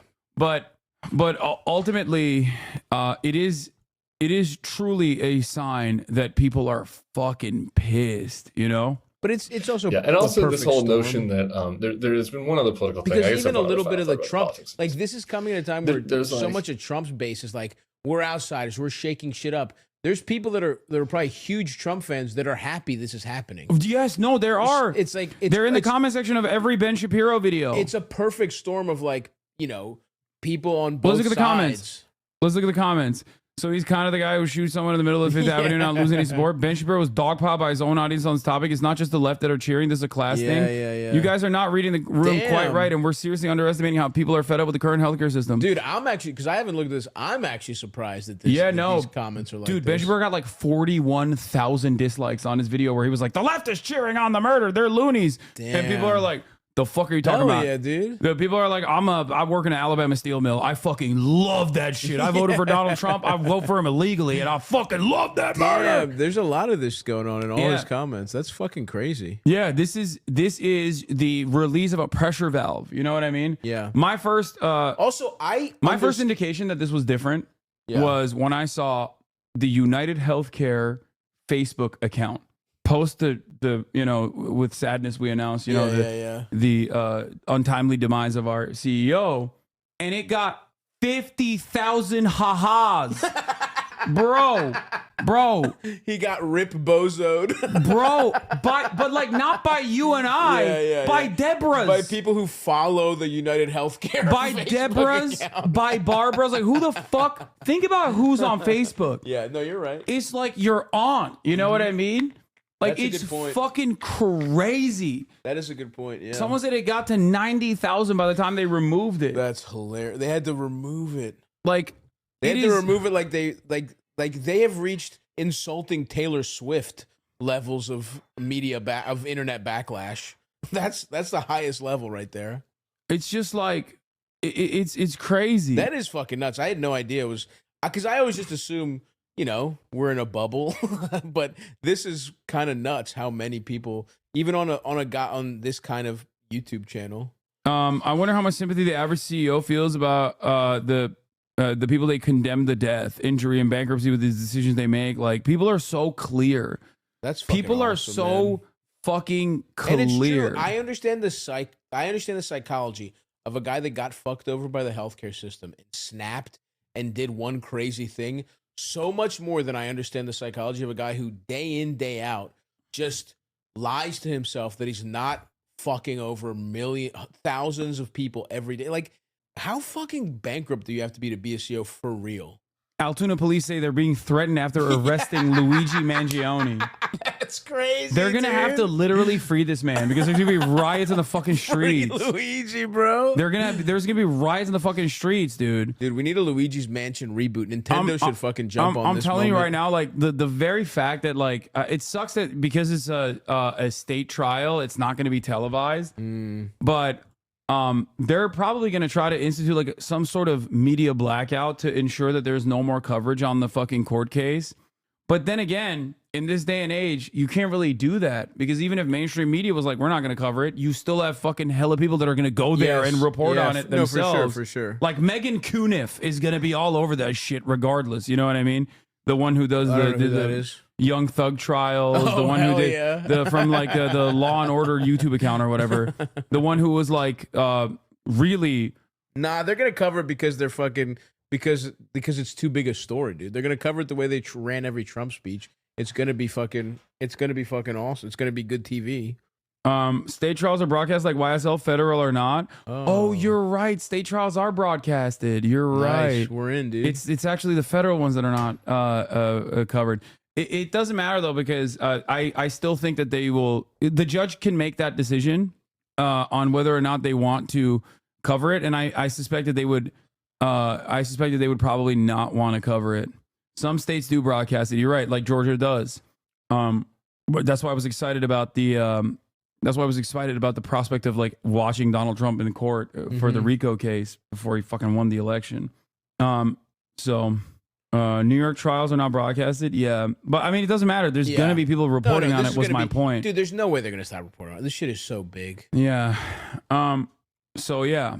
There it is. Dude. I mean, this is fucking untenable, you know? The way it would... Yeah, so listen, Boris, we have a reporter inside the courtroom right now. They're not allowed to have any sort of communication. So we don't quite know just yet if that hearing has started. We're still waiting to get an update, but you can see, we know that he is inside of that courthouse, at least from that sort of combative moment there, as you showed the viewers, where it took several sheriff's deputies to calm him down and get him inside of that building. As you said, this is really the first time that we are hearing from him, his own voice.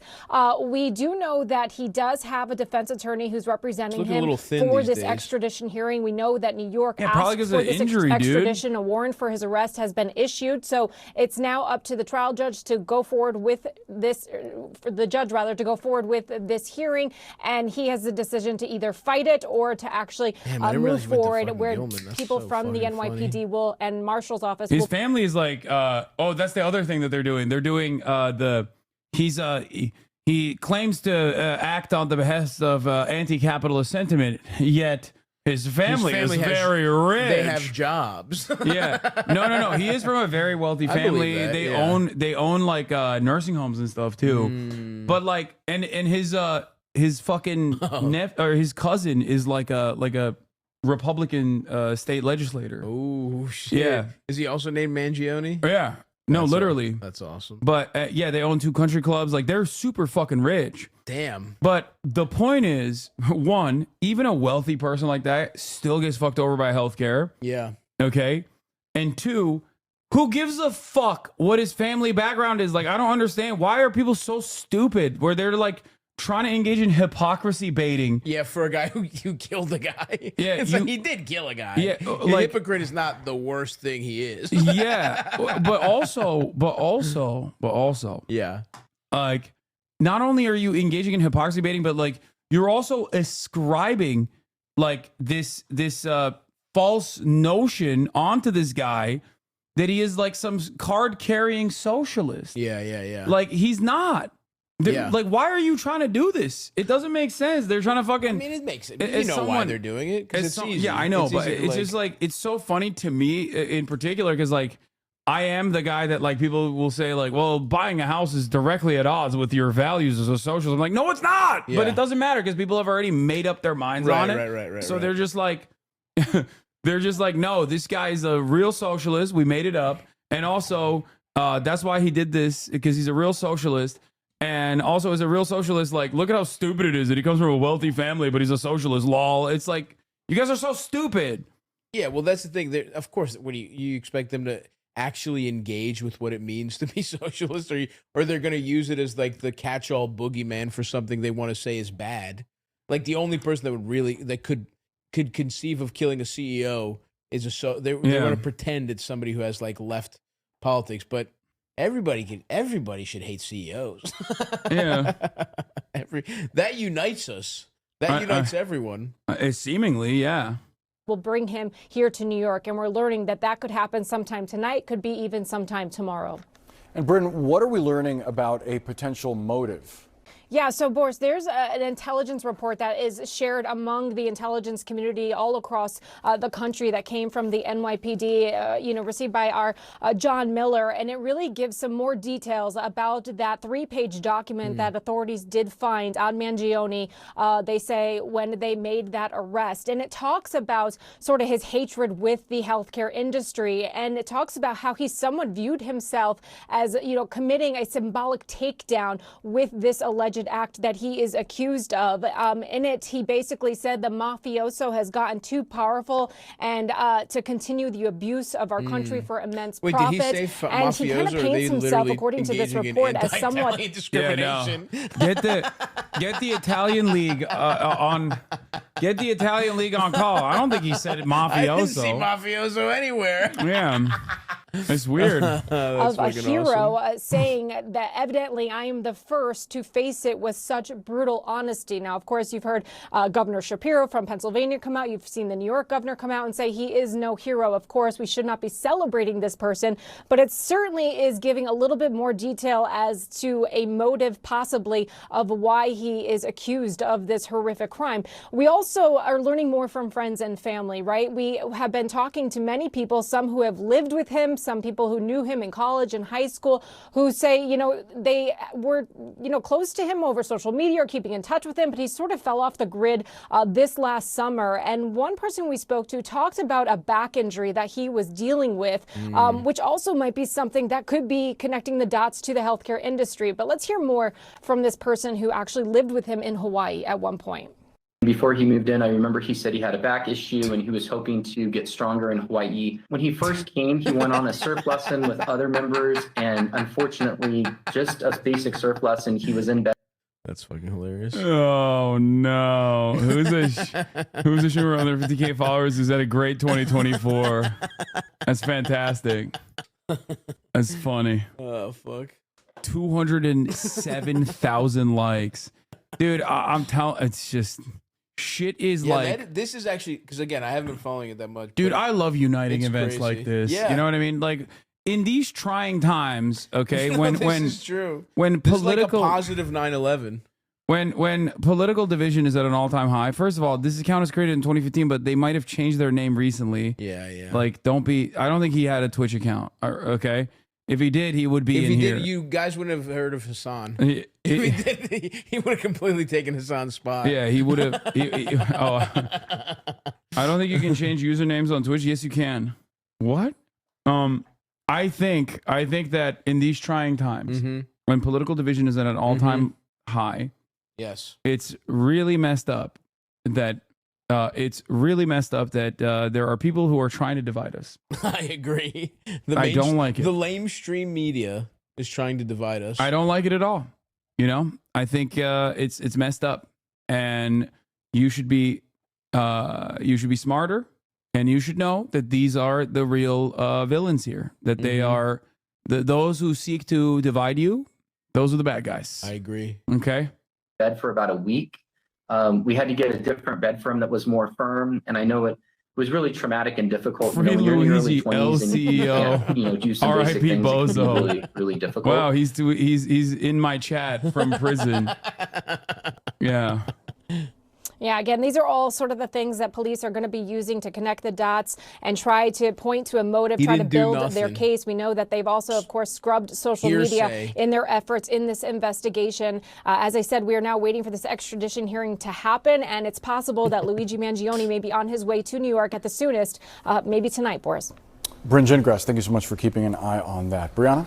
Experts say the suspected killer of United Healthcare CEO Brian Thompson planned his attack well, but also made some crucial mistakes. So let's take a look. Now he made mistakes. Now that you got his ass, he made mistakes. Okay. Before he's fucking Liam Classic. Neeson. Yeah. No, this is the greatest killer perhaps of all time. And now he's like, he's a fucking idiot. Real. I don't see you killing any CEOs. Huh? How many CEOs have you killed? Fuck you mean? What is this? Damn, the fuck? But let's see. Now this is almost like, here's what you should do. Yeah. You say are his key. Yeah, if it were me, I would have fucking done it differently. I would have disappeared. I would have been in Yucatan before they even knew what the fuck was going and also on. the evidence left behind and what this all says about the gunman's strategy. Before the killing, the suspect cleverly avoided air travel because, of course, had he taken a plane, he would have had to show his ID, reveal his entire face under security cameras. If he had a gun at the time, it probably would have been detected during luggage screening. Instead, the suspect took a Greyhound bus to New York, a bus that originated in Atlanta, though we still have to wait and see where he may have gotten on that bus.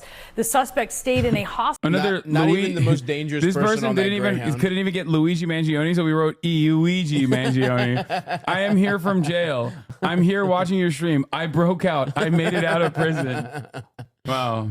Thanks, Luigi Mangione. There are so many more Hostel in New dangerous York people using on a a Greyhound fake than New him. Jersey driver's license and paying cash, again avoiding a digital trail there. The suspect was careful up until this point, including once he saw a sexy lady. Was she sexy? Do we know what she looks well, like? apparently he was like rizzing her up a little bit. Like she asked.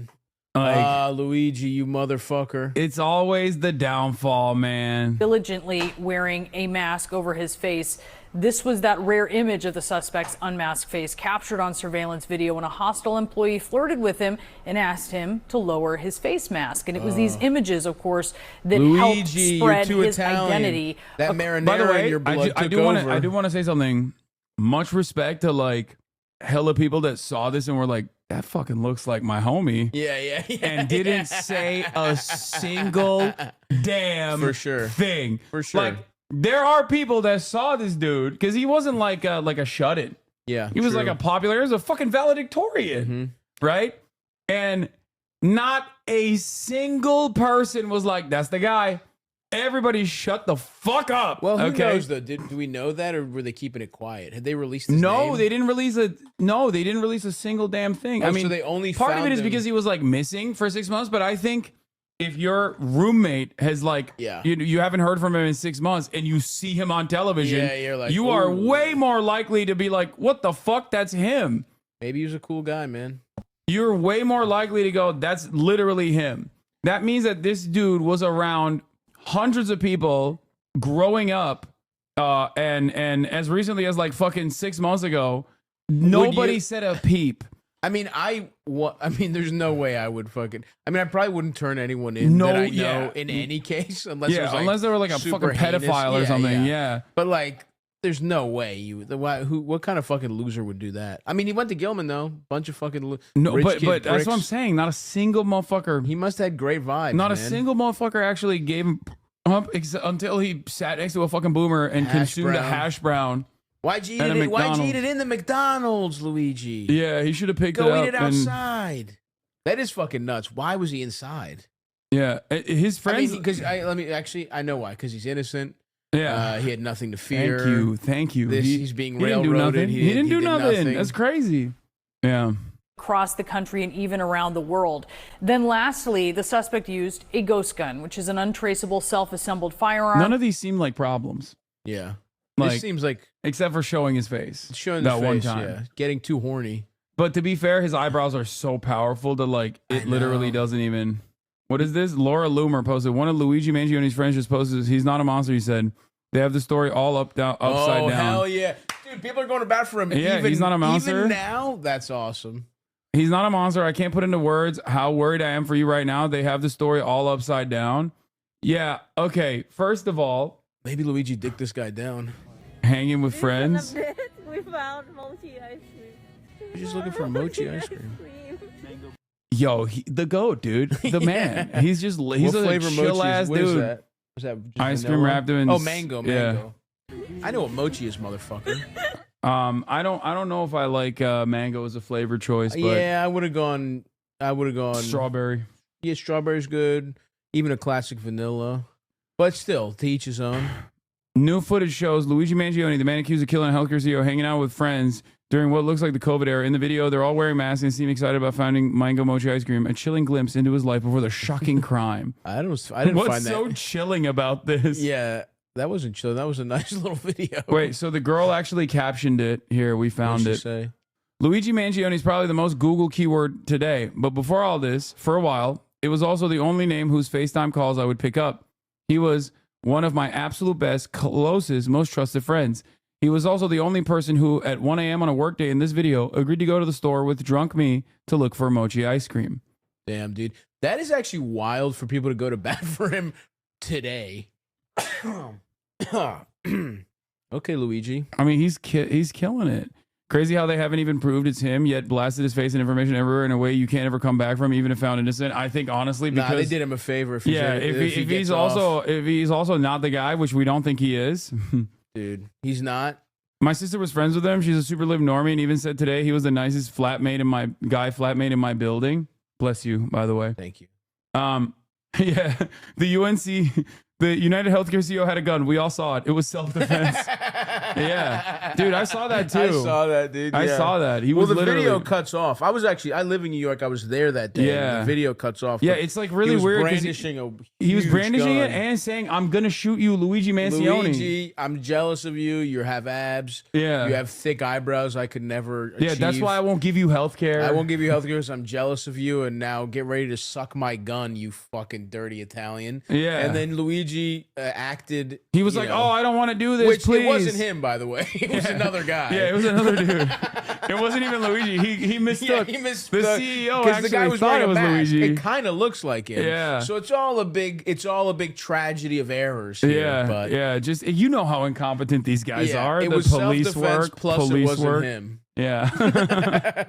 I think we did it. I think we should be his defense Someone put team. us on the line with Thomas. What was his name? Thomas Dickinson or something. Yeah, Tom Dickey. Tom Tricky Dickey. We got this. We got this. He's acquitted instantly. It wasn't him. It was fucking Yoshi. Yeah. Do that. It was Toad. The more that comes out about him, the more people are going to sympathize and relate. I heard he killed him by actually throwing a red shell at him. Yeah. The only thing that he could do in this situation, if he just like comes out and says something like super gross that everyone disagrees with, and they all go, "Oh, we really like you." He could public opinion his way out of it. But like, I don't even know what he could do that would like outshine what he has done so far. Yeah. It would be tough. You know, he would honestly have to be like. You know the coolest guy? What? He would have to talk about how cool Elon Musk is or something. Bernie Sanders shared in a sit-down with Politico that is likely his final term. He said, my job here is done. Yeah. He's passing the torch to Luigi. Or he's going to get into fucking shooting CEOs. He's like, I see what's going on here. I've wasted my time in fucking Congress. It's time to get the blicky out. Yeah, Bernie's like, I got 4 years. We're getting universal health care one way or the other. Yeah, that's it. Isn't Bernie a gun guy too? He's from Vermont. So, you have to be. Bernie's the classic pro-trans, pro-gun guy from Vermont. Yeah, Bernie's got I think Luigi opened up a new strategy for universal health care. That's it. Shout out to Bernie. Give me my phone. I think I gotta go, bro. Oh yeah. I have to go to hang out with my friends Andrew and Bobby Lee. Boo! Boo! Oh, I'm sorry. I'm not fucking the hot little ginger. Dude, okay, that's a problem. Yeah. No, I'm Fuck those I'm guys. not attracted to either of you. Fuck those guys. Oh, but not Bobby. Bobby. Bobby, he Bobby's could get a little it. Old, but in a different time. Maybe. Boo. Other people also think the manifesto might be faked. I know there's a lot of conspiracies. We'll get to that as well. We'll get to like all the conspiracies going around. But I think what's important, folks, is to do what Luigi would have wanted you to do, which is buy go to STAVVYBABY. Go to STAVVYBABY and purchase a 2025 STAVVYBABY calendar and see me on the road. The fucking Dreamboat tour. Did you say? Oh, before you leave, a couple things we gotta hit real quick. Okay. Like a lot of people nights out. What's the who owns it? Who owns it? I think it's a family business. Yeah, but like, are they Turkish or are they? Longer.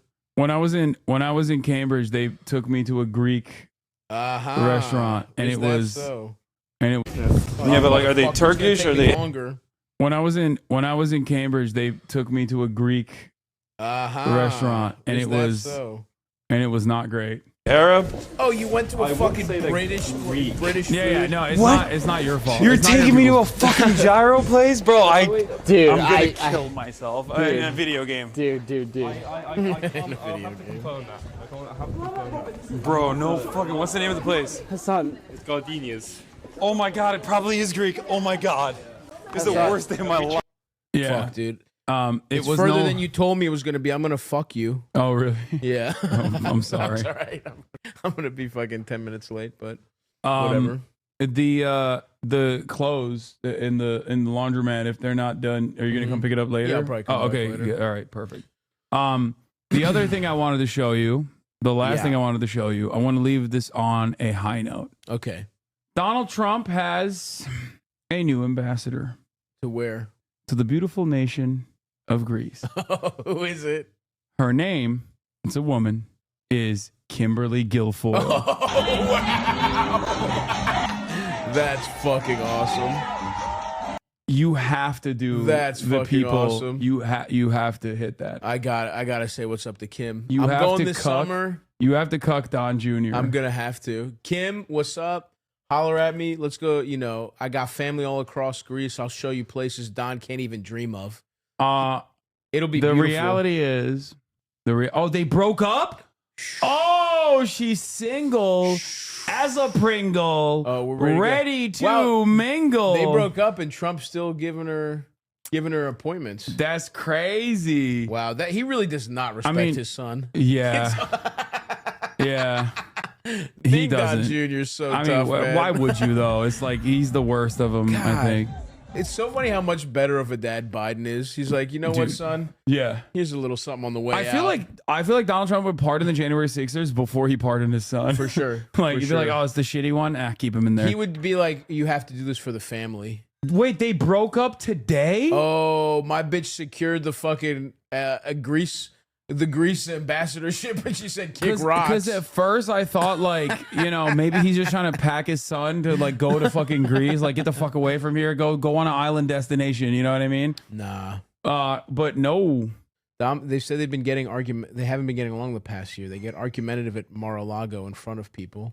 Apparently, he's moved on. Oh, He's okay. moved on to bigger and better things. Trump is considering making Kimberly Guilfoyle the ambassador to Greece after her fiance Don Jr. Oh, it's exile. It's exile? It's exile. Kimberly Guilfoyle's being exiled to Greece. Dude. Nah, dude. There they are fucked definitely up. worse places to be exiled rules. to. Yeah, that's what I'm saying. Like, interesting. He has a new girlfriend. She's an IG influencer. Hilarious. All right, I gotta fucking go. Okay. All right, bro. Thank you. Of course. Bye, folks. I'm gonna keep the calendars, of course. You fucking kidding me? What do you think this is? All right. This motherfucker comes in, trying to do his laundry. It's craziness. It's craziness out here, folks. What a day. What a fucking day, dude. Holy shit. All right, we're gonna continue on with our coverage. We are going to continue on with our coverage. I'm going to also dive into some of the conspiracies that are revolving around the assassination and make a convincing case for the innocence of a Luigi Mangione. Also, my Chuckle Sandwich episode is out as well. We will take a look at that later, too. Okay. But that's right. Luigi Mangione kept law enforcement veterans puzzled here. Police saying when Mangione was arrested at that Pennsylvania McDonald's, local officers discovered this ghost gun when they were searching him. And then after the killing, the suspect seemingly left a trail of evidence behind: a discarded Starbucks water bottle, an energy bar wrapper, a burner phone that gave authorities DNA material, and a partial fingerprint to work with. Later, that distinctive backpack resembling the one worn by the gunman was found in Central Park. Authorities hoping DNA samples from all of these items would help identify the suspect. Testing, though, yielded no DNA or fingerprint matches in law enforcement databases. So we're going to see, though, how those pieces of evidence are going to be used by authorities now that the suspect has been arrested. And the suspect's complex path out of New York showing investigators just how much planning went into it here. Remember, immediately after the shooting, police say the suspect ran from the scene, hopped on an e-bike, rode to Central Park, ditched the bike, and hailed a taxi, then went to a bus terminal with interstate buses, headed to a variety of destinations. And it was in that taxi cab where a security camera captured clear images of the suspect's eyes. One of the most baffling last aspects to this arrest is the fact that investigators discovered Mangione in possession of numerous fake IDs, including this one here, one that police believe was actually used by the suspect in New York City at that hostel. The question is, why shed so much other evidence, but keep some pieces of potential evidence, including the fake IDs? A law enforcement analysis says the suspect in the murder of United Healthcare CEO appeared to view the targeted killing as a symbolic takedown in a direct challenge to alleged corruption in power games, as he described it. 26-year-old Luigi Mangione is now charged with second-degree murder for the death of Brian Thompson and is awaiting extradition back to New York. Police arrested Mangione Monday at a Pennsylvania McDonald's after an employee called authorities saying the masked customer resembled the suspect. Here's what a customer told CNN. It started out almost a little bit like a joke. We thought my one friend thought he looked like the shooter. He probably heard us. That surprised me. He stayed there as long as he did. From what I was told, the worker that took his order, she said his eyes and his eyebrows. She just thought it was him. It's really, it's unbelievable. I still can't hardly believe it's for real, you know. Mangione surrendered without incident. Police believe he was the man who stepped behind Thompson on a Manhattan sidewalk last week and shot him in the back before walking away. Former classmates of Mangione also say they are shocked. I can tell you that this is one of the last people you'd think would do something like this. You know, he was one of the nicest kids, most friendly kids that I had known at Gilman. I think it tracks. And we have seen how some people on social media have glorified Brian Thompson's murder. There has been an avalanche of comments supporting it. Last week, a former Washington Post reporter said, quote, "People wonder why we want these executives dead." In just the last 24 hours, social media users have seized on the suspect's appearance. It's yet another sign of the toxicity of the public discourse in the U.S. Let's bring in CNN's chief media analyst, Brian Stelter. Bro, they can't let anybody have anything. You know what I mean? They can't let you have anything. You know what I mean? It's just like, oh, the sign is the sign of the times is so toxic. Yeah, motherfucker. Let's examine why people are breathing a sigh of relief today. You know what I mean? Nah, that would require us to be critical of some of our corporate donors, you know? Yet another instance where I feel like corporate media is completely out of touch and out of step and out of line. No curiosity whatsoever to why this is occurring. Kaya, plays, bitch. What's happening? Plays. She's going crazy. She knows. She's like, we're breaking Luigi Mangione out of his prison, and I'm breaking out of mine. That's what she's saying. Yeah, I guess they don't have any issue editorializing here. Sure. Brian, I mean, we have to say from the get-go, I mean, obviously, I mean, and it should go without saying that a murder like this is just unbelievably tragic, and he has a family, and it's completely uncalled for, full stop. What do you make of the reaction that we've been seeing on social media? It seems to underline this toxicity that exists in our culture. Yes, humanity versus inhumanity. That's the dividing line here. And I think most people, including on social media, are on the side of humanity. They don't want to see a father and a businessman killed in cold blood. But that minority that is out there, it's a minority opinion that's very loud, especially on social media, is expressing a kind of inhumanity. And I think it's almost kind of like they're saying, well, healthcare companies are inhumane to us. Bro, I'm not going to lie to you. I don't think it's a minority opinion.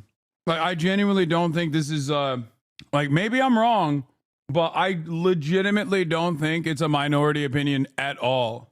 Like, I think they're desperately trying to make it seem like it is, hoping that people that get their marks from mainstream media will be like, oh, maybe this is an impermissible opinion. Maybe this isn't an appropriate thing that people feel. But I don't think this is, like, exclusively online. I try to have conversations with people that I see in the real world, and I don't think people are taking this and going, oh, wow, it's really fucked up, huh? I think this is just another instance of media gaslighting people, hoping that people don't feel that way. Minority opinion, every comment I've read on every video was nothing positive to say about the CEO of the healthcare system in general. Oh, so now we're lazy? I guess we don't deserve healthcare. Minority opinion, how out of touch can you people get? Almost every step of the way, this kind of commentary that is diametrically opposed to the way that people exist in the real world is causing people to lose more faith in mainstream publications at a time when the media is in a desperate confidence crisis, a desperate credibility crisis. Their reliance on trying to, like, their desperate attempts at trying to reshape public opinion is causing them to lose even more credibility. So we're just trying to treat them the same way. You know, this is a very, very complicated topic, and yet people, especially on these social networking sites, are trying to distill it into black or white, or in this case, the color blood, and some are actually calling for the deaths of these executives and these leaders. What they really want, I think, is reform, but instead of calling for political reform, the kind of measures you were talking about earlier this hour, they're making it very simple, way too simplistic, and I think, Jim, this is what we see in an environment, in a culture where people will say things behind a computer screen they would never say to a person's face. This is a very vivid demonstration of that. Yeah, and we even have companies like Amazon trying to tamp this down. They're pulling products from the site, displaying the word deny. Oh, that'll work. Defend, depose, the same one scrawled on the bullet casings found at the crime scene. I mean, the killing has highlighted a lot of the concerns about the state of the healthcare system in the U.S. I had a conversation with Wendell Potter, who is a whistleblower on the healthcare industry. I used to talk to him all the time in the run-up to the passage of Obamacare. And sure, there are lots of problems with the healthcare industry. We talk about them from time to time. So Newsweek came out with a poll. Half of Americans say it's not okay to cheer for CEO's death. Number one, this is about cheering for the CEO's death.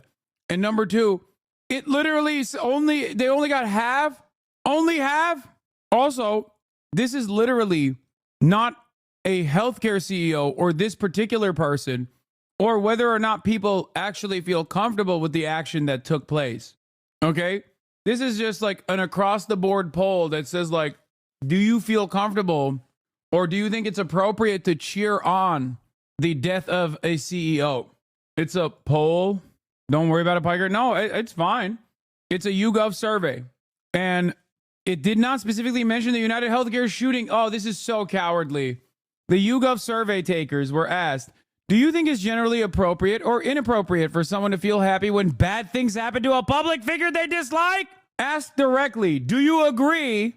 Ask directly to the Americans. Do you agree with Luigi Mangione, the United CEO assassin? And even with this, like, ridiculous fucking poll, it's still only 51% of Americans said it's inappropriate to feel happiness in these cases. That doesn't even mean if they fucking feel happiness in these cases. It just means that they feel it's inappropriate. Yeah. Since when is a fucking United Healthcare CEO a public figure? When I said that we need a real poll on this matter, I didn't mean this. I meant an actual poll that directly asked Americans. You know, bullshit. And even then, they didn't get the results that they were trying to hit here. But to think that this somehow justifies what took place, it's just awful. It's just horrendous. Right. I think that the challenge here is that there is some nuance, right? Journalists, politicians, elite types, we would be making a mistake to ignore the vitriol that's out there, to ignore these reactions, to just tisk and say that's not happening, or try to be the decency police. There is something real here. There's pent up anger and emotion and passion, and that is important to cover, and that's important to recognize so people feel seen and heard. At the same time, though, when you have folks who are posting essentially death threats or celebrating this murder, that's where there's a line that we have to try to still have in this country and in this society, right, Jim? You've got to have still a line of decency. That's right, Brian. And I think you and I were talking about this before this segment, that, certainly if people feel passionately about our healthcare industry, and, I was talking about this again the other day, when you get these statements in the mail from your health insurer that says, well, we're covering this and we're not covering, it's infuriating. You want to pull your hair out. But at the same time, there is a way for young people out there who are going online and talking about the suspect's appearance and so on. They can do something with their time other than going on these social media sites and posting these. Yeah, dude. No, this kind of finger wagging is definitely going to make people second guess themselves. This is definitely a successful strategy. Yeah. I can't finger wag my way out of an insurance claim being denied, okay? That's it. You don't fix that problem. You can't get mad at people for understandably being frustrated. Yeah. And it's clearly not even an issue that you can vote yourself out of as well. You know? You can't vote your way out of this issue because the Democratic Party is not representative on this issue. They're not. So what the fuck do you do? All this does, in my opinion, is frustrate people, and if they feel a powerful amount of resentment, that caused them to second guess the media coverage on this. That caused them to trust the media less and less. Yeah, I wonder why CNN is taking this position, because it's their job. Their job is not to even when they editorialize. When they editorialize, their job is never to editorialize in the direction of the wishes of the working class. Their job is to shun the people for understandably being angry and try to make them feel bad about the very real feelings that they have right now in this moment.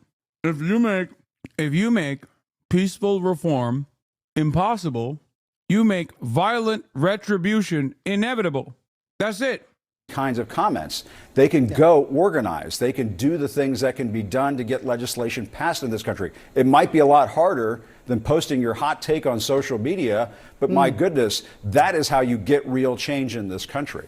Not doing what Mangione did, and certainly not putting him up on a pedestal.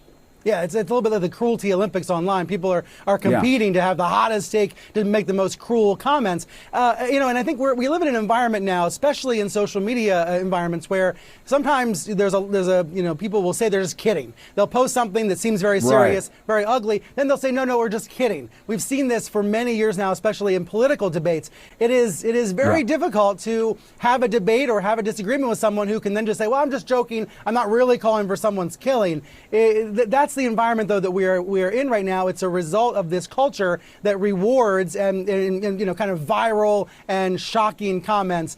Always, though, Jim, it's important to recognize, I think the majority of people are not making these kinds of comments. It's this minority that sounds very loud on the internet, and that's why companies like Amazon are They absolutely are. Like, people aren't going like, oh, Mangione is a fucking hero that needs to be celebrated to that degree. But I absolutely have heard from normal people who are just like, yeah, I don't give a fuck. What is this? You're so hot in both. Why did they always resurface this photo? Gays after a breakup. taking action because they are recognized. Yeah, by the way, here's the other side of the story. If the opinions were so inconsequential and so marginal, no matter how crazy they are, I don't think that these guys would be covering it. There are a million different things that people say online.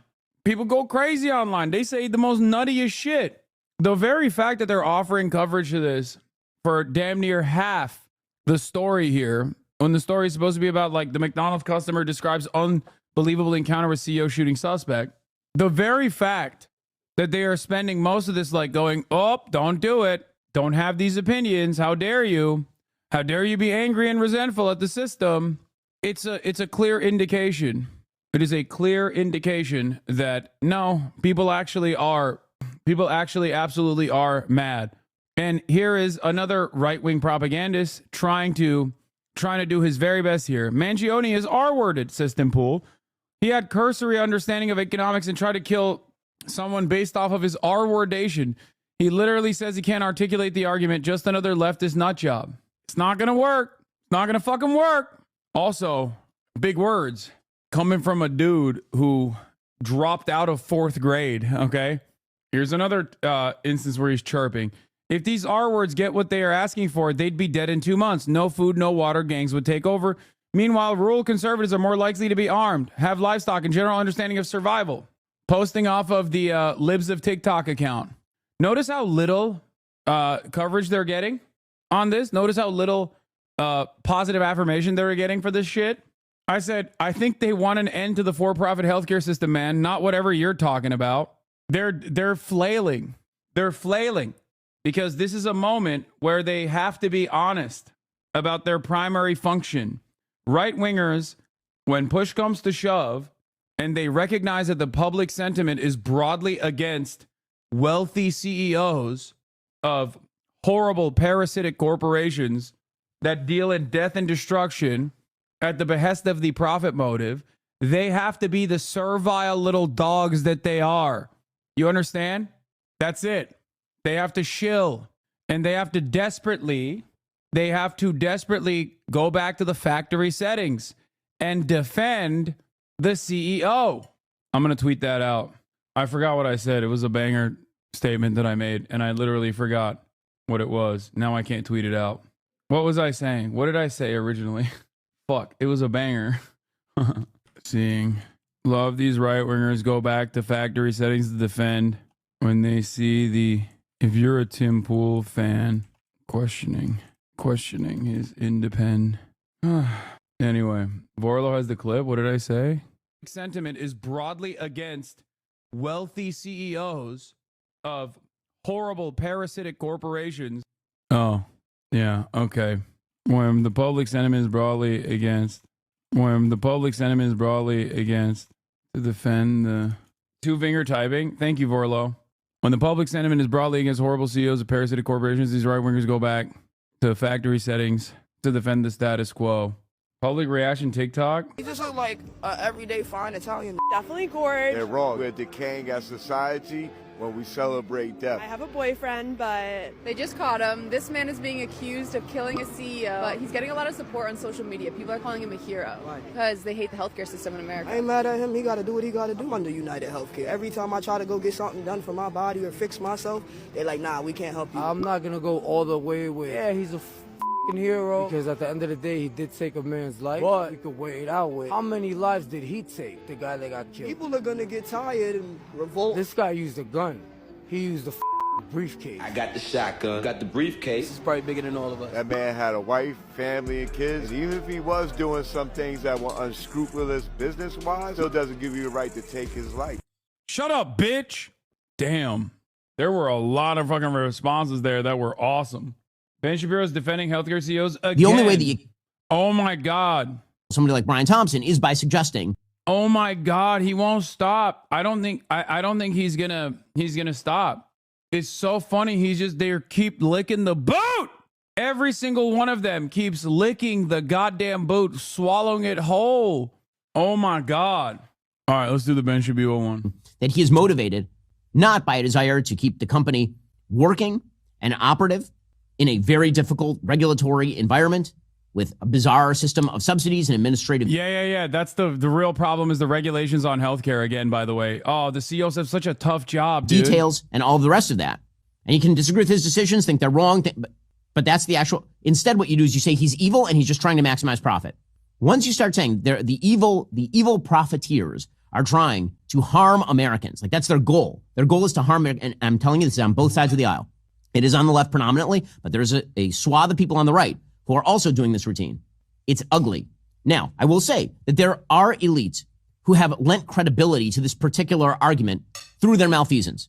Oh, yeah. The elites that are evil are the CEOs that are making you gay, though. Okay? Not the healthcare CEO. Please, good sirs and madams, eyes on the prize. Get mad at trans people, quick. I think COVID had a lot to do with this. You had people like Anthony Fauci who were giving the platonic lies to the American public, lying for their own purposes in many cases, quashing their political opposition. But the general... This motherfucker was such a fucking COVID truther, too. He wasn't like a denier at all. Like, he's such a fucking little asshole. He's deploying COVID conspiracies to try to retain some part of the fan base. Yeah, no, man, it's not going to work, I don't think. Yeah, Anthony Fauci was bad. Remember that guy? They're trying out all the old hits. Hey, guys, remember when the right hated Anthony Fauci? Remember when the right hated Anthony Fauci? Remember that. Let's go back to that, please. Generalized argument that is made too much in politics, and it does boil the pot. Okay? It leads to an increasing temperature that justifies violence. Is this language that disagreements on policy are not because of a pragmatic inability to come to a conclusion, or starting from different first principles, or using logical deductions that end up with different conclusions. No, the actual reason that, for example, the healthcare system is a mess is because Brian Thompson is an evil person who is trying to kill grandma, right? Or the reason that the oil... No. Brian Thompson is simply a representative of this system. That's it. He's the guy in charge. He's the guy signing off on the killing of grandma. But if it's your fucking grandma, you don't give a shit. And it turns out, unlucky for Ben, the for-profit nature of the American healthcare system has caused many people's grandmas to die in this process. So yeah, a lot of people are not going to feel, too sad. Companies are attempting to pump more oil is not because there is high demand for carbon-based fossil fuels, because it's still the most effective form of energy production on the planet. It's because they want to destroy the earth and don't care about destroying the earth. Right? Or the reason the bank denied your loan is not because the bank... I'm not going to lie. I think this kind of argument, it's like when someone says something that's like obviously true and then points it to blood libel. That argument backfires. When you look at the violence that Israel dishes out on a daily basis, and then someone turns around and goes, oh, dude, addressing that or criticizing that as anti-Semitic. Yeah, you just literally made that person anti-Semitic. That person's going to be like, okay, well, I don't like that, so I guess I'm anti-Semitic. Ben, in this situation, is unironically doing the exact opposite of what his intention is. Now, because this is such a glaringly obvious failure of the system, when he turns around and says, this is just like, when people say these people are evil for pumping oil, it's going to make people go, okay, I guess people are evil for pumping oil. They're not going to fucking turn around and in their minds go, oh yeah, this is convincing. I no longer should feel upset about my grandma dying. I no longer should be upset about my lapse of coverage according to my insurance company. You're right, Ben. No, they're fucking mad, dumbass. Bank looked at your loan, assessed the risk, and found that it wasn't worth the price. It's because the bank manager is actually Mr. Potter and is trying to deny your bank loan because he himself is evil. Now, this sort of stuff does get politicians where they want to go very often, because the easiest form of politics is to label your political opponents motivated, not by mistake, but motivated by actual sociopathic Darth Vader style evil. People just want to do bad things to you. But this does... Yeah, no, those are just the Anthony Fauci's of the world. Come on. It's never the for-profit healthcare CEO. Only we get to do that to whoever we've decided are your enemies. Like your trans neighbor.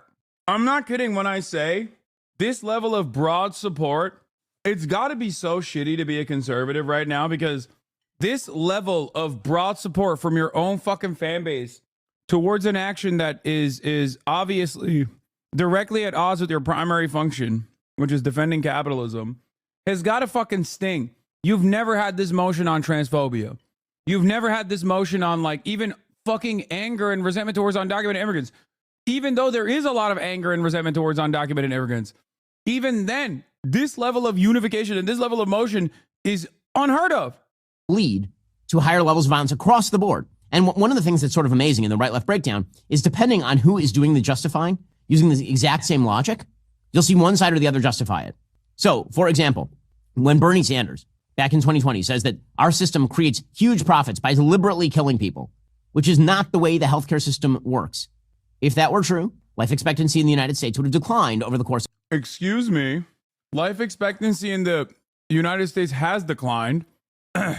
And life expectancy, at least the increase in life expectancy, has certainly not kept up with other nations. Now, if Ben had read the manifesto of the shooter, he would know that. We're number 2 on life expectancy in comparable nations, or number 46. Obviously, there's a lot of different factors at play on that. Suicides, people dying at a super early age, your diet, lack of walkability, lack of walkable cities, lack of adequate public transit, many different factors at play. Kids being shot at fucking school. Having said that, however, lack of adequate healthcare is definitely a big part of that process. Okay? This is great. The last 50 years, rather than radically increasing over the course of the last 50 years. The regulatory environment in the United States, as we've discussed for healthcare, is a complete mess. But Bernie says he could just cut that Gordian knot by suggesting the reason that healthcare isn't better is because we need to nationalize it, and anyone who doesn't want to nationalize it wants grandma to be murdered. The function of our current system, however, is simply to make huge profits for the drug companies and the insurance companies who made... Is this a pro-Bernie video? Facts don't care about your benefactors, Ben. Ben's net worth is $50 million. He has more in common with the CEOs than any of us. Stop bringing race into this. American people's eyes are opening up. Bro's going to die on this hill when it's not a left versus right issue. Ben has to side with the wealthy. He has a net worth of over $50 million. This is not right versus left. This is rich versus poor, the elite versus common man. Oh my God. Ben, you have time. It's only been 3 hours. You can delete the video. $100 billion in profit last year while people die because they don't get to a doctor on time. Again, the basic notion that Bernie Sanders is spewing there, this Marxist notion that profit is inherently some sort of grave evil. And if you just got rid of the $100 billion in profit, then magically healthcare would get better. There are non-profitable systems. They're called nationalized healthcare systems, and the outcomes are not better. Okay, so it's just not. Yes, they are. Ben's literally just lying. Yes, they are. And these are not Marxist nations anyway. Look. Again, the basic notion that Bernie Sanders is spewing there, this Marxist notion that profit is inherently some sort of grave evil. And if you just got rid of the $100 billion in profit, then magically healthcare would get better. There are non-profitable systems. They're called nationalized healthcare systems, and the outcomes are not better. Okay, so it's just not true. But it's a sexy argument. It's not a sexy argument. It's just a correct argument. Saying anything that Bernie Sanders is doing is sexy is pretty funny. Oh, this is amazing. To many people on the left. It's even a sexy argument to some people on the right. Again, there are demagogues on the right who will do the same exact routine. Well, look at these systems. You know, it's very difficult for young families to buy single-family housing. That must be because there's a coterie of elite who don't care whether you can get single-family housing, who want to exploit you, who want to harm you. And we should go after those people. This sort of demagoguery exists across the aisle. What's funny, again, is depending on the context in which it crops up, you'll see different crowds condemning it. We'll get to more of this in a moment. First, you have an opportunity to open an... Ben, pumping it with a fucking ad. America's health expenditure in 2022 is so fucking high. Like, infinitely higher than any other country, dude. Like, look at where we're at on the map. All the way out here on our own. The closest is Switzerland, where the health expenditure per capita is 6,900. And Switzerland has the most privatized structure in all of Europe. We're off the fucking chart, dog. And our outcomes are not great. Many of the comparable OECD nations are above us. See? In the United Kingdom, one of those scary nationalized systems, the life expectancy is 81 years old, and the health expenditure per capita is $4,000. IRA in gold with birch gold and receive free silver delivered to gold and gold. Yeah, this dumbass is like hawking fucking Daniel silver. Penny. What a stupid idiot. And talk to my friends over at Birch Gold about a completely, the exact same argument, but now applied to a different context. Yesterday, Daniel Penny was acquitted in New York, as he well should have been. Daniel Penny is a hero. Daniel Penny was protecting people on a subway from the predations of a mentally ill, deeply schizophrenic drug abuser who is threatening them physically, according to witness testimony on the subway train. This trial never should have happened. It should not have happened in the first place. He was acquitted yesterday. Okay, and I want to get into the acquittal in a moment, but what's really fascinating is the reaction to the acquittal. So, for example, on the left, you're seeing the exact same arguments that are being made about the quote-unquote racial. How many people did this random schizophrenic black homeless person kill? Because I didn't realize he had numbers on the board. I didn't realize Jordan Neely was roaming the streets like a fucking mass murderer. Even if he was a mass murderer, even if he killed like 3 or 4 people in the process, still doesn't touch the death count of any random healthcare CEO. You understand? Obviously, I'm being facetious. I know the numbers are... Kaya, please! It's crazy. As soon as my mom walks in... Anne, eyvallah, sal. Racial systems of the United States, as you see being made about the healthcare system of the United States. So, Hawk Newsom, famously of the Black Lives Matter movement, he says, we need vigilance. This is why I got mad at Hawk Newsom, by the way, because he is a grifter who gets quoted specifically so that the right-wingers can do this shit. At this point, most people that still have some kind of like organized BLM thing, almost every single one of them are fucking grifters. Never heard of them. I covered it yesterday, and chatters were trying to yell at me and be like, you simply don't understand. How about you sit your white ass down and listen? The people are so fucking stupid. Vigilantism. he's basically making the Unabomber argument here. He's making the alleged shooter argument here. The racial system of the United States, the justice system is so broken that perhaps people should be assassinated. Now you hear that, a lot of my listeners, many of the people in the comments a couple of days ago, and they will say, well, that's evil what he said. Yes, it is. Yes, it turns out it is. Here he was yesterday. Just like everybody else. Anyway, we covered this yesterday. This guy's a fucking grifter. There is no like national Black Lives Matter movement. Ben Shapiro is desperately trying to be like, hey guys, you should celebrate this guy who killed a random black homeless person who was having like a schizophrenic attack. And you should not celebrate a guy who is responsible for the deaths of thousands. Okay? But there's a reason why so many people are celebrating it. And there's a reason why some people are yelling at Ben. Same thing with this Tim Pool attitude. Yeah. Don't replace the culture war with class war. Bro, please don't worry about why you pay more tax to billionaires. Worry about the war on Christmas, the trans agenda. Please, bro, stay distracted, bro. Please. And that's it. And it's also hilarious because we're here.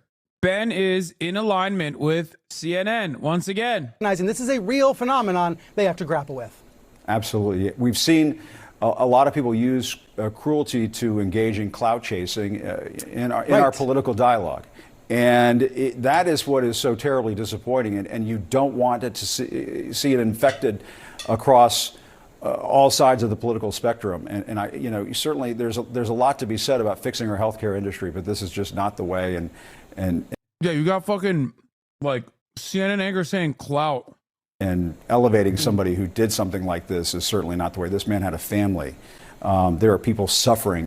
Yeah, dude, the Barbers and the Debras that are fucking liking the post about the CEO getting killed are clout chasing. All of the worst people in society are in unison, collectively trying to tell you that you should not feel elated. Luigi Mangione, an online reaction. John Fetterman says, he's the asshole that's going to die in prison.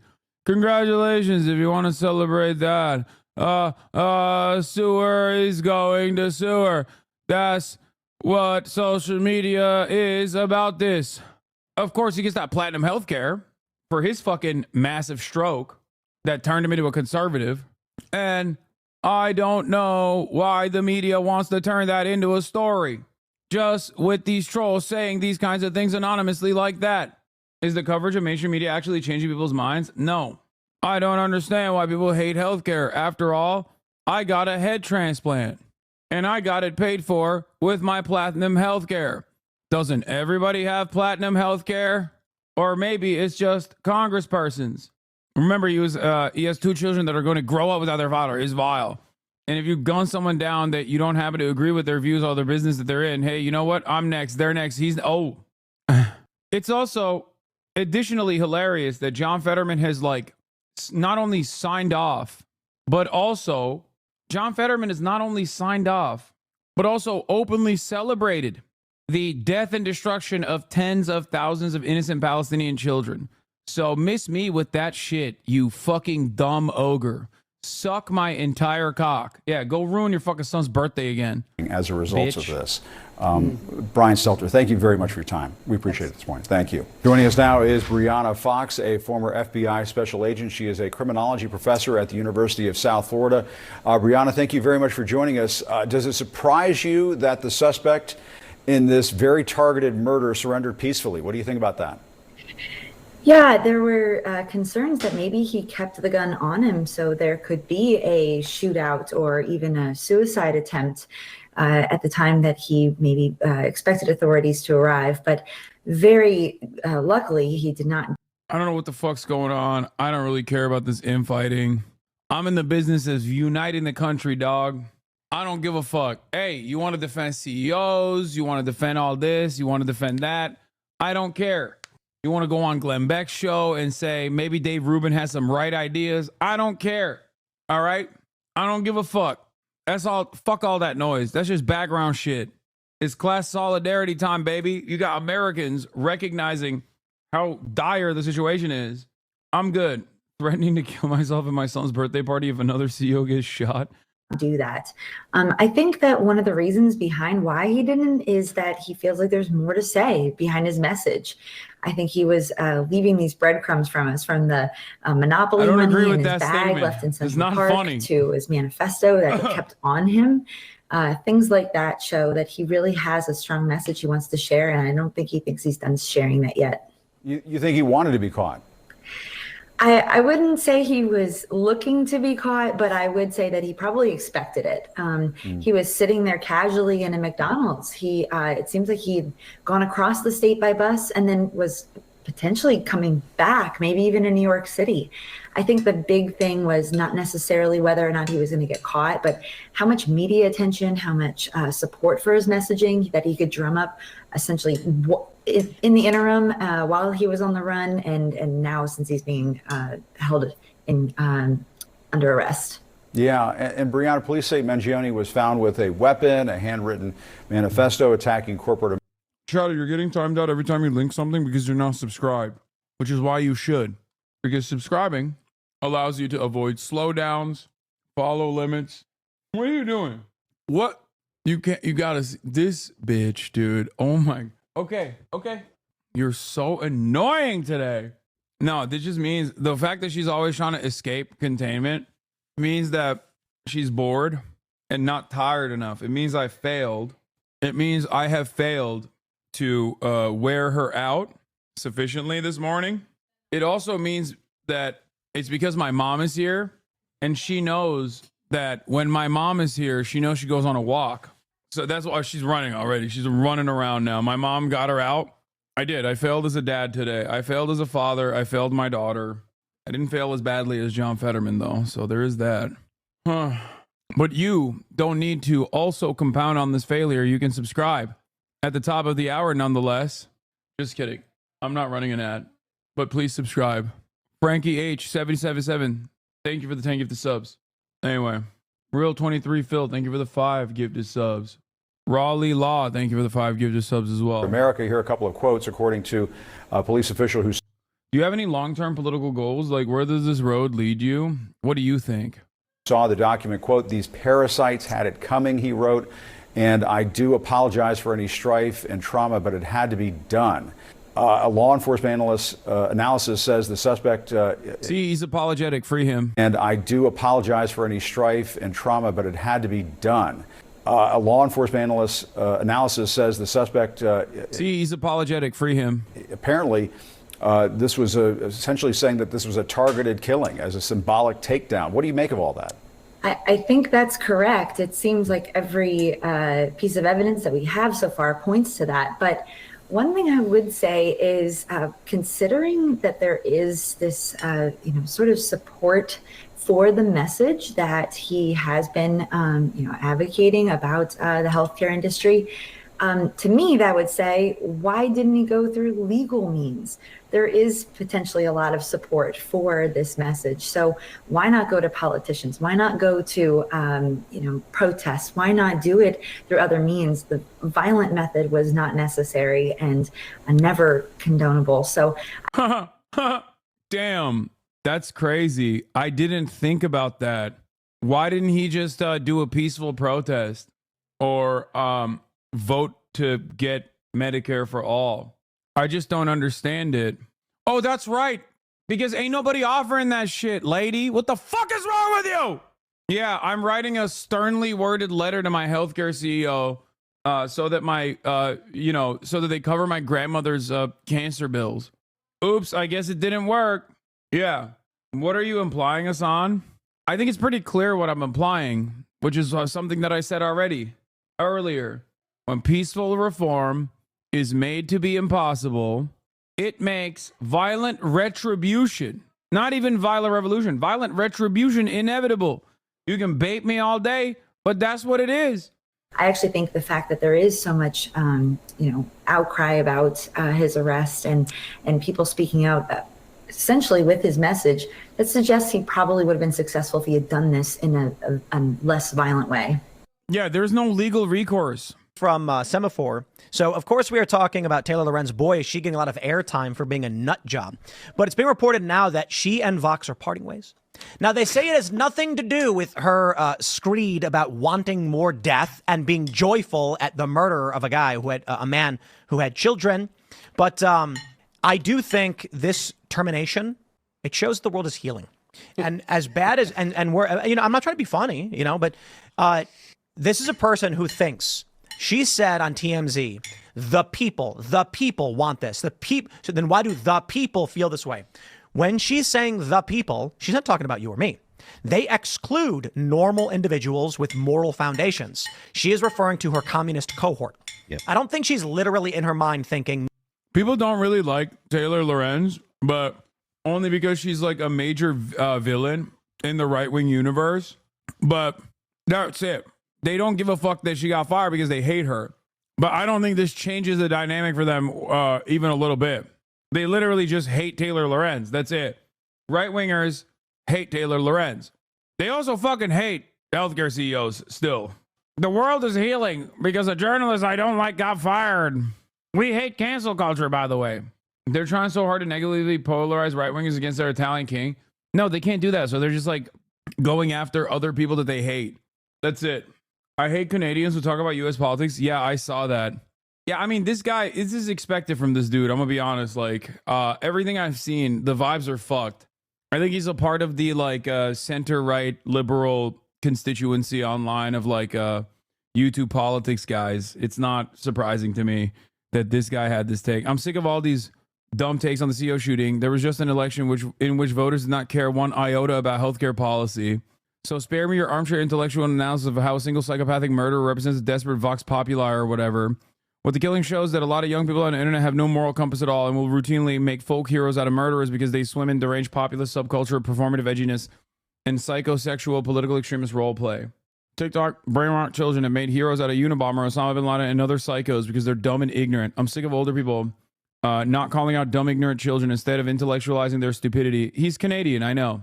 He's not just any Canadian. He's not even like I don't even think he's a Canadian NDP supporter or something. He's like straight up a Canadian liberal. Like center-right liberal in Canada. He's not even like a fucking like card-carrying social democrat or anything. And oh no, he's an open Tory. Oh, nice. Yeah, I think it's pretty funny that Canadian Tories, I don't know, I didn't realize he was a self-admitted Tory. I do always love the Canadian Tories because they're just like, they're literally just fucking, you know, gay American libtards, okay? Like the most egregious right-wing Canadian is just like, again, the same fucking guy that you see on MSNBC, okay? Straight up. It's hilarious. They basically tailor themselves off of like the most moderate liberal.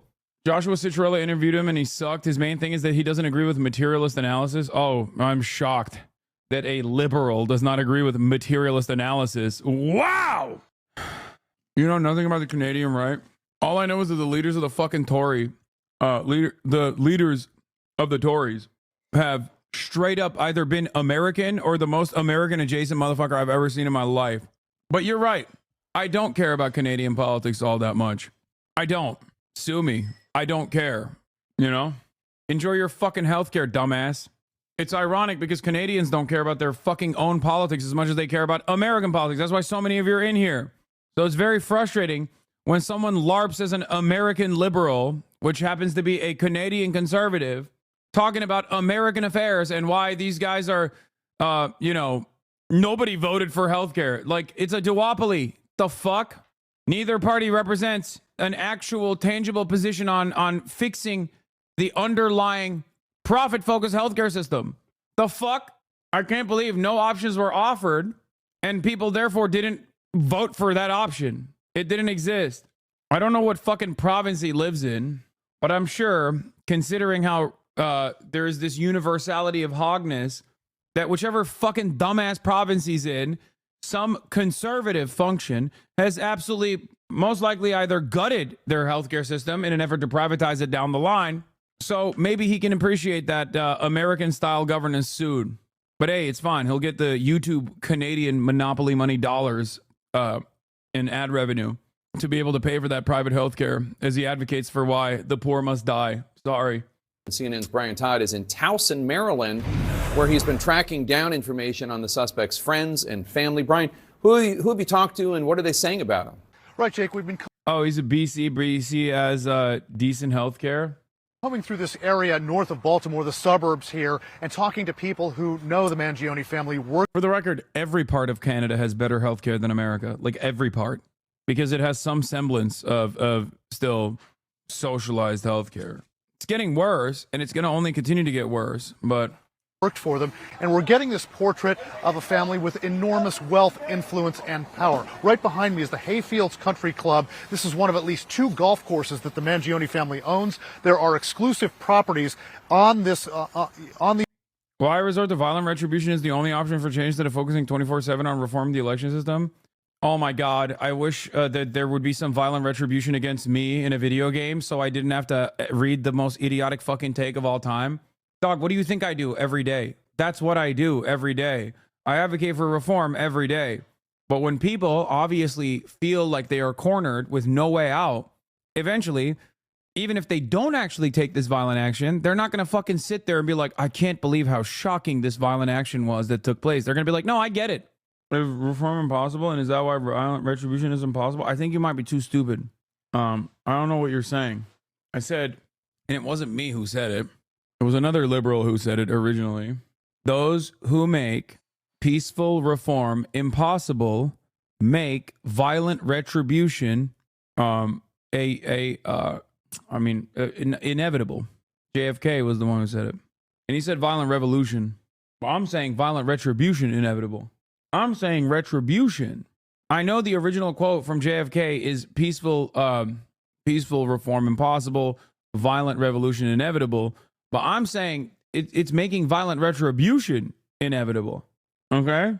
These grounds right here, properties that we are not being allowed access to. There are security personnel keeping us out of here. So this family, again, has enormous influence in this community.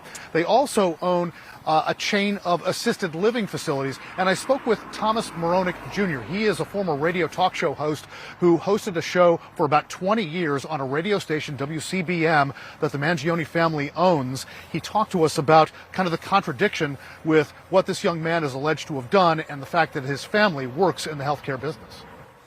That's extremely ironic because this is part of their family business. And he's railing against corporate healthcare. It seems to be going against the grain within his own family, if that's true. Now, Moronic went on to tell us that he believes the Mangione. Dude, it's awesome. They're literally doing, they did, he's a socialist, even though he's not. And now, too, they're like, and look at how hypocritical he is as a socialist. Yeah, I mean, okay, he's a class traitor. Great. Like, what is this argument? It's just like so transparent. It's so one note. I have to deal with it on a daily fucking basis, which is why I think it's so funny that they're doing it to this random guy who very clearly has no discernible, he has very clearly no discernible political ideology that fits in these neat confines. And very clearly was like one note on one thing only. He was like, this is fucked up and I'm going to do something about it. It's so funny. They're doing the socialist, but as a house law, like, what is this, Trainwrecks TV? What the fuck is going on here? CNN is so desperate to present him as both a leftist and also hypocritical to some leftist stance that they are now ascribing to him. Family was great to work with, great to work for. He said they were extremely generous, especially with their employees. And as far as the radio station that he worked at, he said it is known as being a conservative, a very conservative radio talk station. And he said when he worked for them, you know, he had himself kind of centrist views, but he said the family never tried to influence his content, never tried to kind of get him to sway over to their conservative political beliefs, just kind of a window into this family. To be fair, owning nursing homes is pretty different than being the CEO of a medical insurance company. No, it doesn't fucking matter. He could be the richest. His dad could have been a fucking healthcare CEO. He is his own person. What are we talking about? Like, what do you mean? He's an individual, chat. Like, people are just being like, dude, it's not ironies. Family businesses are known for providing great care, more affordable rates than other comparative private entities, but they have been in danger of being taken over by corporate interests that wish to reduce care and raise rates. Extreme irony is you broadcasting the family business accusing the parents of not outing their son when in fact you know if they recognize their son. You don't know if they recognize their son. The irony is you, the major media, leave the family alone. Incorrect. His family are providers of care, not in the health insurance business. There is no irony. He probably knows very well the evils of health insurance companies. I don't think so. I mean, nursing homes are usually very fucking sus regardless. But like ultimately it doesn't matter because this person is a unique individual. Like this is his own person. He's 26 years old. Like he's not like I don't give a fuck what his family does. His dad could have been a literal fucking healthcare CEO and I still wouldn't give a shit. People that don't want to deal with the actions or people that don't want to deal with the message that is coming out of my mouth, for example, would rather try to entertain the notion of some semblance of hypocrisy because that's a much more comfortable conversation to have for a lot of people who don't want to address the root cause of the anger and resentment. I know this from my own personal experience. So I guess while I've said that the profile of Luigi Mangione is quite similar to many members of this community, I do see his treatment to be quite similar to someone like myself. Extremely influential, wealthy, and very powerful in this area. We were also told, Jake, that they've engaged in a lot of philanthropy in this area. Their name is on a pool at the University of Loyola, Maryland. And of course, they did send their son to the exclusive Gilman School, the all-boys school near Baltimore here. All right, Brian Todd, thank you so much. Let's bring in Juliet Kayyem, CNN Senior National Security Analyst. Juliet, let's take a look at the photos that New York City Police released immediately after the killing. You can see, let's bring that up if we can, you can see Mangione very clearly in the pictures on the bottom there from the hostel. You can see his eyes in the pictures, I think that's from the Starbucks, and then from the very distinctive eyes and eyebrows from the cab. Yes. He's distinctive looking. You know, there are a lot of kids out there saying he's good looking. Apparently no one. I will admit, this and this does look a little different. Okay, this and this look a little different. This does look like this, and that looks like Luigi Mangione, but the original photos they posted, it don't look like that. It looks like a different person. One in his rather wide network of friends or his large family. Yeah, I wonder why nobody actually came out and fucking leaked it to the press. Perhaps they didn't do that because they didn't think he was a bad guy. Recognized this person that they knew very, very well, who, according to his friends, had fallen off the grid somewhat in recent months. I mean, in the end, it's a random McDonald's employee who recognizes him and turns him in. What do you make of that? Yeah, it's an interesting, if not slightly disturbing aspect to this story. I mean, is it? Because what we don't know is whether he was going to commit another crime. So it wasn't a matter of, are you turning in your friend? It is whether you can help in stopping another crime. He was still in possession of the gun. He clearly wanted to go after people in the healthcare industry. So the law is clear. There is no duty to come forward and say that my son did this, right? I mean, or he may be a suspect in this. If you have actual knowledge that a felony has been committed, federal law would, and state law, most state laws would have you compel you to come forward. But generally, if the police say, look, we're looking for this person, he may have committed this crime, there's no legal duty, only a moral obligation on friends and family. And that's sort of the gap that we fell into.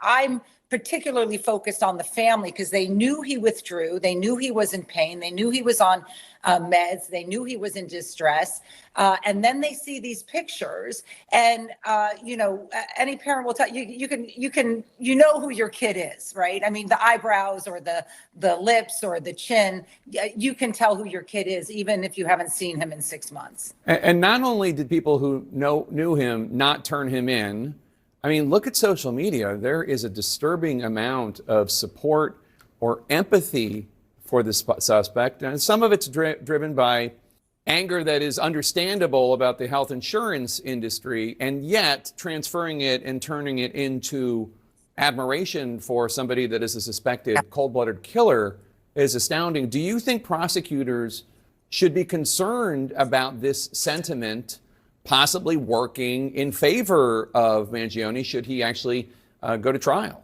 I think it probably won't sway a jury because it likely won't come much into play. In other words, they're like, hey, we should actually arrest his friends and family members as well, because we suspect that they knew that it was Luigi Mangione and didn't want to immediately cooperate with law enforcement. As a matter of fact, I'll take it one step further. We should arrest every single person that doesn't immediately sign a loyalty pledge to American CEOs that will say, please, sir, I want some more death and destruction for my family and medical bankruptcy. Please, I really like it. Fuck it, dude. Throw Israel in the pile, too. Be like, hey, if you don't say that about Israel and American healthcare, for-profit healthcare, you will get killed, okay? The jury will probably not hear this stuff. What I worry about is both the copycats, in other words, the sort of glorification or the cult status that he may be reaching amongst those who may not like healthcare or the way healthcare is run in this country. And so you worry about people doing the same thing, going after CEOs, regardless of what your politics is. The other is a larger statement about our country. You and I have talked a lot about the normalization of violence. We don't like it in the political space. I don't like it from the right wing. I don't like it from people who might have progressive sentiments that I may even agree with as a public policy issue. The normalization of violence as the way to come to some solution is damaging for a democracy and is damaging for our civic discourse. And so I am shocked by it. I don't like it, and it is dangerous.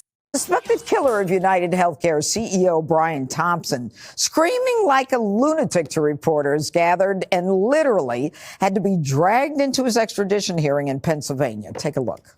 Okay, we're all wearing orange in solidarity, Queen. I'm glad she got the memo. You know what I mean? Why don't you don't cover Syria? What happening in Syria? Why you don't cover Syria? Brother, if you think I haven't sufficiently covered Syria, I don't know what to tell you, okay? In the past week, I've spent like a collective total of 13 hours covering Syria. Oh my God, that's completely out of touch and an insult to the intelligence of the American people and experience. Luigi Mangione was denied bail and is fighting extradition as the NYPD works to get him back to New York and face charges of second-degree murder for the cold-blooded slaying of Brian Thompson on the streets of Midtown Manhattan. Okay, it's very interesting. Right now, New York is attempting to extradite him, which is a very simple process, Joey, where they basically say, we have criminal charges of murder too, and the DA goes to the governor signs it, and then they take it to the governor in Pennsylvania, and they say, this is the guy, and these are the charges. It's very simple, and they're not agreeing to do it. They want to fight. But he'll be extradited and brought back to New York. Do you think he should be charged by Alvin Bragg, the progressive Manhattan DA, or should this be brought to the feds to prosecute under President Donald Trump? You know, that's a really good point. I haven't thought about that till you just asked the question. Thank you for putting me on the spot with my not law degree. I would love to see the federal government prosecute this because I think it needs to be a case that sets a precedent. I mean, the fact is, even I see in my life the vulnerability. Throw the goddamn bucket, this piece of shit. How have Fox News viewers been reacting to reporting like this? They're not reacting at all because they're literally dying in a palliative care facility. They don't give a fuck. I don't think they know anything. They're not reacting. You want to know why? Because they're fucking 800 years old. It is kind of crazy that they want to, like, Jeffrey Epstein style murder this guy. They literally are like, no, put him in a federal position and let federal prison and let God sort it out. Of people that are in the public eye is huge in this country. Yeah. Also, I don't think you can do that anyway, but that's besides the point. And our own president was almost shot. It's one of the unique things about this country. It's one of the amazing things about this country. You can go to L.A. and see a celebrity in a coffee shop, or you can go to New York and find the CEO of a company coming out of his hotel. Wait, what?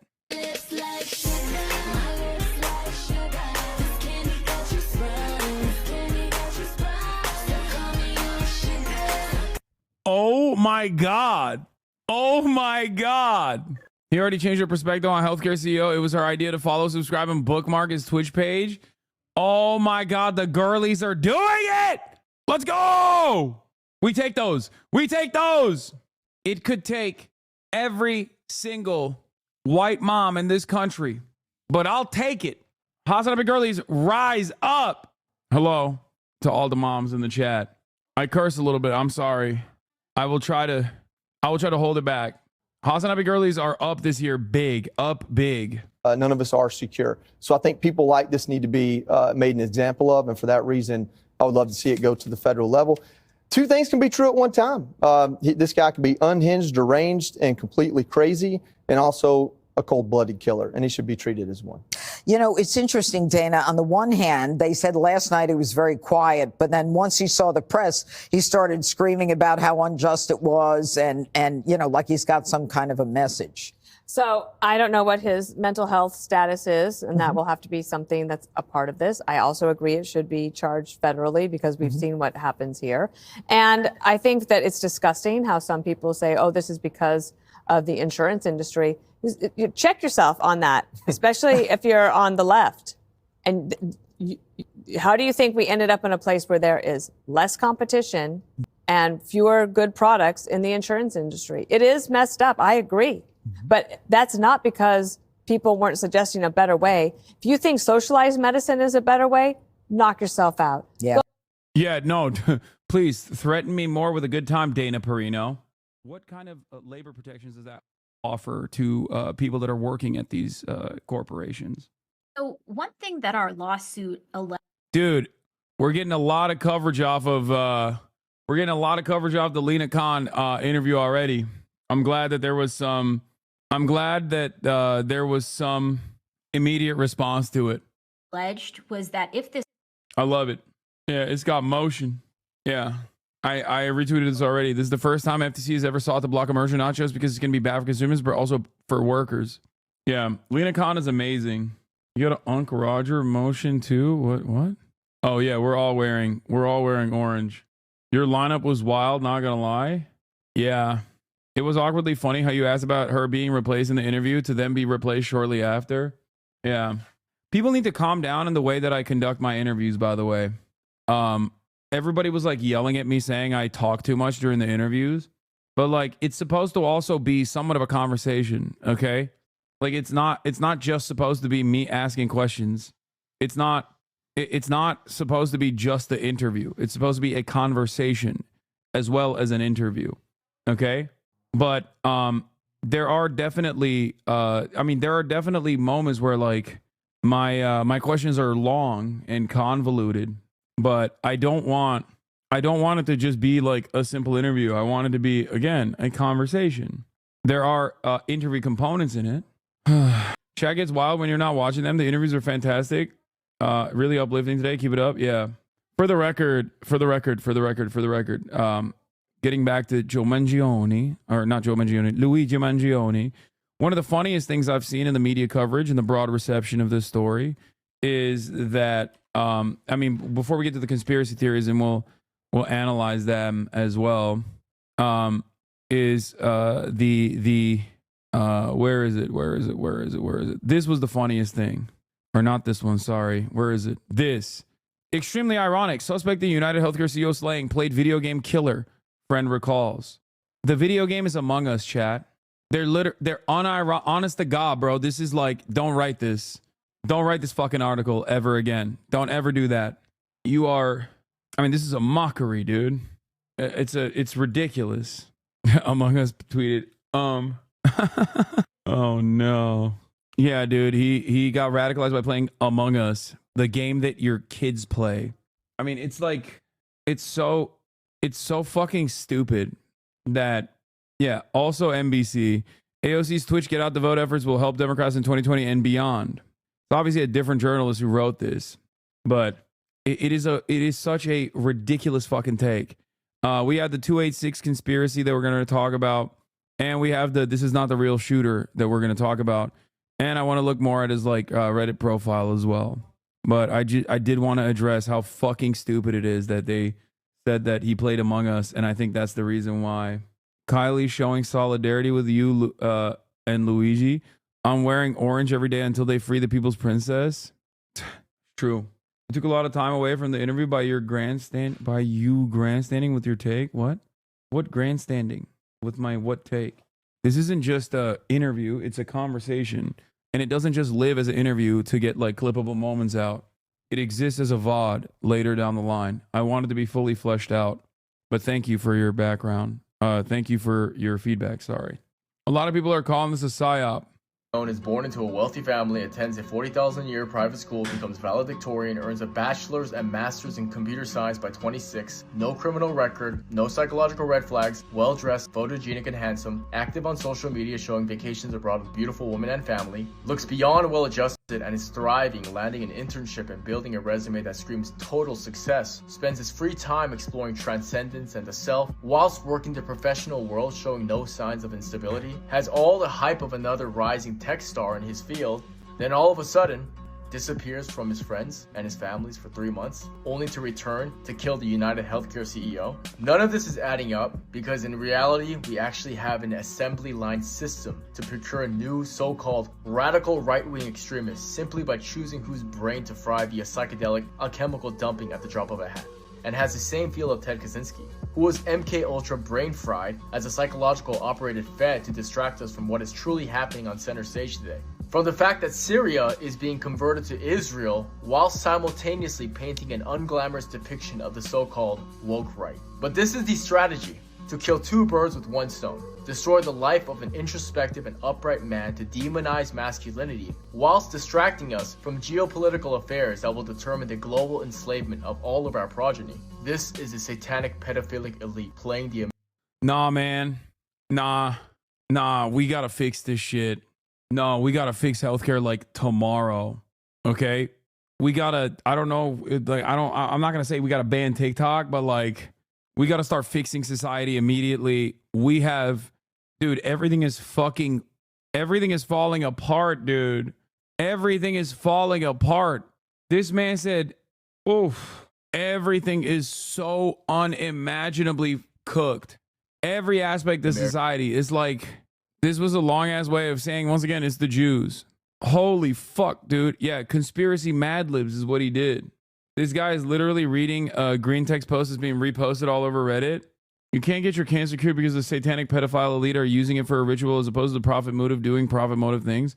Yeah, I mean, look, it's the same. Look, I talk about this quite a bit with a lot of other aspects of like American society that are just fundamentally broken with seemingly no solutions.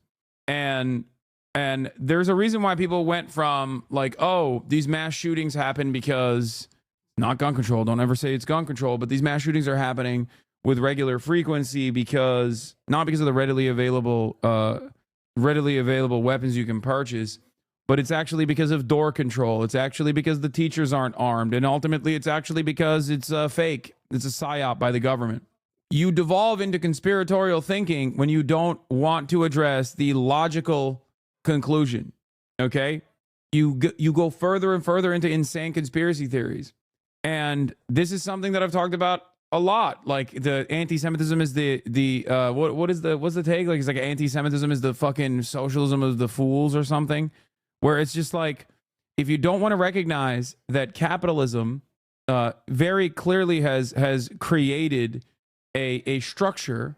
Capitalism has very clearly created a structure where profit incentive trumps all, and the profit motive is more important than the well-being of people. And that corporations are obviously creating tremendous amounts of instability and harm so that a couple people at the tippy top can fucking make incredible returns year over year. And when that is entirely shut off, that idea, that concept, that simple, basic prescription, that simple, basic analysis is so effectively tampered due to the interests of capitalists that don't want you to recognize that the system is at fault here, because they've pushed that away and have permitted right-wing instability as a good mechanism of deflection. Inevitably, people are infinitely more comfortable focusing on this good-bad dynamic, this idealistic notion that there are good people and there are bad people, and then they inevitably go back to the same fucking targets over and over again. That like, there's got to be an outside group. Who's the outside group? It's the Jews. Always. Is always the Jews. Okay? That's it. We are on the verge of collapse, in my opinion. There's a real crisis of information. There's a real crisis of logic. There's so many people that just like look at this and think like, oh, well, it can't be capitalism. That's completely impossible to contend with. I've never even considered that. I would never consider that. That's scary and dangerous thinking. So it actually must be Jewish people that are a part of a satanic pedophilic cabal. Must be that. People are infinitely more susceptible to right-wing conspiratorial thinking than they are to a materialist perception of the world, to analyze the world through a materialist lens. And a lot of these liberals are absolutely feeding into this by also playing the role of playing the role of tampering and stopping any sort of left-wing communications from coming out every step of the way.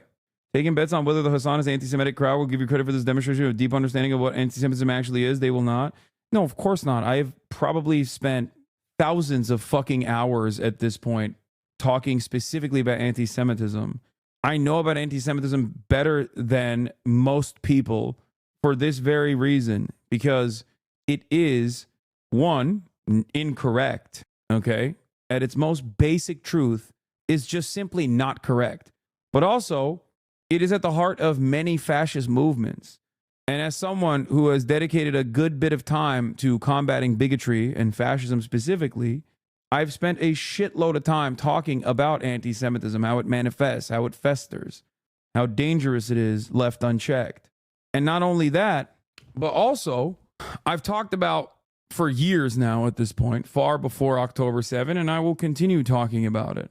But I've also talked about how dangerous it is to conflate anti-Zionism with anti-Semitism.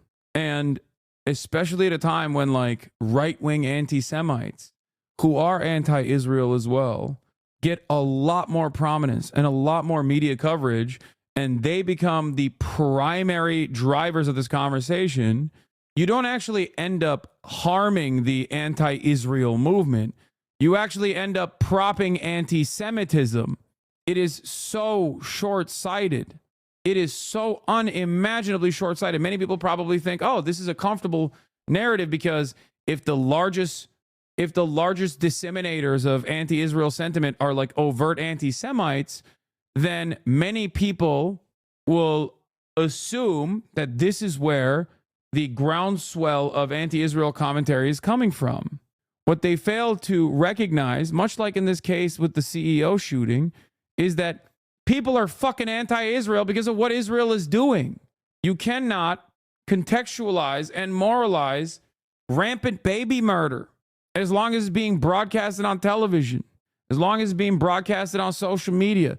You can't fucking do propaganda for that level of unrestricted death and destruction. So all you do in that process is tie anti-Semitism to validity. All you are doing is negatively polarizing people, not against Israel, because that is already organically happening, but now you're negatively polarizing people against Jews, okay? It's fucking ridiculous. Anyway, let's hear what the lawyer's saying on Caitlin Collins. The right person, given that he had a gun on him, he had a fake New Jersey ID that he used to check into a hostel. I mean, is none of that enough for you personally to know that they do have the right guy? Well, first of all, that's a piece of paper. I know you probably can't tell, but I'm 5'6". I could write on that I'm 6'5", and all this other kind of stuff. So that's written on paper. What's nice about the law is we'll have a hearing. I can cross-examine witnesses and find out, look at reports and find out what they have and what they don't have. So, again, that's just written on a criminal complaint. Who's without not getting 5'6"? into the details of that. Who's 5'4"? I don't see any evidence of a forgery. They're going to have to at least prove a prima facie case, which is less than the beyond a reasonable doubt. But I need to see these things. Right now I have one piece of paper. And again, so, yes, Mr. Dickey, have you asked to see this? I have a copy. If that's the Pennsylvania complaint, I have a copy of that. I But was have you handed asked to that see the today, evidence? near the end. Well, that's what we're good. We have a hearing coming up on, I believe, the 23rd. I apologize if I'm in error about that because there's a bunch of dates that's been flying around today. But yes, and like I said, tomorrow I'm going to reach out to the district attorney. It's my intentions and to see if, how much we can see of this stuff. So today was not about that. Yes, Sure. so we have not had the opportunity to do that today. And I know you were also unhappy that he was denied bail. Of course, prosecutors were arguing that he is a risk. You know, they either have to talk about, you know, being a flight risk or a risk to the community. Obviously, he was captured about 250 miles from Manhattan. But you said you were retained today. One big question that everyone has is, are you being paid by his family to represent him? Yeah, I'm not going to comment on that. Well, can you say that it's not his family who is asking you to retain him, or to retaining you to represent him? I'm not going to comment on. I'm not going to comment on that. I've been retained. I'm not court appointed. I've been retained, and that's all I can tell you. We had seen reports earlier that there was, you know, people were inundating you with all I'll admit it. I retained him. legal bills. Is that accurate? I have received some emails. I have not seen them personally, but my understanding from my staff is people are doing that. That people are reaching out to you and offering to help pay for his legal bills? Oh my God! That's correct. Would you accept those offers? I mean, I imagine you maybe have, I don't know, have you ever gotten that before? Nah, to be honest with you, I probably wouldn't. Why do you think you would not accept that? I don't know. I just I don't know. I just don't feel comfortable about that. So I don't know. I haven't given that much thought, but I'm not looking, you know, I mean, obviously my client appreciates the support that he has, but I don't know. I just, I'd have to look in, but it just doesn't sit right with me, really. Why do you think they're offering? I don't know. People, you talk about, the Supreme Court says, all these rich billionaires can give all kind of money to candidates, and that's free speech. So maybe these people are exercising their right to free speech and saying that's the way they're supporting my client. My God! You noted there that you said he he appreciates the support that he's getting. Did he acknowledge that when you had a conversation with him earlier about how we have seen this intense public interest in him himself? This guy fucks. This guy fucks. Yeah, unfortunately, Caitlin, I can't get into anything that my client and I talk about.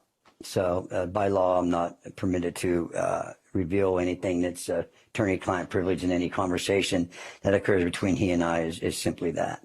I understand that, but could you describe just what his demeanor is? You're talking about putting yourself in his shoes, but, did he seem nervous? Did he seem calm? Or how did he come off to you when you met him? Well, yeah, and if we have a minute, I do want to go back to that bail situation if we have a quick second. But anyway, I've been telling people all day to use their common sense. Here's a young man who's, apparently going to be or has been charged with a very serious, one of the most serious offenses a person could be charged with.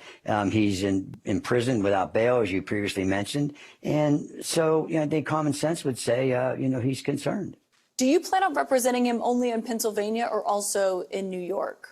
Well, that will depend. I got to see how this process pans out. And if, in fact, I were asked to do that, I certainly would consider that and probably do that.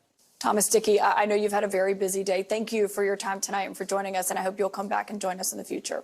I will, Caitlin. Thank you very much. I appreciate you having me. Thank you. And I want to bring in my next legal source tonight. Former federal prosecutor Elliot Williams is here. Elliot, what did you make of what we heard from him? He's a defense attorney, and a lot of things that might seem like common sense to you or me or anybody else watching who's seen this evidence play out on television, the defense attorney's obligation is not to, in effect, roll over and accept allegations from prosecutors or police and hold prosecutors to their burden of proving the evidence. A good way to think about it, Caitlin, is that the only fact that is undisputed right now about the case is that a man was killed on a New York City street with a firearm.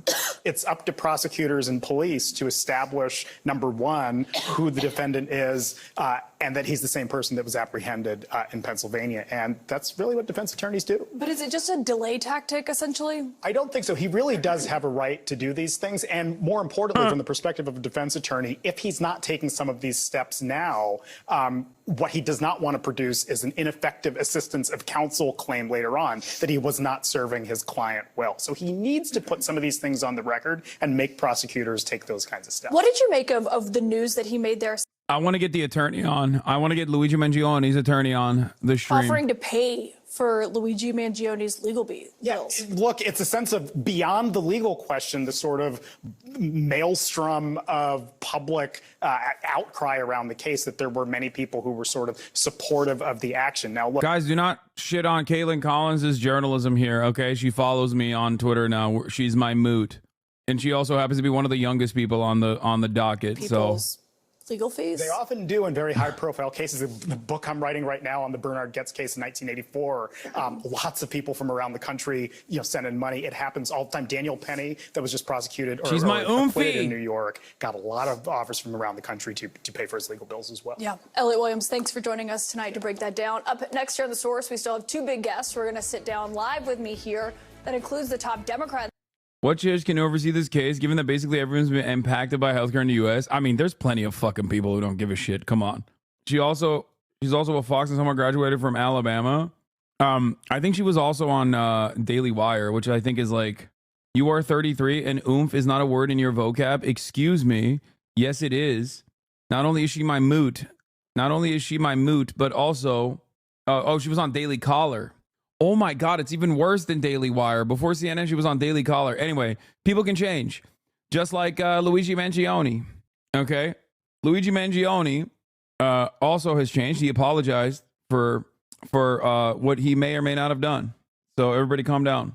Yeah, I didn't want to drag her. I follow her too. I don't just follow her. She follows me back. I followed her after she followed me. Okay? Not to flex on you guys.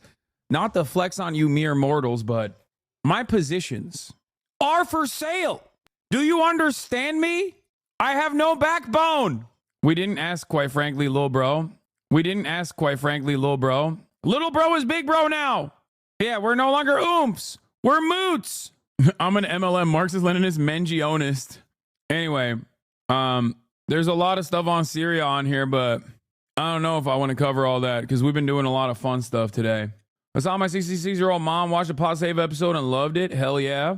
Do you feel like a child in the middle of a divorce between TYT and Majority Report? No, I genuinely can't get myself to care about any of that. I don't know what the fuck Anna is doing. I think that ultimately this is like going to further and further radicalize jank though. Like I feel as though the only thing that this does is just like piss jank off, who thinks like, his co-host is being falsely smeared or whatever. But I don't like it. I don't like when uncles are fighting. When is the right time for big drama? Wait, what? I've heard the rumors online, and the rumors are mostly true.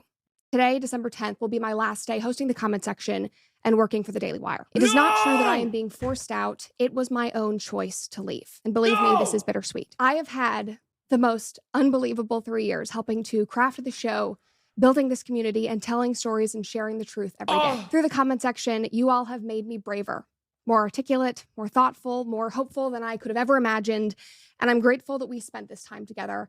And I'm grateful that the Daily Wire gave us a platform to grow this community. But at this point in my life, I am ready to take on a new direction. Where's Weeby? Weeby, are you okay? Weeby, are you all right? I know you haven't been around in a while because you were probably spending all of that spare time moderating the Brett Cooper subreddit. Wait, this means Weeby has no one to watch anymore? He has to come back? Yeah. Both personally and professionally. This means new challenges and new endeavors, which I will share with you soon. As for this show, the comment section will continue with the Daily Wire. My producer, Reagan, is taking over as host of the comment section, and I wish her and the Daily Wire all the best. Where's she going? We have had 3 great years, and I am proud of what we've accomplished together. You did this with your dick print on Insta? No. Brett Cooper is a married woman. Okay, how dare you? Leaving the show and the platforms that we've built is hard, but I'm very excited for what's to come. Knowing that we have brought so many people together in laughter over these last 3 years means the world to me. I appreciate all of you, so let's chat again soon. But in the meantime, go touch some grass, kick some rocks, and we'll catch up shortly. And now for some final thoughts from the God King himself, Jeremy Boring. Bittersweet indeed. We're sad to see Brett go. Boo, we don't want to see this fucking ugly asshole. Where's she going? The absolutely incredible news that Daniel Penny was found not guilty. Wait, where's she going? Do we know? Wait, why did she leave? TYT? Shut the fuck up, Chad. She's not going to TYT. No, I doubt it. I wonder what she does next. Cause like, I'm not gonna lie. She's going to drop site news. Yeah. I'm not gonna lie.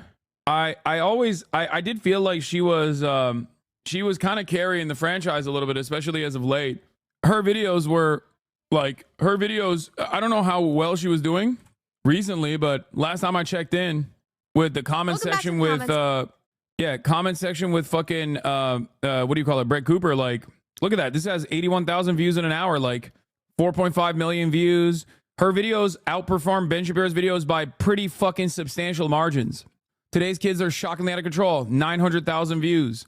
Did Trump make a mistake? 306,000 views. Like, she outperforms me. She gaps me. She gaps Ben. I think she's probably going solo dolo. But she has been destroying most other commentators on her own network too. Ryan hired her to be a combat reporter for Dropsite. Yeah, she's going to Dropsite. She's going to Zeteo. She's going to do a partnership with Dropsite and Zeteo, chat. She's on the anti-Zionism beat. Yeah, no, her channel has been fucking doing numbers.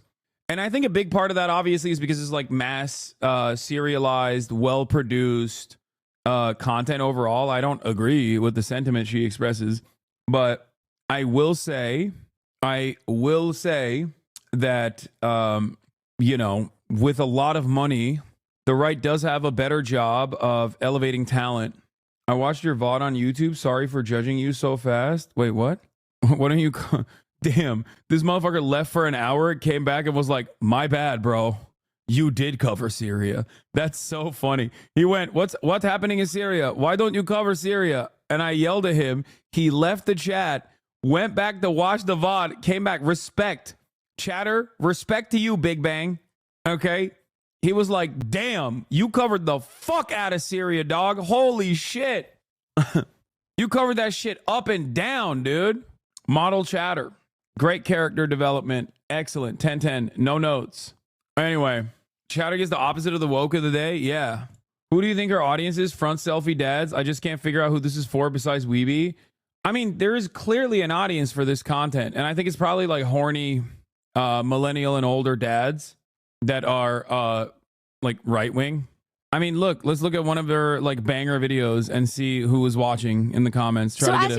Today's kids are shockingly out of control. Send the bill for all damaged goods to her parents' guardians. Not disciplining your children is a form of neglect or abuse. Do you think these are Zoomers that are watching? Little girl was throwing glass, which is a danger to herself and others. Meanwhile, parents are getting arrested for letting 11-year-olds walk by the corner store by themselves. Is pure insanity. Discipline your children. Like, no, they're fucking older people. In my experience, weirdly anti-porn radfems. Wait, really? Anti-porn radfems watch Brett Cooper? Also, conservative women who are very into being female Daily Wire viewers.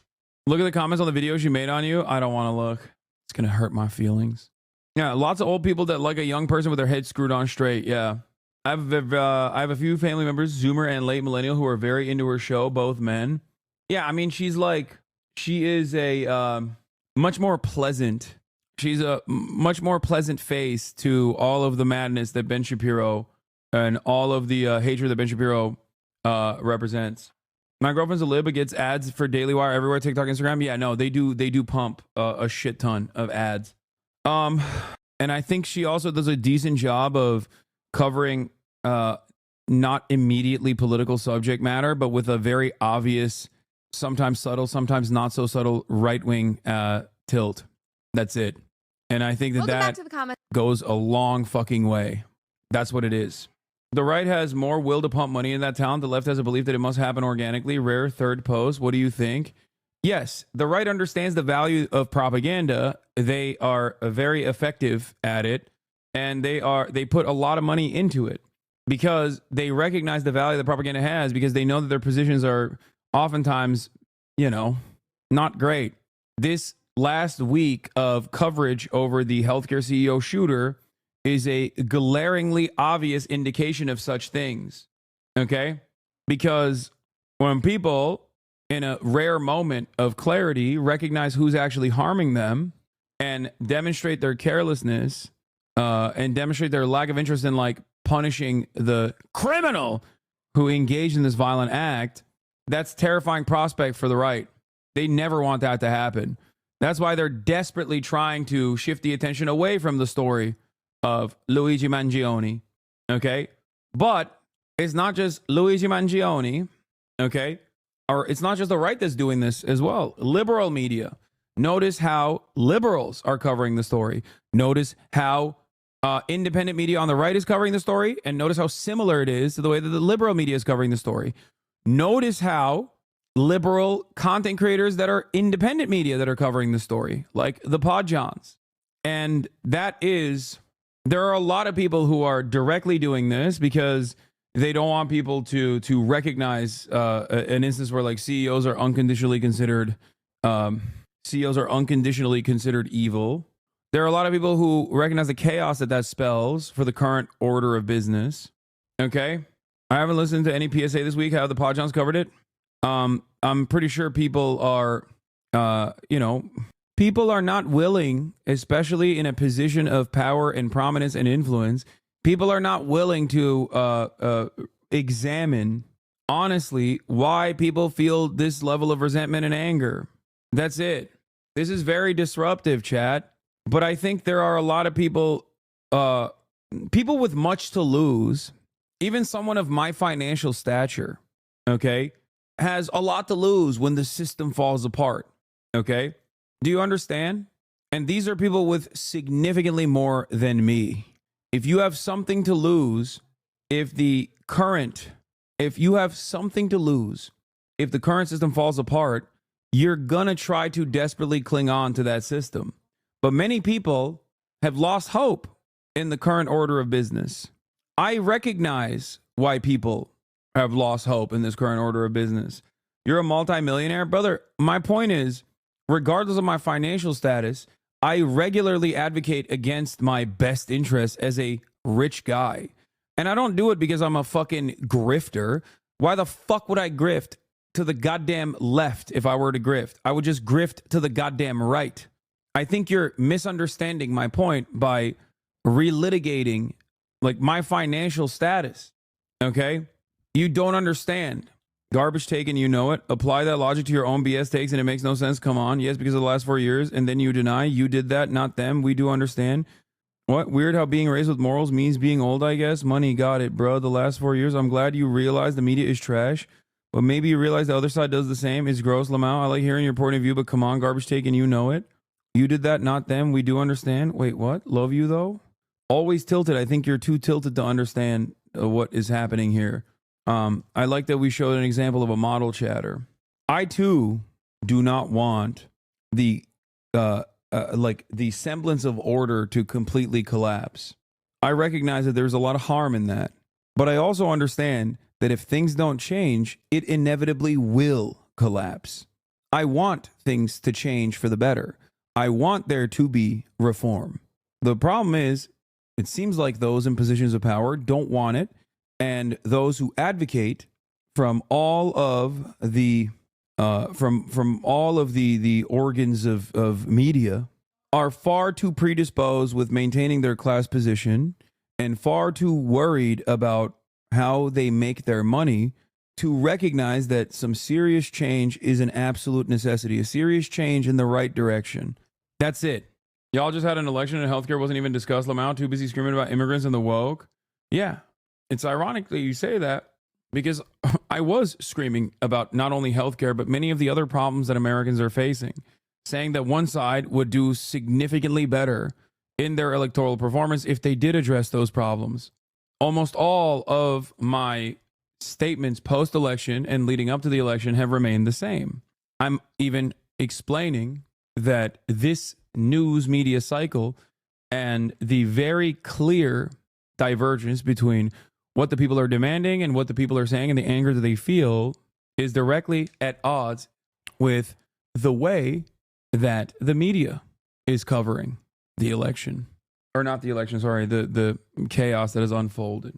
How many times did you mention Biden dropping the public option talk immediately after winning? I don't fucking know. Countless. Had to explain to my girlfriend's mom that was Stavros and not Ta-NEHISI COATES. Oh no. Read my last Matter of Life and Death? No.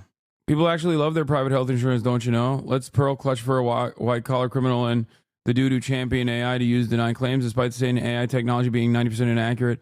And most importantly, let's never take advantage of the very obvious bipartisan rage against predatory corporations like United so as not to accept the lobbyists for BCBS. Let's not exploit the issue for Democrats as a means of peeling off MAGA voters and fracturing Trump's base. That would be uncouth, the horror. Jesus fucking Christ, the fetishization of decorum and norms is going to destroy us all.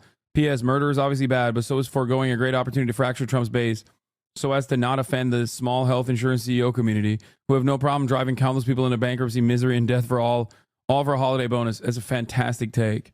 I get why they're acting the way they are, but I think the PSA bros need to realize that their unease is a perfect example of how them and their mindset are not able to connect with the young people and inspire them. Same for establishment Dems. Hasan came on and straight up told it like it is, not going to lie.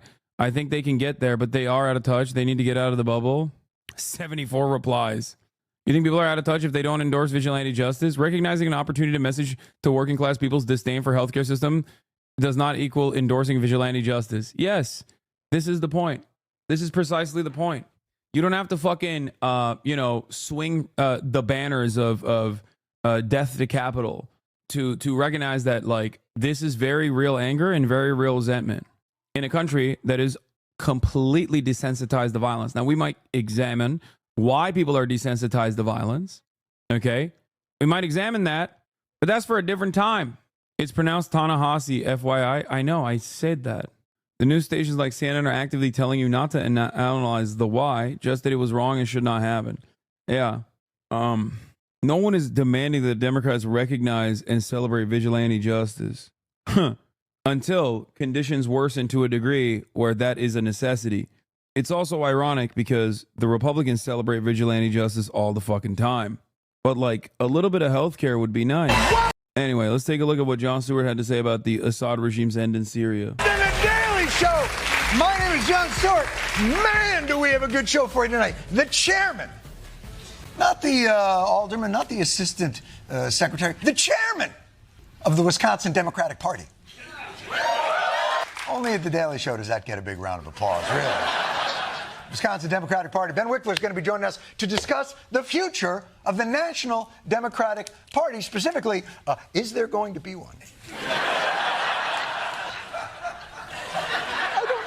But first, ladies and gentlemen, we can often get cynical about the state of things in the world, fall in a cycle of despair, as though the horrors and deprivations of our modern world can never be overturned or undone.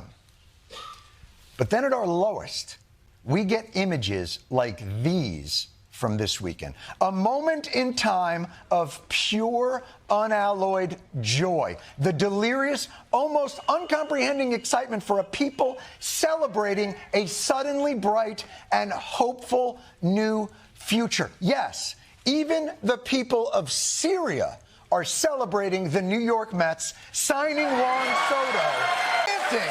You heard them. You heard them in the streets chanting, I can only assume we're going to the series. I kid, of course. Those images were jubilant Syrians celebrating the end of the 50-year rule of the murderous, despotic Assad family, a result that would have seemed incomprehensible even 2 weeks ago. And you know it's the real deal, because they sealed it with the universal symbol of fallen dictatorships, the traditional toppling of the statues. They pulled them down with rope. They knocked over the one where Assad signaled field goal. They even paraded Assad's head through the streets like a... My controversial opinion on this, and this has nothing to do with like Assad's governance or whatever, is that massive statues of leaders are very cool. And I'll take it one step further. I even think, despite the unethical nature of its development, Mount Rushmore is kind of a cool thing. This is probably my least woke opinion. I don't know. I legitimately think, I straight up think that these like really large statues of people is dope. Nah, that mountain's a fucking eyesore. Bad take. I disagree. Lost me on that Rushmore shit take. Shit is ass. Okay, you guys would fucking love it if it was Lenin's head carved into the side of a goddamn mountain. Like, I'm saying, structurally, I like the concept, okay? Don't act like you wouldn't think it's dope if it was a Lenin head carved to the side of a goddamn mountain. I would. The problem with Mount Rushmore is like what what it represents is indigenous land that they stole and then, carved some of the people that were responsible for the genocide onto it. Yeah, also, the Konoha Hokage faces are sick in Naruto. Like, I am unafraid to recognize, okay, this is my least woke take. I think they're sick. This is the most male opinion you've had. Like, the Crazy Horse statue is lit. Like, that's gross because it's a Confederate monument, right? Like, but if it wasn't a Confederate monument, that would be kind of cool. Damn, people fucking hate this take. Okay, it's good. It's good to have healthy disagreements. Again, what about Charlottesville in 2017? All that Robert E. Lee? No, man. No, you're misunderstanding. I'm not saying it's cool to have these like massive statues dedicated to fucking tyrants, dude. I'm saying the principle of having large ass fucking statues is kind of cool, like the Jesus. Have you guys ever seen those TikToks of like these real large like man-made sculptures? Like they got them in like China and fucking India and shit. Like they're sick. They're dope. I really like giant monuments, dude. I'm sorry. I am, and this is 100%. This is 1000%. Maybe a not woke take or whatever, but I think they're sick. Yeah, even the Statue of Liberty like is dope. Brother, you said this in the context of these monuments of tyrants being brought down. What else are we supposed to think? Wait, isn't Crazy Horse the Confederate statue, chat? Am I wrong? Isn't that the one that's carved to the side of that fucking mountain as well? I might be thinking of someone else then. No, Lamau. Oh, Stone Mountain is the Confederate one. Crazy Horse is the native one. Sorry, I was thinking of Stone Mountain. My bad. This one is what I was thinking. The park is owned by the state of Georgia, and there's like in the middle of it, there's just like a fucking a Confederate memorial carving on the side of the mountain. And if it wasn't a Confederate memorial, like that would be sick. Like, dude, come on. Wow. That's cool, dude. That's cool as fuck. You know that shit is sick.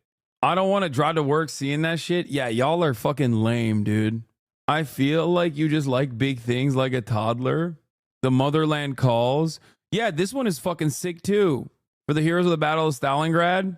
A colossal neoclassicist socialist realist war memorial sculpture of Mamayev Kurgan in Volgograd, Russia. Monuments? No, HasanAbi, monuments are an L take. Nah, you're fucking wrong. You're literally wrong. I think you're actually fucking wrong. I think ginormous statues, like ginormous monuments, are fucking dope. I don't give a shit what it's about overall. Like I would prefer it to be not of tyrants or whatever. Make it of religious figures, gods, deities, and the like. But I think it's dope. It's my most like anti-Islam take. Dude, wow. Is this real or is this AI? There's no way a dude is like actually up here, right? Whoa. Dude, come on. Damn. That's fucking wow. Oh, this is the one I was thinking of. Yep, this is it. Average human, L, 176 centimeters. Statue of David sitting at 5 meters. Martin Luther King at 91. The Sphinx at 20 meters. Tiantan Buddha at 34 meters. We're just getting started, baby. Oh my God, the Adiyogi Shiva at 34 in Tamil Nadu. Shiva of Muruddeshwara at Muruddeshwara in India, 37 meters. Christ the Redeemer only at 38 meters. Wat Botekyan in Puttatam in Malaysia. Cristo de la Concordia in Bolivia. Ataturk in Izmir at 42 meters. Tonglam Solong, Amitabha Buddha in Vietnam. Confucius in China. Ruyulin Guanyin, Hong Kong, China. Bronze statue of Disong, China. Guanyin of Mount Shiqiaos in Foshan, China. Look at that. The Motherland Calls 85 meters, dude. Fuck. Yo, that shit is so sick. How do you not admire? How do you not admire these fucking massive ass statues, man? The Great Buddha, this one is one of the craziest. Statue of Liberty, 93 meters. Ushiku Buddha at 100 meters. The Motherland Monument at 102 meters in Kiev. Guanyin of Nashan in Hainan, China at 108 meters. Laikyun Sekya in Myanmar at 115 meters. Spring Temple Buddha in Henan, China at 128 meters. Statue of Unity at 182 meters, dude. That shit goes crazy. That shit goes crazy hard. Imagine standing in awe. Imagine standing in awe at this fucking colossal, ginormous statue.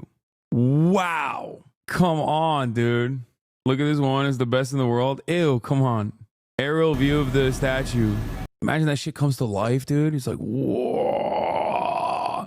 Whoa. It's cool as hell, bro. It is cool as hell. Oh, Hubei to spend 155 million yuan to relocate controversial giant Guanggan statue. I live near the Statue of Unity. That's sick. Oh, I think we found his autism. I think we need to do more of this shit. The worst thing a person can do to my legacy is strip me of my humanity. Statues, idol worship, and myth making is unhealthy and creepy for societies to believe in. Yeah, whatever, dude. Shut up, nerd. What was that, Lenin? Who cares? Sorry, it's still happening, okay? Yeah, you know who else said that? Robert E. Lee, okay? And guess what? Motherfuckers didn't entertain his wishes either. They still made fucking statues of him. So if statues are gonna happen, then I'd rather have them be of Lenin than of fucking Robert E. Lee, all right?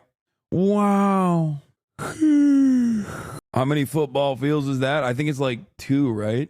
I don't know. Didn't the Soviets turn Lenin into a living statue by mummifying him? Yes. I don't know why, but all the Soviet leaders have been not mummified, but embalmed. So yes, that's literally a thing. Like, I think every single Soviet leader has been embalmed. I don't know why.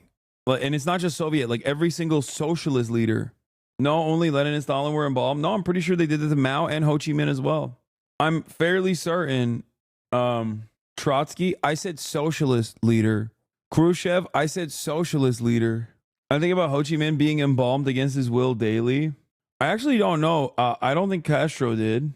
Trotsky was not a socialist. I'm memeing. But clearly the Sino-Soviet split did not change the Chinese practice at the time. Yeah, I don't know. I don't know why. I don't know why they didn't. I don't know why they did to the leaders that they did, and I don't know why they didn't to the people that they didn't. But it is kind of like a weird. It is kind of a weird thing, but it's kind of cool, I guess. I don't know. I think Castro probably lived too long. That's probably why he didn't get fucking embalmed. Anyway, breaking the Modelo Marine made dinner for his brothers. What? All right, we're done looking at big ass statues. Okay. Pickled communists, leaders whose bodies were embalmed. Okay, dude. Fucking calm down, all right? I don't like the way that they are presenting this fucking story. But yeah, Kim Il-sung, Kim Jong-il, Ho Chi Minh, Lenin. I've heard the Lenin one is like also done at a time when like embalming didn't look like they didn't have the tech yet. So it's kind of bad. I'm so happy right now. Anyway, let's do chuckle so sandwich. happy right now. You know why, Schlatt? He's here. Is because my friend, Best at this point. maybe even my best friend. I mean, who knows? He's fighting for the position of my basketball buddy. Hasan Piker is here. What's up, everybody? You got anything silly to say? Something else? Just say something really out there. I'm here to defend your honor. Oh, now that is something that I'm excited to hear. I'm here to defend your honor. I'm a cool dude. It's chill to be friends with me. I'm just going to throw it out there. I don't think you talk about Ted Nivison nearly as much as he talks about you and the things you do together. I think you're wrong because you're not watching in the mornings when I'm first introducing what I've done throughout the day before I start. Really? Before You I say start the stream. I played ball with my friend. Yeah. Some may say best friend Ted Nivison. I say I'm balling with my boy Ted Nivison I'm his boy. every time we ball. This feels like a victory that I have needed on this podcast for a while. Yeah. I have been beaten down and slapped around by my previous best friend. His name is Tucker. It's like every time I get on set, it's like his lips are wet, ready to suckle on the teat that is Jay Schlatt. And I'm just looking for a victory here right now. You want?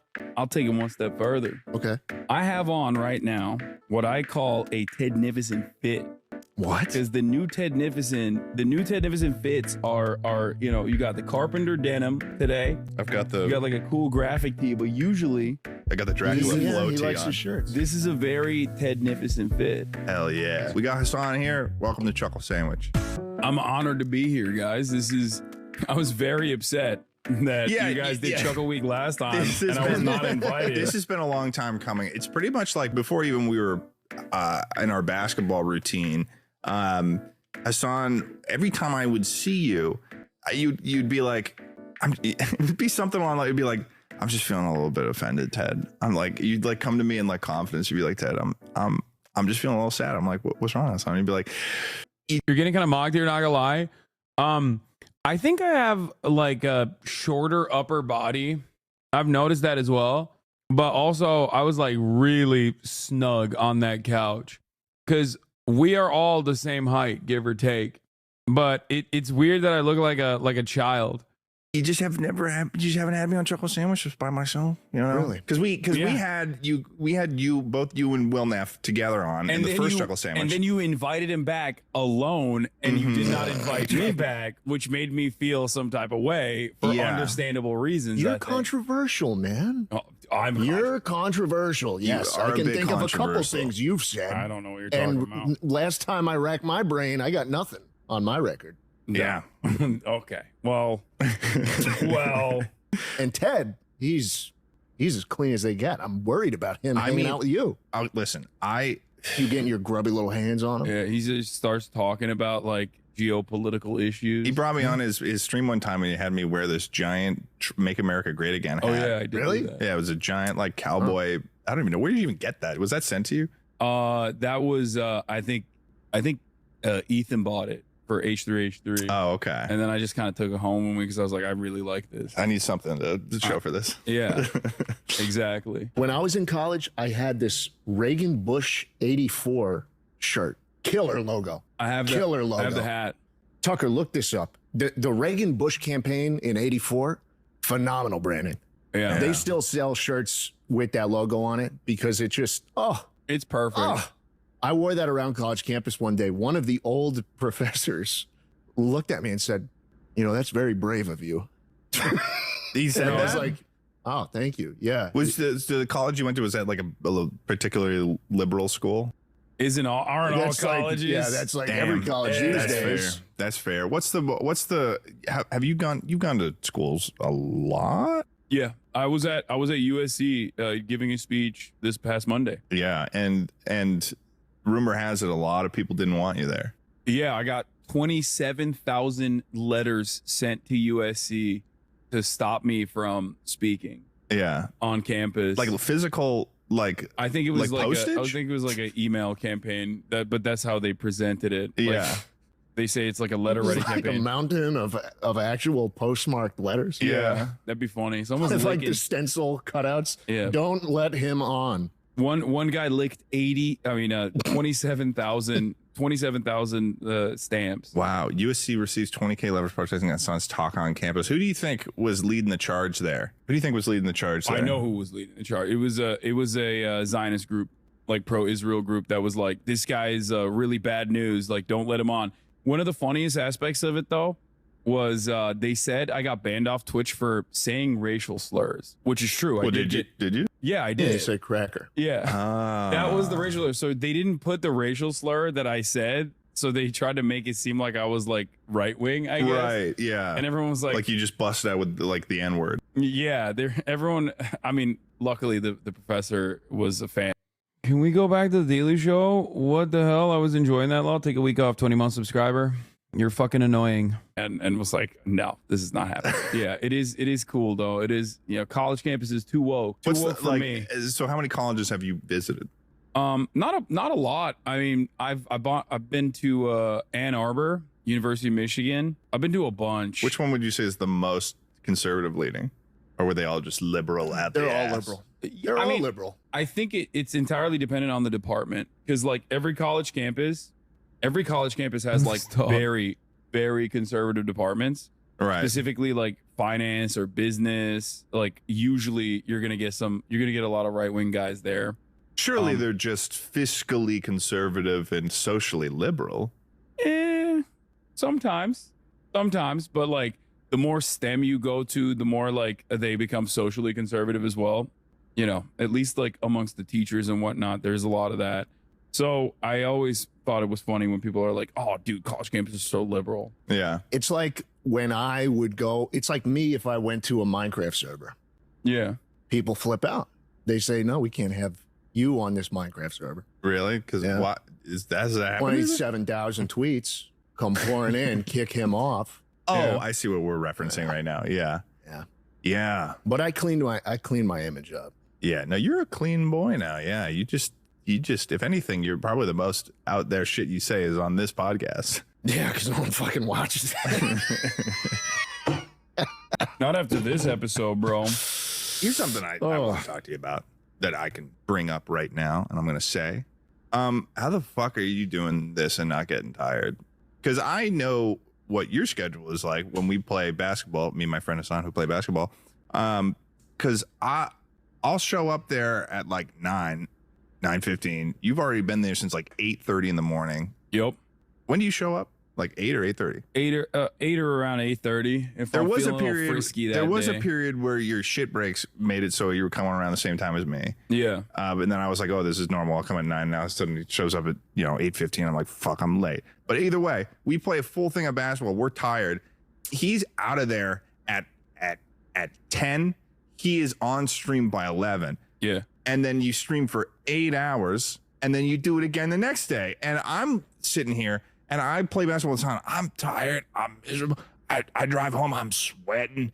I get to my apartment, and I like go upstairs. I'm shitting for 45 minutes. I'm in the shower for 45 minutes. I'm laying in my bed being like, what am I going to do today for 45 minutes? Like, how are you doing that? Adderall?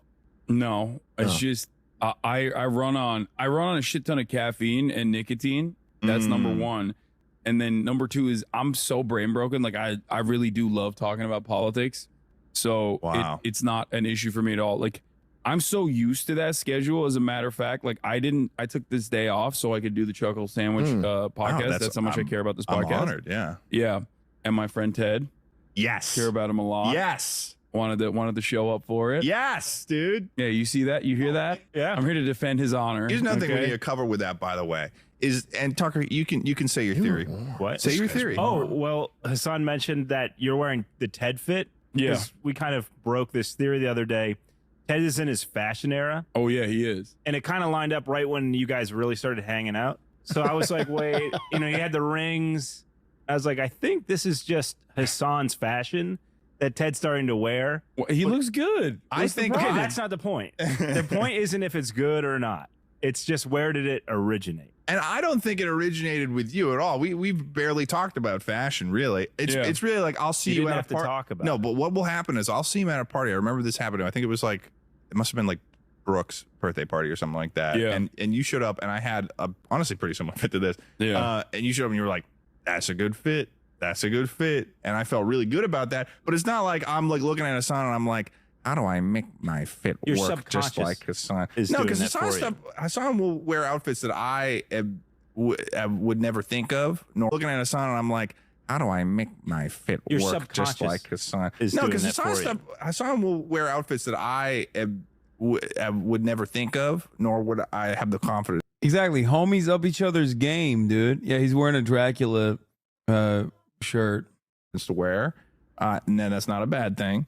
It's just I think it's different. I think that we can tell the people I entered my fashion era a little bit separately. I'm just tired of my friends looking perfectly normal. You call me a bimbo. And then changing into this flanderized version of themselves. Flanderized. Like Ned Flanders? I don't know where it comes from. Yeah. It's like, like what they did to, you know, Slimesicle? Yeah, but I don't know what they did to him. They turned him into a bimbo. Yeah. Oh, really? Like that porno where it's like the, you know, that image where the girl with like all the textbooks, she sees a heel on the floor. I don't think that's a porno. That's a meme. She puts, well, I'm sure some people jerk off to it. That does. You're like, Josh's been very porn brained lately. He's like anything that involves like even the image of a woman is a porno. Like, she picks up a heel or that's something. a porno, isn't it? Schlatt, that's not a porno. People are jerking off to that. You're not telling me people aren't jerking off to that. People are. People. Who's people right now? That's the question. Where'd it like, go? You look at that, you go, yowza, that's a woman. Yeah, Is it's that like what you... the original was the opposite, but it's a woman who's studious. She's looking at her book. She's like, why am I holding this book? She drops. She's like, oops, bimbo time. I think the earliest version of this is like the 90s rom-com where like the girl, the secretary, like takes off her glasses and all of a sudden she's hot. Yeah. And honestly, you could also respond to the headline here of the Michigan Daily where it says bimbofication is a revolutionary act. Bro, people write too much. As a revolutionary, they gotta stop Hasan, writing. They gotta stop writing. Would you say that that's correct? Bimbofication is a revolutionary act. I mean, I guess it's like self-acceptance. Maybe that's like probably the angle that they're going. I think society's been holding my bimbo down. Yeah, and I think it's time to get bimboed up. But he's aesthetic as hell. Like he has like. Oh, they both look good. They both are objectively good looking. Yeah, honestly, the last two replies that Hasan has, like he's replied to the last two stories of my apartment, and both times he has said aesthetic, and that's it. Yeah, and I'm starting to realize the pattern. Yeah, I mean it's true though. You got like cool artwork that you place in like a cool way. Yeah, like, that's the type of apartment that you go into, and you're like, damn, this guy's on Pinterest. You should see my place. He knows what's up. He gets all his furniture ideas from me. Really? Yeah. Well, hold on. I got one yesterday from you. And I sent you the link. You bought it without even looking at it. Well, yeah, because you're like, what's that shelf that you have behind your couch? Well, because I sent it to him. He's like, 10 seconds later, bought it. Well, because I needed furniture. You busted out the fucking tape measure. You measured it for me. You basically did all the work for me. And I was like, okay. He really wanted me to get it. I like interior design. I don't really care as much about fashion. This is a $1.60. I like your shorts though. They're sick. I like my shorts, but like the shirt is just Gildan. This is a $1 shirt. I don't Gildan even heavyweight. Heavyweight, the 5,000 heavy cotton. When it's dirty, sometimes I'll just throw them out. No, I respect that. I mean, I'm doing that right now. This is Amazon. Like Amazon. I bought this on Amazon. I don't even know what brand. It's like one of those probably like 5 all capital letter. It doesn't even make sense. It's like it's like Xiaoguo, but then you're like, what the fuck is this brand? Like I don't even know what it is. It's probably like a ripoff of like I assume like a $300 tank top that are making in the same factory, but with almost the exact same materials. Because like, how much variety can you get out of a fucking tank top? Just one of them's white label and it says that nice. it's made in Portugal instead of Vietnam. So yeah, no, I do that too for sure. Like I don't think there's any need for you just gotta have some pieces that complement one. I don't like pieces though. That's my thing. You don't like this? This was new. No, this is a new thing pieces. for me this year. I mean, really, like since January, I started wearing the rings. I've tried with watches. I can't get into watches. I can't. Some conversations are not necessary to record, bro. Dog, you just destroyed the entirety of the podcasting business with one statement. How could you say such a brave thing? I'm definitely not doing rings. Bracelets just feel strange to me. I'm not a watch guy at all. I don't really. I mean, it's fine. Like I get it. You're an Apple Watch guy. Yeah, I have an Apple Watch, but that's only for like fitness related reasons. Like I'll meticulously track the amount of calories. The Ultra. I don't know. Here's the thing, though. I don't know how accurate it is because we had a friend that was mountaineering. Do you know how accurate that is? Because we had a friend that was working on his car. Yeah, he said he burned like 3,000 calories, but he's out of shape. So is it like skewed because of heart rate? How long did he work on the car for? I don't know. A few hours. But if like a heavy person or an out of shape person goes up the stairs, and so does a light person that weighs the same, or not a light person, in shape person, one of them's out of breath, one isn't. Yeah, the person that's out of breath is most likely like they're demonstrating fatigue higher, so they're probably like the watch tracks it off of your heart rate. Yeah. So obviously it's not like 100%, but I just use it as like a good, I use it as a good estimate for the most part. I don't really, I'm not like, oh, I burned 1,000 calories. Now I can have 1,000 calories of food or anything like that. That's how I do it. Yeah, that's not how you're supposed to do it. Oh yeah, but don't you love breaking even though? And it's like, oh, I can get a little sloppy. No, I can get a little can't. sloppy. I can order Chris and Eddie's. I found out today that our city police force is their own podcast. That's insane. That should be illegal. Oh my God, cops are so bored. They get paid so much. That's so annoying. They get paid so goddamn much and they have too much goddamn time on their hands. They should be solving crimes. Why are they not solving crimes? Instead of solving crimes, they're contributing to crime by doing a podcast, which is a crime. It should be a crime. What is Chris and Eddie? It's a burger place. It's delicious. Oh, I bet. When was the last time you had a burger? When was the last time you had something you enjoyed? I had I enjoy food all the time. I actually recently I've been looking for a Japanese curry place in LA that is like as katsu? close to like Japanese curry in Japan, and I found it. I'm gonna gatekeep it though. Sorry, Chocolate Sandwich audience. Sometimes I'll like say 10 prayers and then jerk off. What? To lose weight? Like what? No, because like you were saying, like you eat, like you burn 1,000 calories and then you eat something nice. Oh, it's like religious debt. Yeah. Don't. Yeah. Oh, I see what's going on. Right, because you burn 1,000 calories and you eat it. I thought you were just saying that. Whatever the fuck. I thought you were just saying. I thought you just had a moment where you're like, we're not talking about me jerking off enough. I gotta fucking say this. No, that's what I meant. Yeah. It came out of this was relevant. Yeah, no, I understand the relevancy. Yeah. We unpacked that well. It's God debt. I get it. It's God debt. Yeah, it's good. God debt. Yeah. You're not Catholic? I'm Catholic. Oh yeah. Oh, you are Catholic. This is a Catholic podcast. Then you don't even need to, bro. You don't even need to like say prayers. I thought you just go to need the to priest. accept them. Yeah, I thought you just go to the priest and you're like, sorry, Father, I have sinned. Like I jerked off. Have you guys done? Do you do confessions? Have you done? I haven't done confessions in so long that I actually got denied communion at the funeral of my aunt. Actually, wait, really? So I've told this story on the podcast before, but basically it was a funeral at a Catholic church from my aunt who had died this spring. And there was an option to go up and take communion, and I hadn't done it in a while, but I've gotten confirmed and stuff with the Catholic Church. So I was like, all right, man, it's getting buried and stuff. I should do this. It's a respectful thing to do. I go up there, and there's a process when you go and get communion where you say amen. That's the process. Okay, yeah. You go up there. Fuck the story you up for me, get the Schlatt. bread. That's great. Thank you. You get the bread and you say amen. Okay. Basically, we're waiting in line. And people are saying something. He's saying something. The priest is saying something, and they're saying something back. And I'm like, holy shit, I don't know what I'm actually supposed to say. And I'm like trying to listen, and I'm leaning in kind of behind. I'm like getting up behind my godfather, and I'm like trying to, like hear what he's saying. That's crazy that they just like cook you. They lapse your coverage like a fucking healthcare CEO when you don't when you're in prayer debt.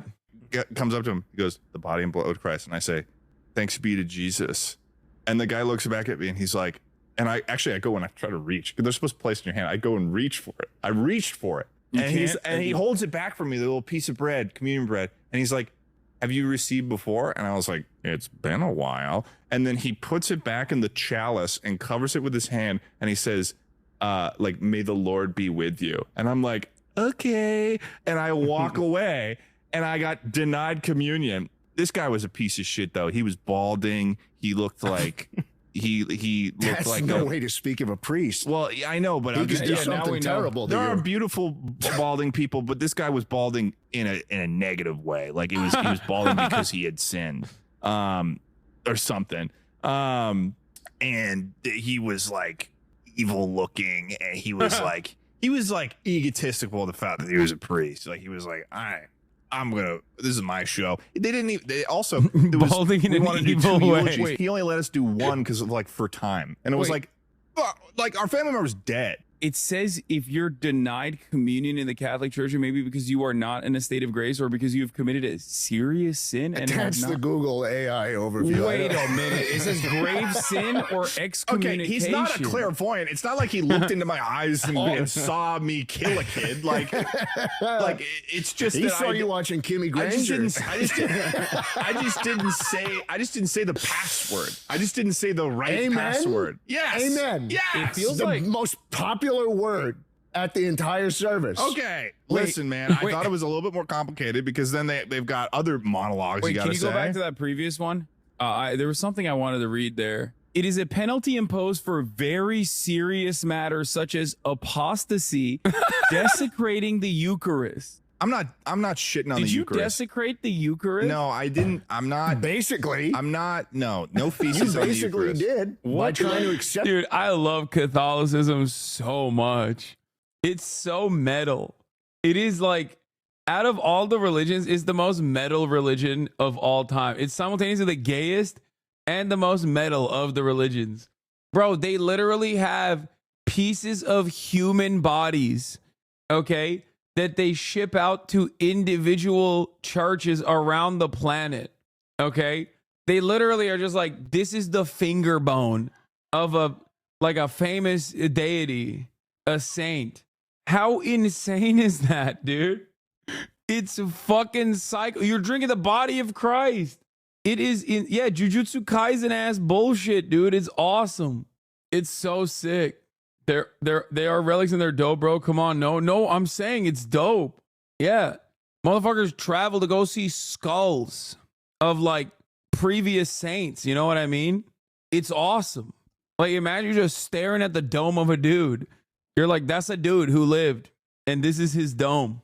When you were unfit. Listen, okay, I love getting a normie audience whenever I cover like news that's popping off, because they're just like so shocked when I do like the most normal Twitch streamer thing, and they go, "Why are you watching yourself? Why are we watching you react to yourself? Like, what the fuck?" And it's like, dude, you know that it's weird on this platform that I'm on. What I do is weird. This is the least weird thing that I'm doing. Okay. A Twitch streamer reacting to their own podcast appearance is like the most normal thing that Twitch streamers do. It's probably one of the most normal Twitch coded things that I have done today. What's abnormal is fucking having the current FTC commissioner immediately after having like a well-celebrated, well-decorated author who has become a controversial figure because of his truthful coverage on Palestine, immediately followed up by having a famous comedian on to cover the news. That's weird. That's not the normal part. Okay? That's the weird part for Twitch. Most people outside of the immediate community look at what I do on a day-to-day basis and go, what the fuck is this guy doing? Have not confessed. Like, if you haven't gone to confession in a while, which is when you get in that little box with them. If you miss Easter, you don't go to mass on Easter or Christmas. I think those are the two you have to be there for. It might just be Easter. It might just be Easter. But yes, I go. I'll go to service on the big ones, the big two. Yeah, the big two. Easter and Christmas. Yeah. I'll get my palms. I'll get the little he's keeping up to date. You know? He's keeping but up if to you date. don't go to there, if you miss those, that's a big dude. I'm thing. telling you, That's a big thing to miss. When I get rich, I'm gonna buy that church and I'm gonna put a Chuck E. Cheese where it is. I'm gonna break that's that not church down. a funny thing to say. Dude, you're now I get why you got denied communion. What are you, the amazing atheist? That's I'm not. I'm agnostic. debating. I'm the amazing agnostic that wants to build up the Chuck E. Cheese brand. Start Do you know that there's debating still the priest? 600 Chuck E. Cheeses in the United States? I have not seen one in a very long time. I don't know. There must be a state where they're just hoarding all of them or something. It's got to be. It's got to be the five burner states. Yeah, the burner Like states. the ones that have the nuclear silos. So you think that there's 600 Chuck E. Cheeses in South Dakota? Yeah, they just they have it in the 5 states that are the nuclear silos that are considered the nuclear sponge. Imagine living in fucking Montana and then you see a TikTok where the guy's like, "Hey, by the way, the American government considers you to be a sponge for nukes. That's why we put the silos there so they don't get so that like the big city centers don't get hit." I mean, if it makes sense. No, I get it. Yeah, it's like Wyoming, Montana, Colorado, I think, and then 2 other states that I don't even fucking remember. They get their 2 senators, but they also get their nukes. Yeah. Yeah, you're just sitting there. You're like, oh, I love going to Chuck E. Cheese. Why are there like 8 Chuck E. Cheeses in the same mall? Nukes in my backyard. Still running on floppy disks. Yeah. You gotta type in 4, 8, 15, 16, 23, 42 every hour. Yeah. But I guess I'll say launch. But yeah, I guess I'm a bit of a sinner or whatever. But you know, at least you're not gonna get fucking nuked. I still think that I choose to live my life in an honorable way. So if there was a spirit or some sort Wait, there's a subreddit called Wyoming Doesn't Exist. Map of Chuck E. Cheese locations. Notice what state there are none in. Okay, I just realized that the nuclear sponge states actually have a noticeably smaller Chuck E. Cheese presence. I was dead ass wrong. Okay? I was so wrong. Also, what the fuck is Wyoming doesn't exist? A conspiracy about a state that is unknown to its actual purpose. Why are there 6 people online on the Wyoming doesn't exist subreddit? Sort of higher entity out there. I think I would be treated somewhat favorably. I think I try to do best in my life. Were you raised religious in any shape or form? No. Wikipedia said you were raised Muslim. When you looked at your page. Yeah, I am. But like not Muslim in the same way that he's Catholic. You know what I mean? Okay, which denomination of Islam? Sunni. Sunni. Okay. Yeah. Most Turks. Which one is that? Is that the Sunni. uncle or the son? I think it's the son. I don't know. I don't even know. Because the whole thing is when Muhammad died, there was like 2 sects that broke off. One was like the son or like grandson or something of Muhammad, and the other was like the uncle or brother or something of that's the Muhammad. Shias. Yeah. But I don't even know. But it's just that's the majority of Turks for the most part are Sunni Muslims. Okay. Yeah. Gotcha. I liked how you said that. What? Sunni? Sunni. Yeah. That's how you say it. So how do you say your name accurately? Hasan Doğan Piker. Hasan? No kha. Okay. Hasan Doğan Piker. Piker. I've never cared. Like I know no Hasan one's gonna say it Piker. right, so it doesn't really matter to me. Hasan Piker. I feel like Piker is Piker. Yeah. Piker is not like an incredibly difficult last name to say. No, it's not. It's also And they one could that just my say- grandfather chose because it was like a surname Hasan revolution. Piker. That's what people would end up saying. I think the OG last name is Bekirolu, but that's like a very common last name. It means like Bekirolu? son of Bekir. Hello. And who is Bekir? I don't know. Some guy. I think the Arabic one pronounce it. Oh, I'm good. Thank you. No, you're not. I drove. A little bit. You're going to be here for like 3 minutes. Someone missed me. Someone missed me. Hello. She does uppies so much all the time. Peer pressure. Yeah, he peer pressured me and I did drink it. Now that you mentioned that watching your own podcast appearance is normal, I thought you were an egomaniac. Where does Abi come from? Abi means older brother in Turkish. That's what that means. But hey, this is a banger podcast episode. I don't want to watch the whole thing because I want you guys to go watch it. Even Hasan looks small on the couch. I believe Connor now. It was just that it was perspective. Can't surprise you got Luigi Mangione on the posh slap. Was best buds with him after all. Can't believe Chuckle went woke by having Hasan on. Yo, isn't that Hasan's best friend? The Mr. TA-NEHISI, the basketball guru, the fashionista of the generation. Hey, let me see the timestamp we stopped at. 24:53. Oh, yeah. Speaking of like the massive statues, imagine a massive Kaya statue. Someone in the chat said that. Don't forget the blessings with the red carpet pigs. Yeah. What is this? I've yet to figure out a sexy way to take it off. I feel There it is. continuity purposes, you know? Yeah, of course. There it is. There it is. Wow. Yeah, I I've take yet my to shirt figure out off. A sexy way to take it off. I feel like people do it and then they look hot while they're doing it. There's one that I'll never do, but you grab it. Yeah. Like that's fake. No one. I've never in my life thought about taking my clothes off like that. It's just. Yeah, I get shameless with it. So there's a little teaser for you guys. But on that note, I'm tired. I had a long ass fucking day. I'm gonna go hang out with my family. I'm gonna go spend time with my family. All right. Tomorrow is Wednesday. We got a busy day ahead of us. I will be working out with Bradley Martin later in the night. And in the morning, I will have Maya Higa on as a guest. I hope you guys appreciated and enjoyed that. Incredible episode, banger episode today. Like I said, there's so much content. This ain't FaZe Clan, but honestly, we're out here phasing the fuck up. All right, love you all, and I'll see you tomorrow. All right, peace.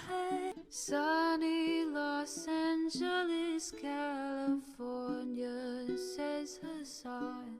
The starlight to the starlight to the topic just begun. There is again a side of